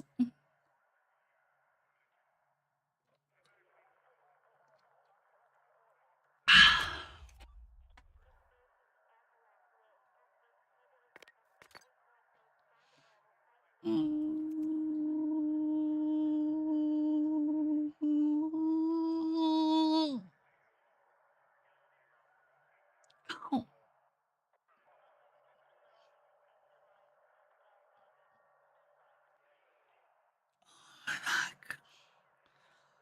I think it might be bugged. Might be bugged.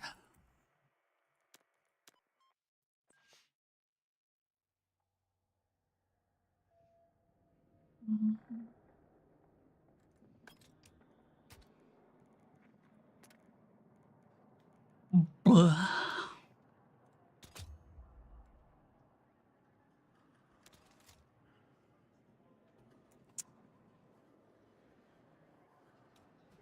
What now is this?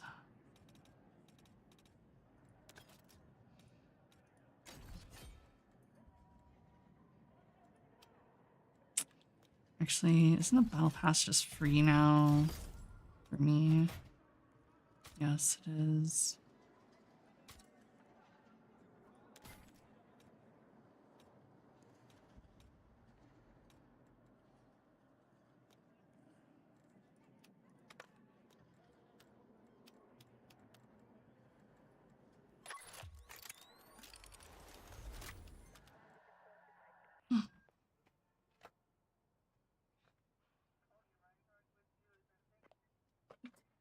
To the domicile. Oh shit, it's on our side too.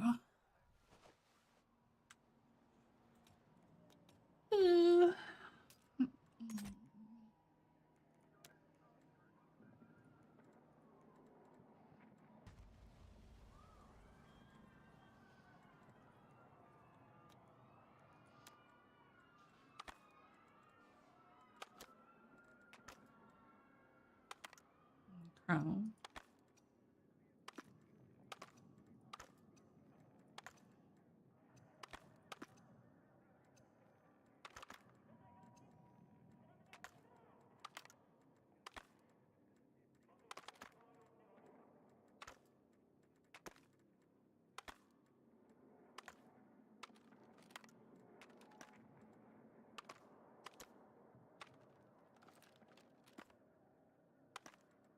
Nope.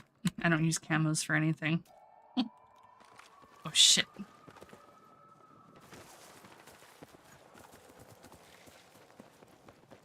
My favorite camo is gunmetal black.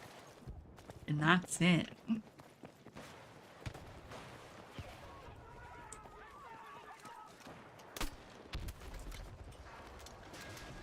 Oh my god. I thought you made it in. That was me. I saw a guy underneath you, so I wanted to blow it up as you got in there. But, I guess not. I didn't want the fucking blueberry to get in there.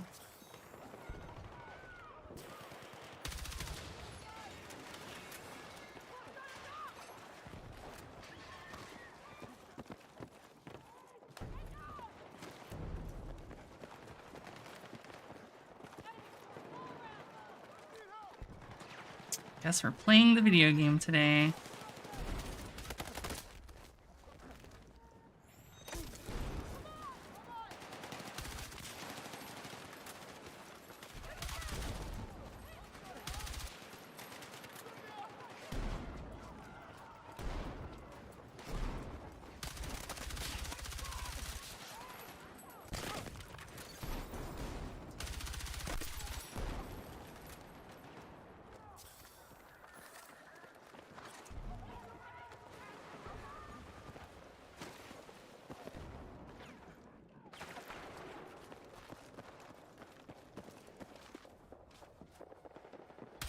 What's up, bitch?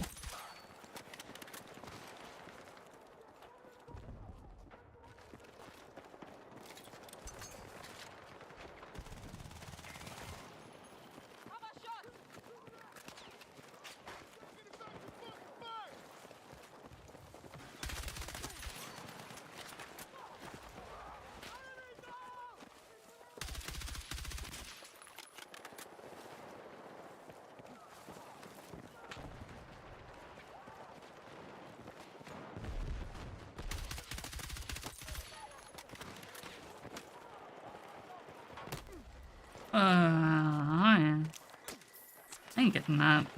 PBH.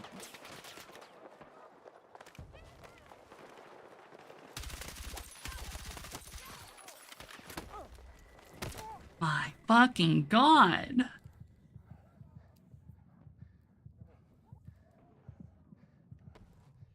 But yeah, and the only camo I use is the level 50 camo. The gold. Other than that, I don't bother.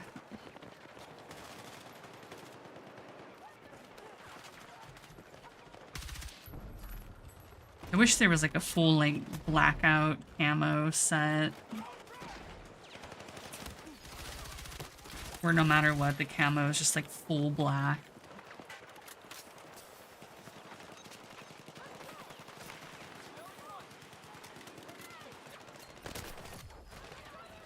So true. I am very big gold digger. I ain't messing with no broke nigga.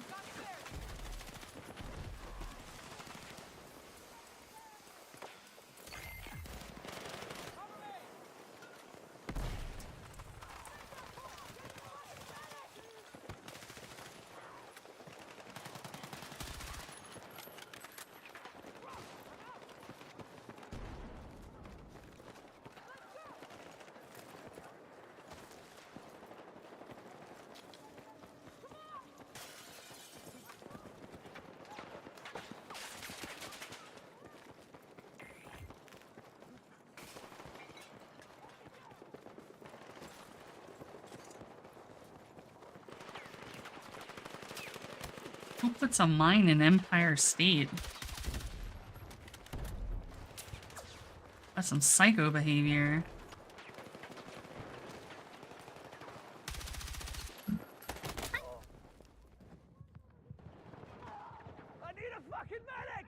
Why'd there have to be another? There's hella men's.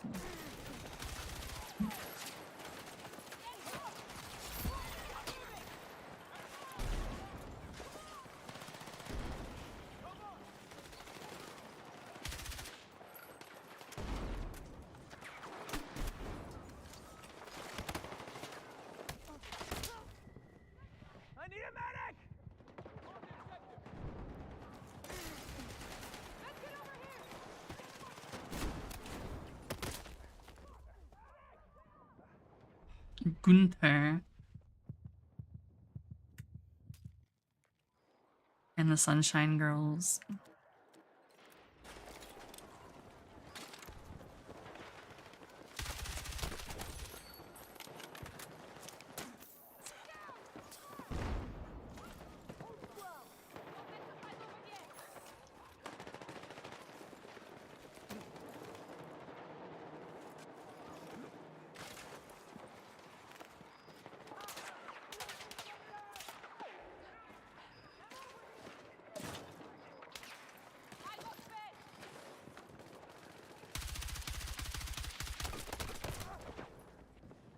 sorry, Mr. Gingivitis did not like me.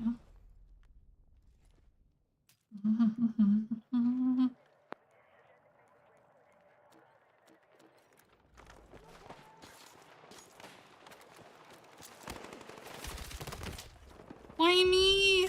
I'll kill the other guy.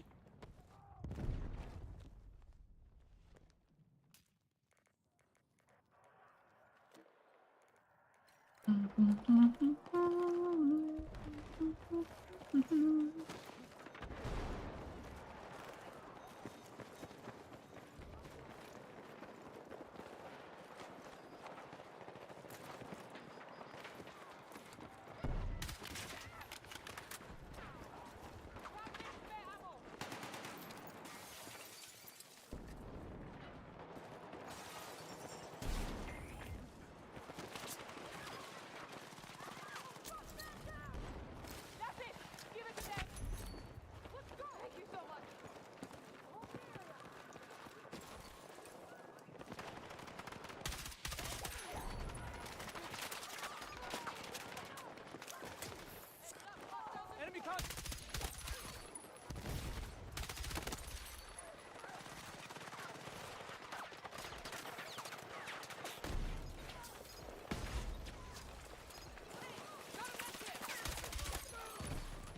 How do they not know I'm here yet?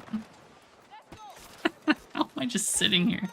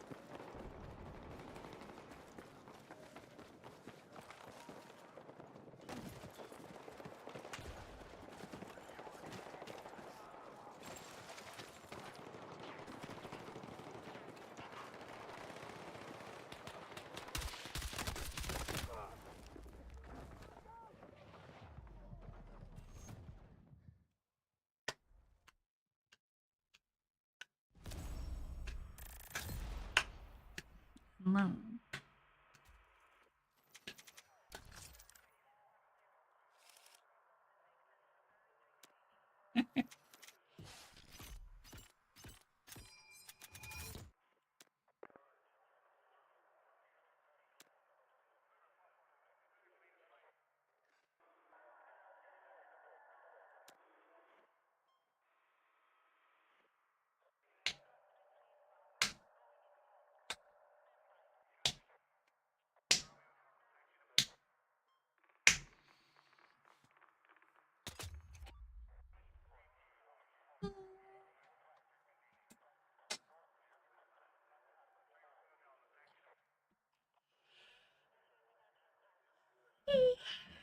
Mm.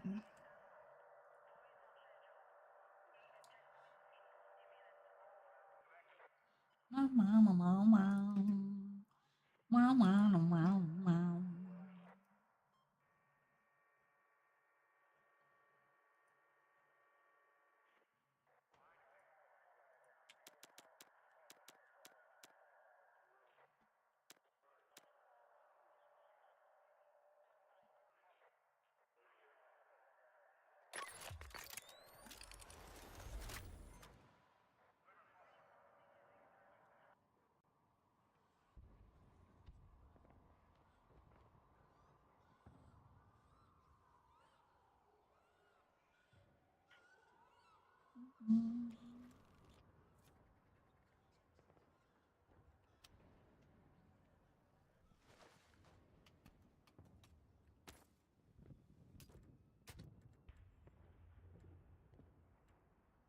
I don't know why. It feels like it's taking longer to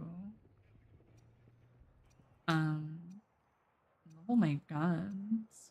I feel like I was leveling everything so fucking fast before.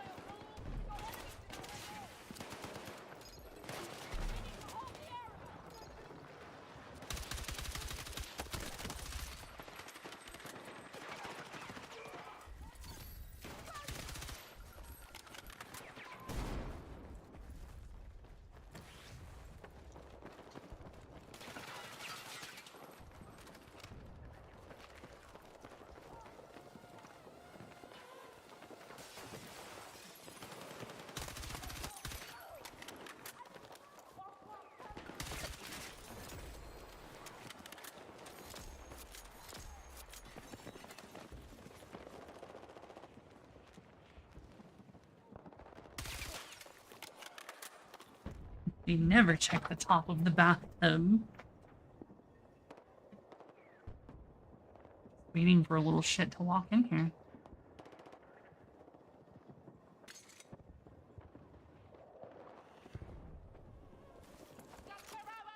Oh, hell yeah.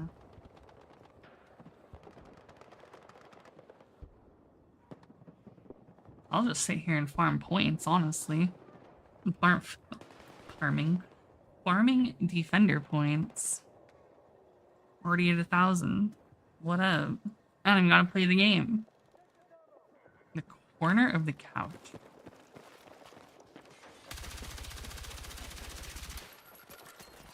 Different couch?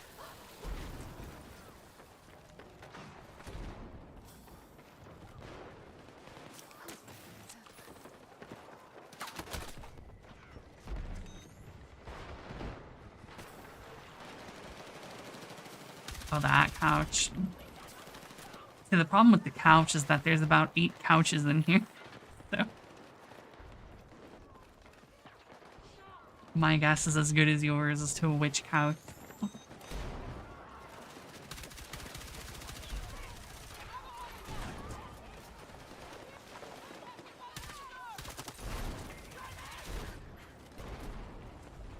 Oh, is this Metro? What is all the grenades? Holy.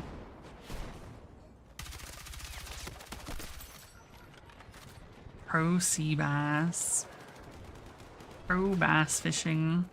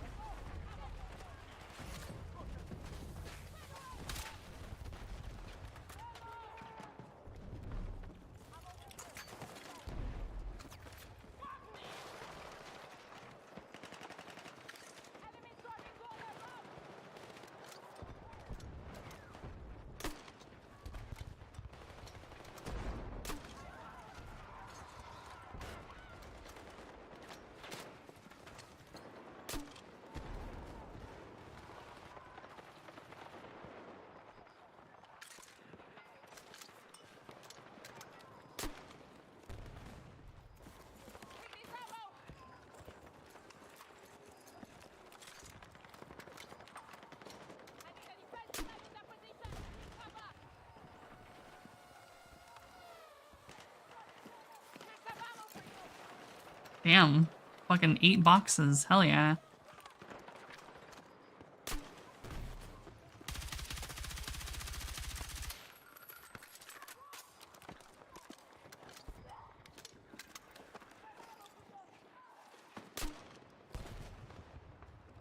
Oh, thank God I can get rid of that tree.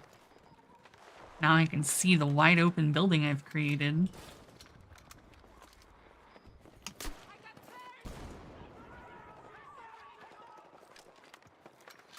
Now I can see even more of the wide open building I've created.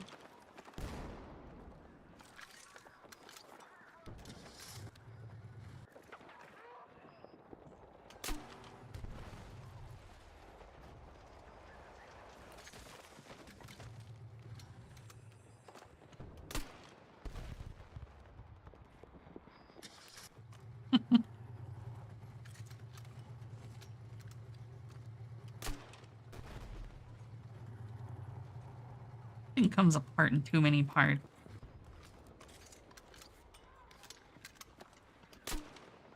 Stupid wall.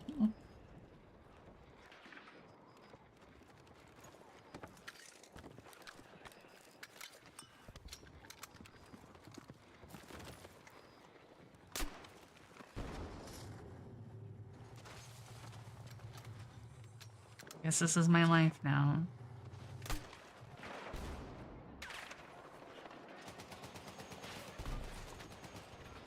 Shit, finally some peepo.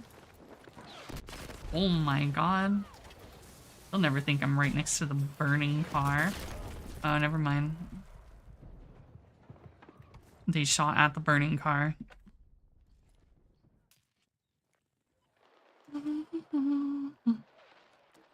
Wait, where'd my fucking beacon go?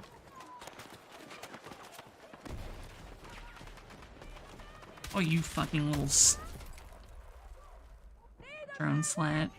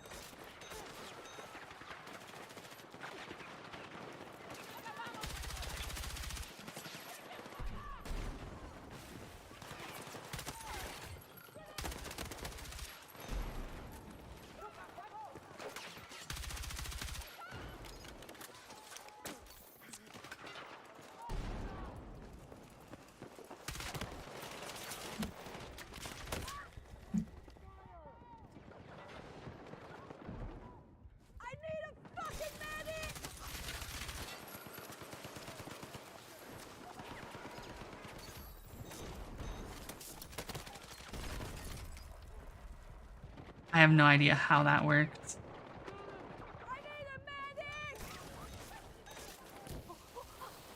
Well, I have someone's kit. You're fucking gay, pal. Please tell me this is Insen. Oh, thank God.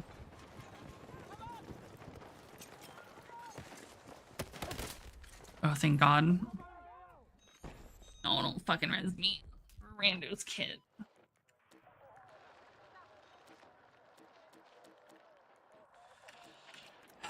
You buggy. Oh shit. Maybe I should have saved that for the LAV.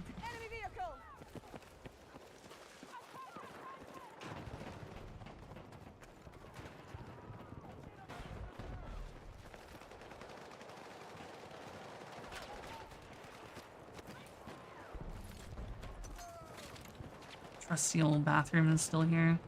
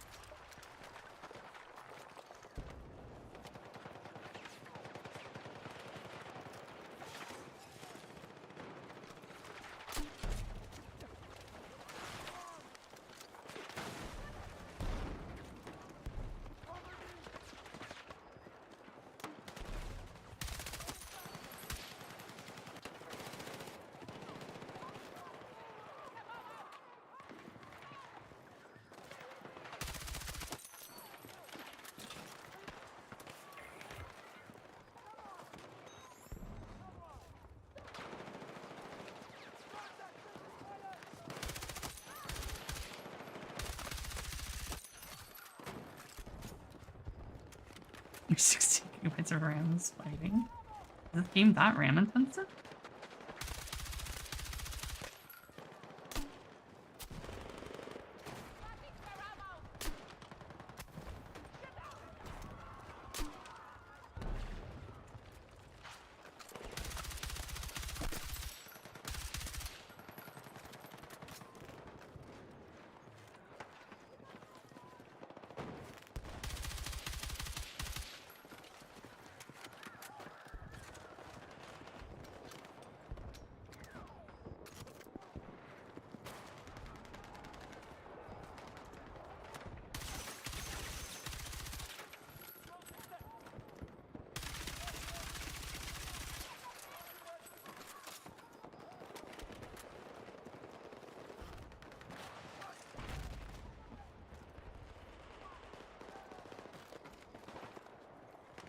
Hmm.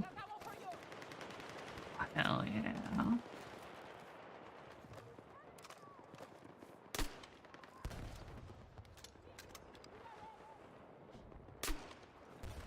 Let's see.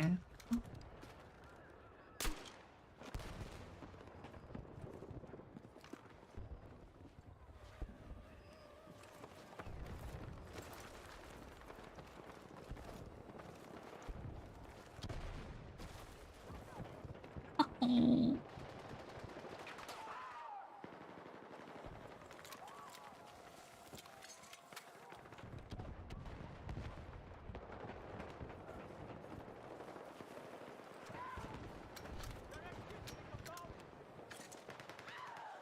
I think ultimately this game is still pretty well optimized, which is quite surprising.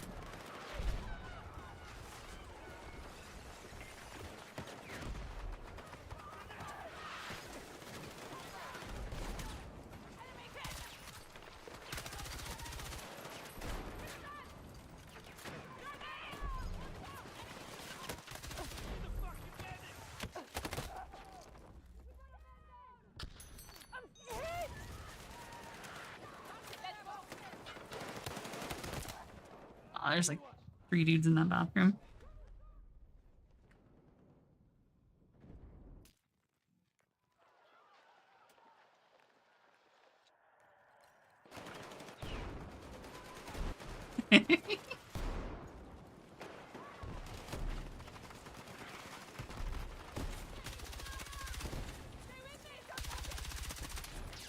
Bags are required.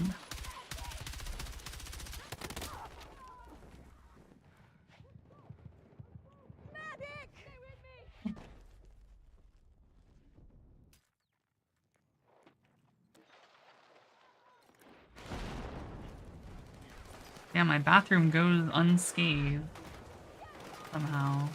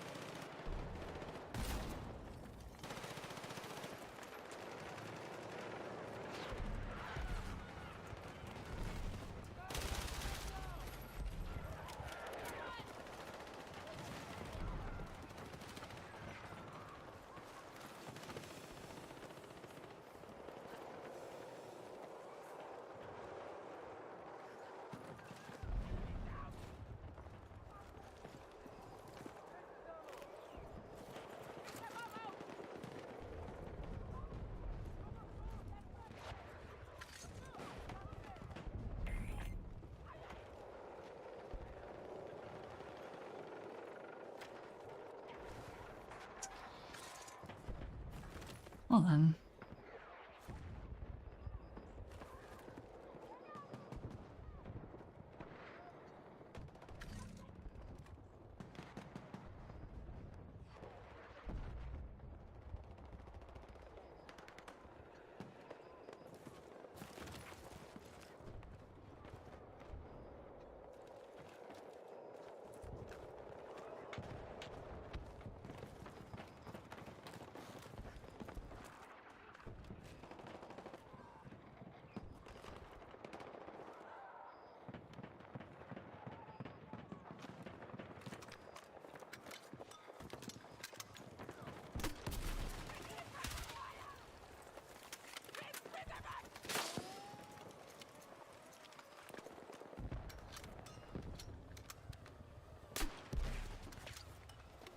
Got the UAV. Got a drone following you.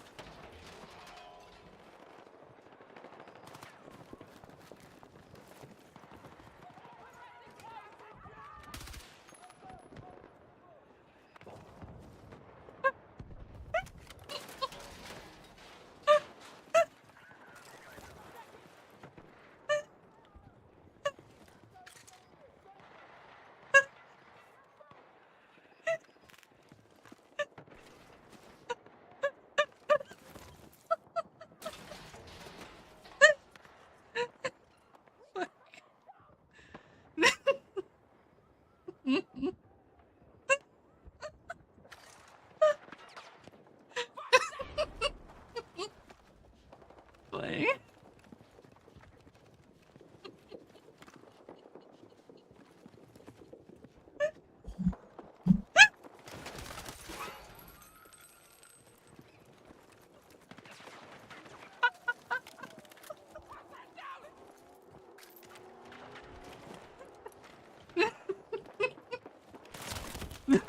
Play.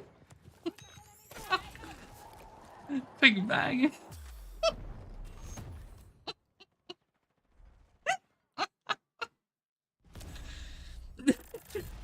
Holy shit. Fuck.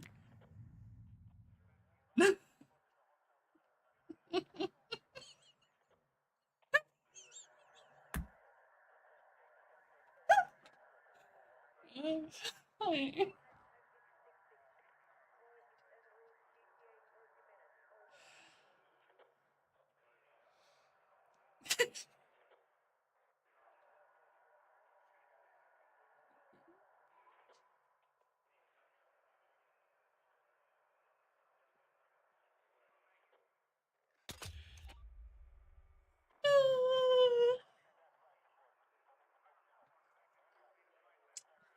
Actually, fuck.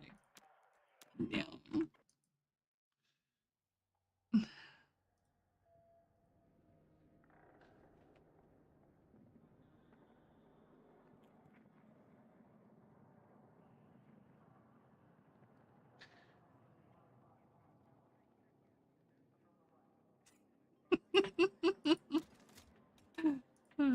Fuck.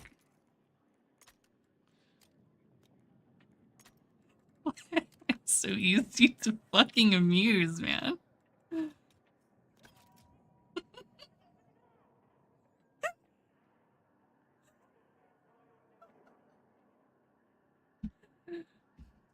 Yeah, I think I'm done for now. Holy shit.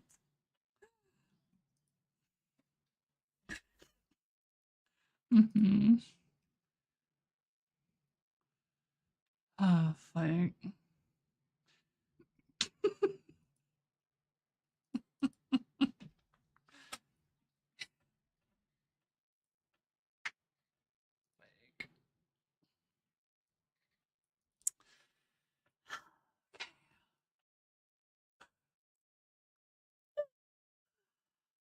Go balance that dude's mom again.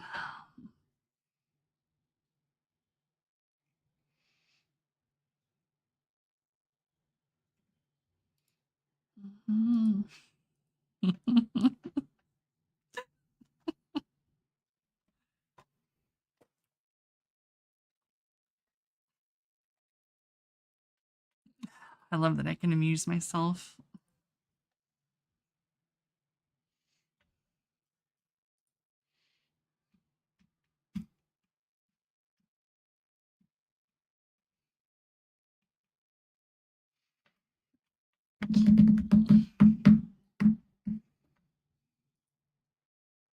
You belong to the land. Oh.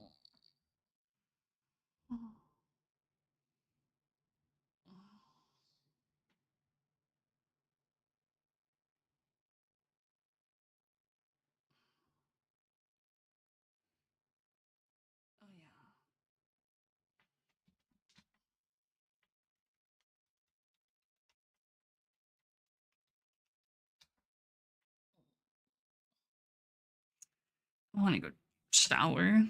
It's been raining all day. And I feel sticky. I do not like feeling sticky.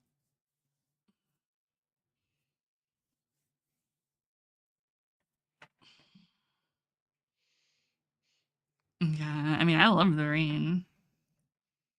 I just hate if there's like any level of like humidity or anything.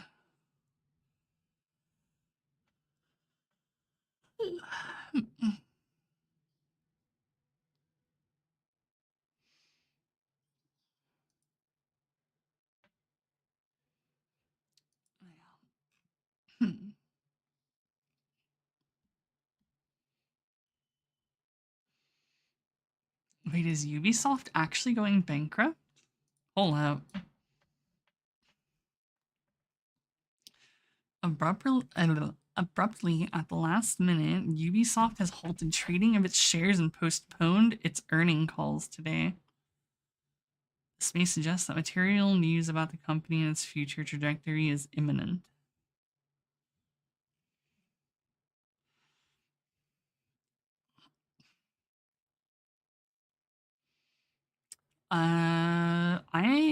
My money's on Saudi, personally.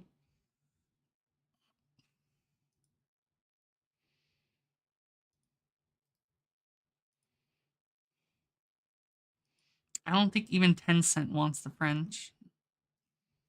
God, I would hope they don't want the French. Saudi are the shameless ones. They'll take all of it.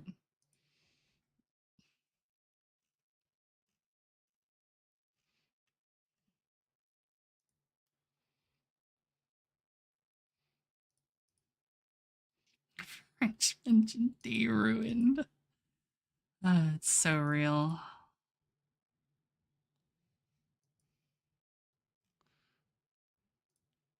Bro, what the fuck am I looking at?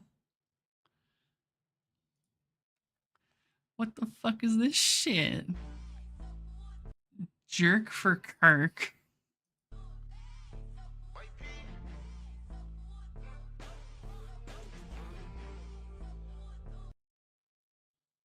What the fuck is this?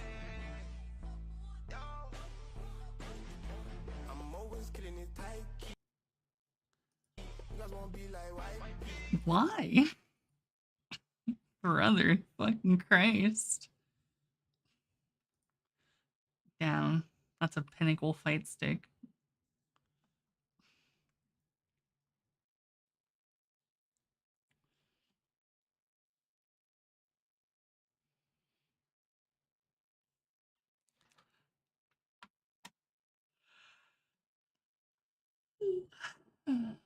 No, the Miku fight stick.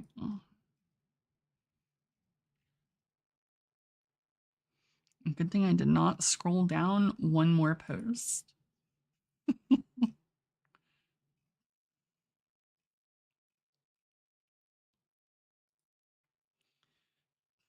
But yeah. Thank you guys for coming. And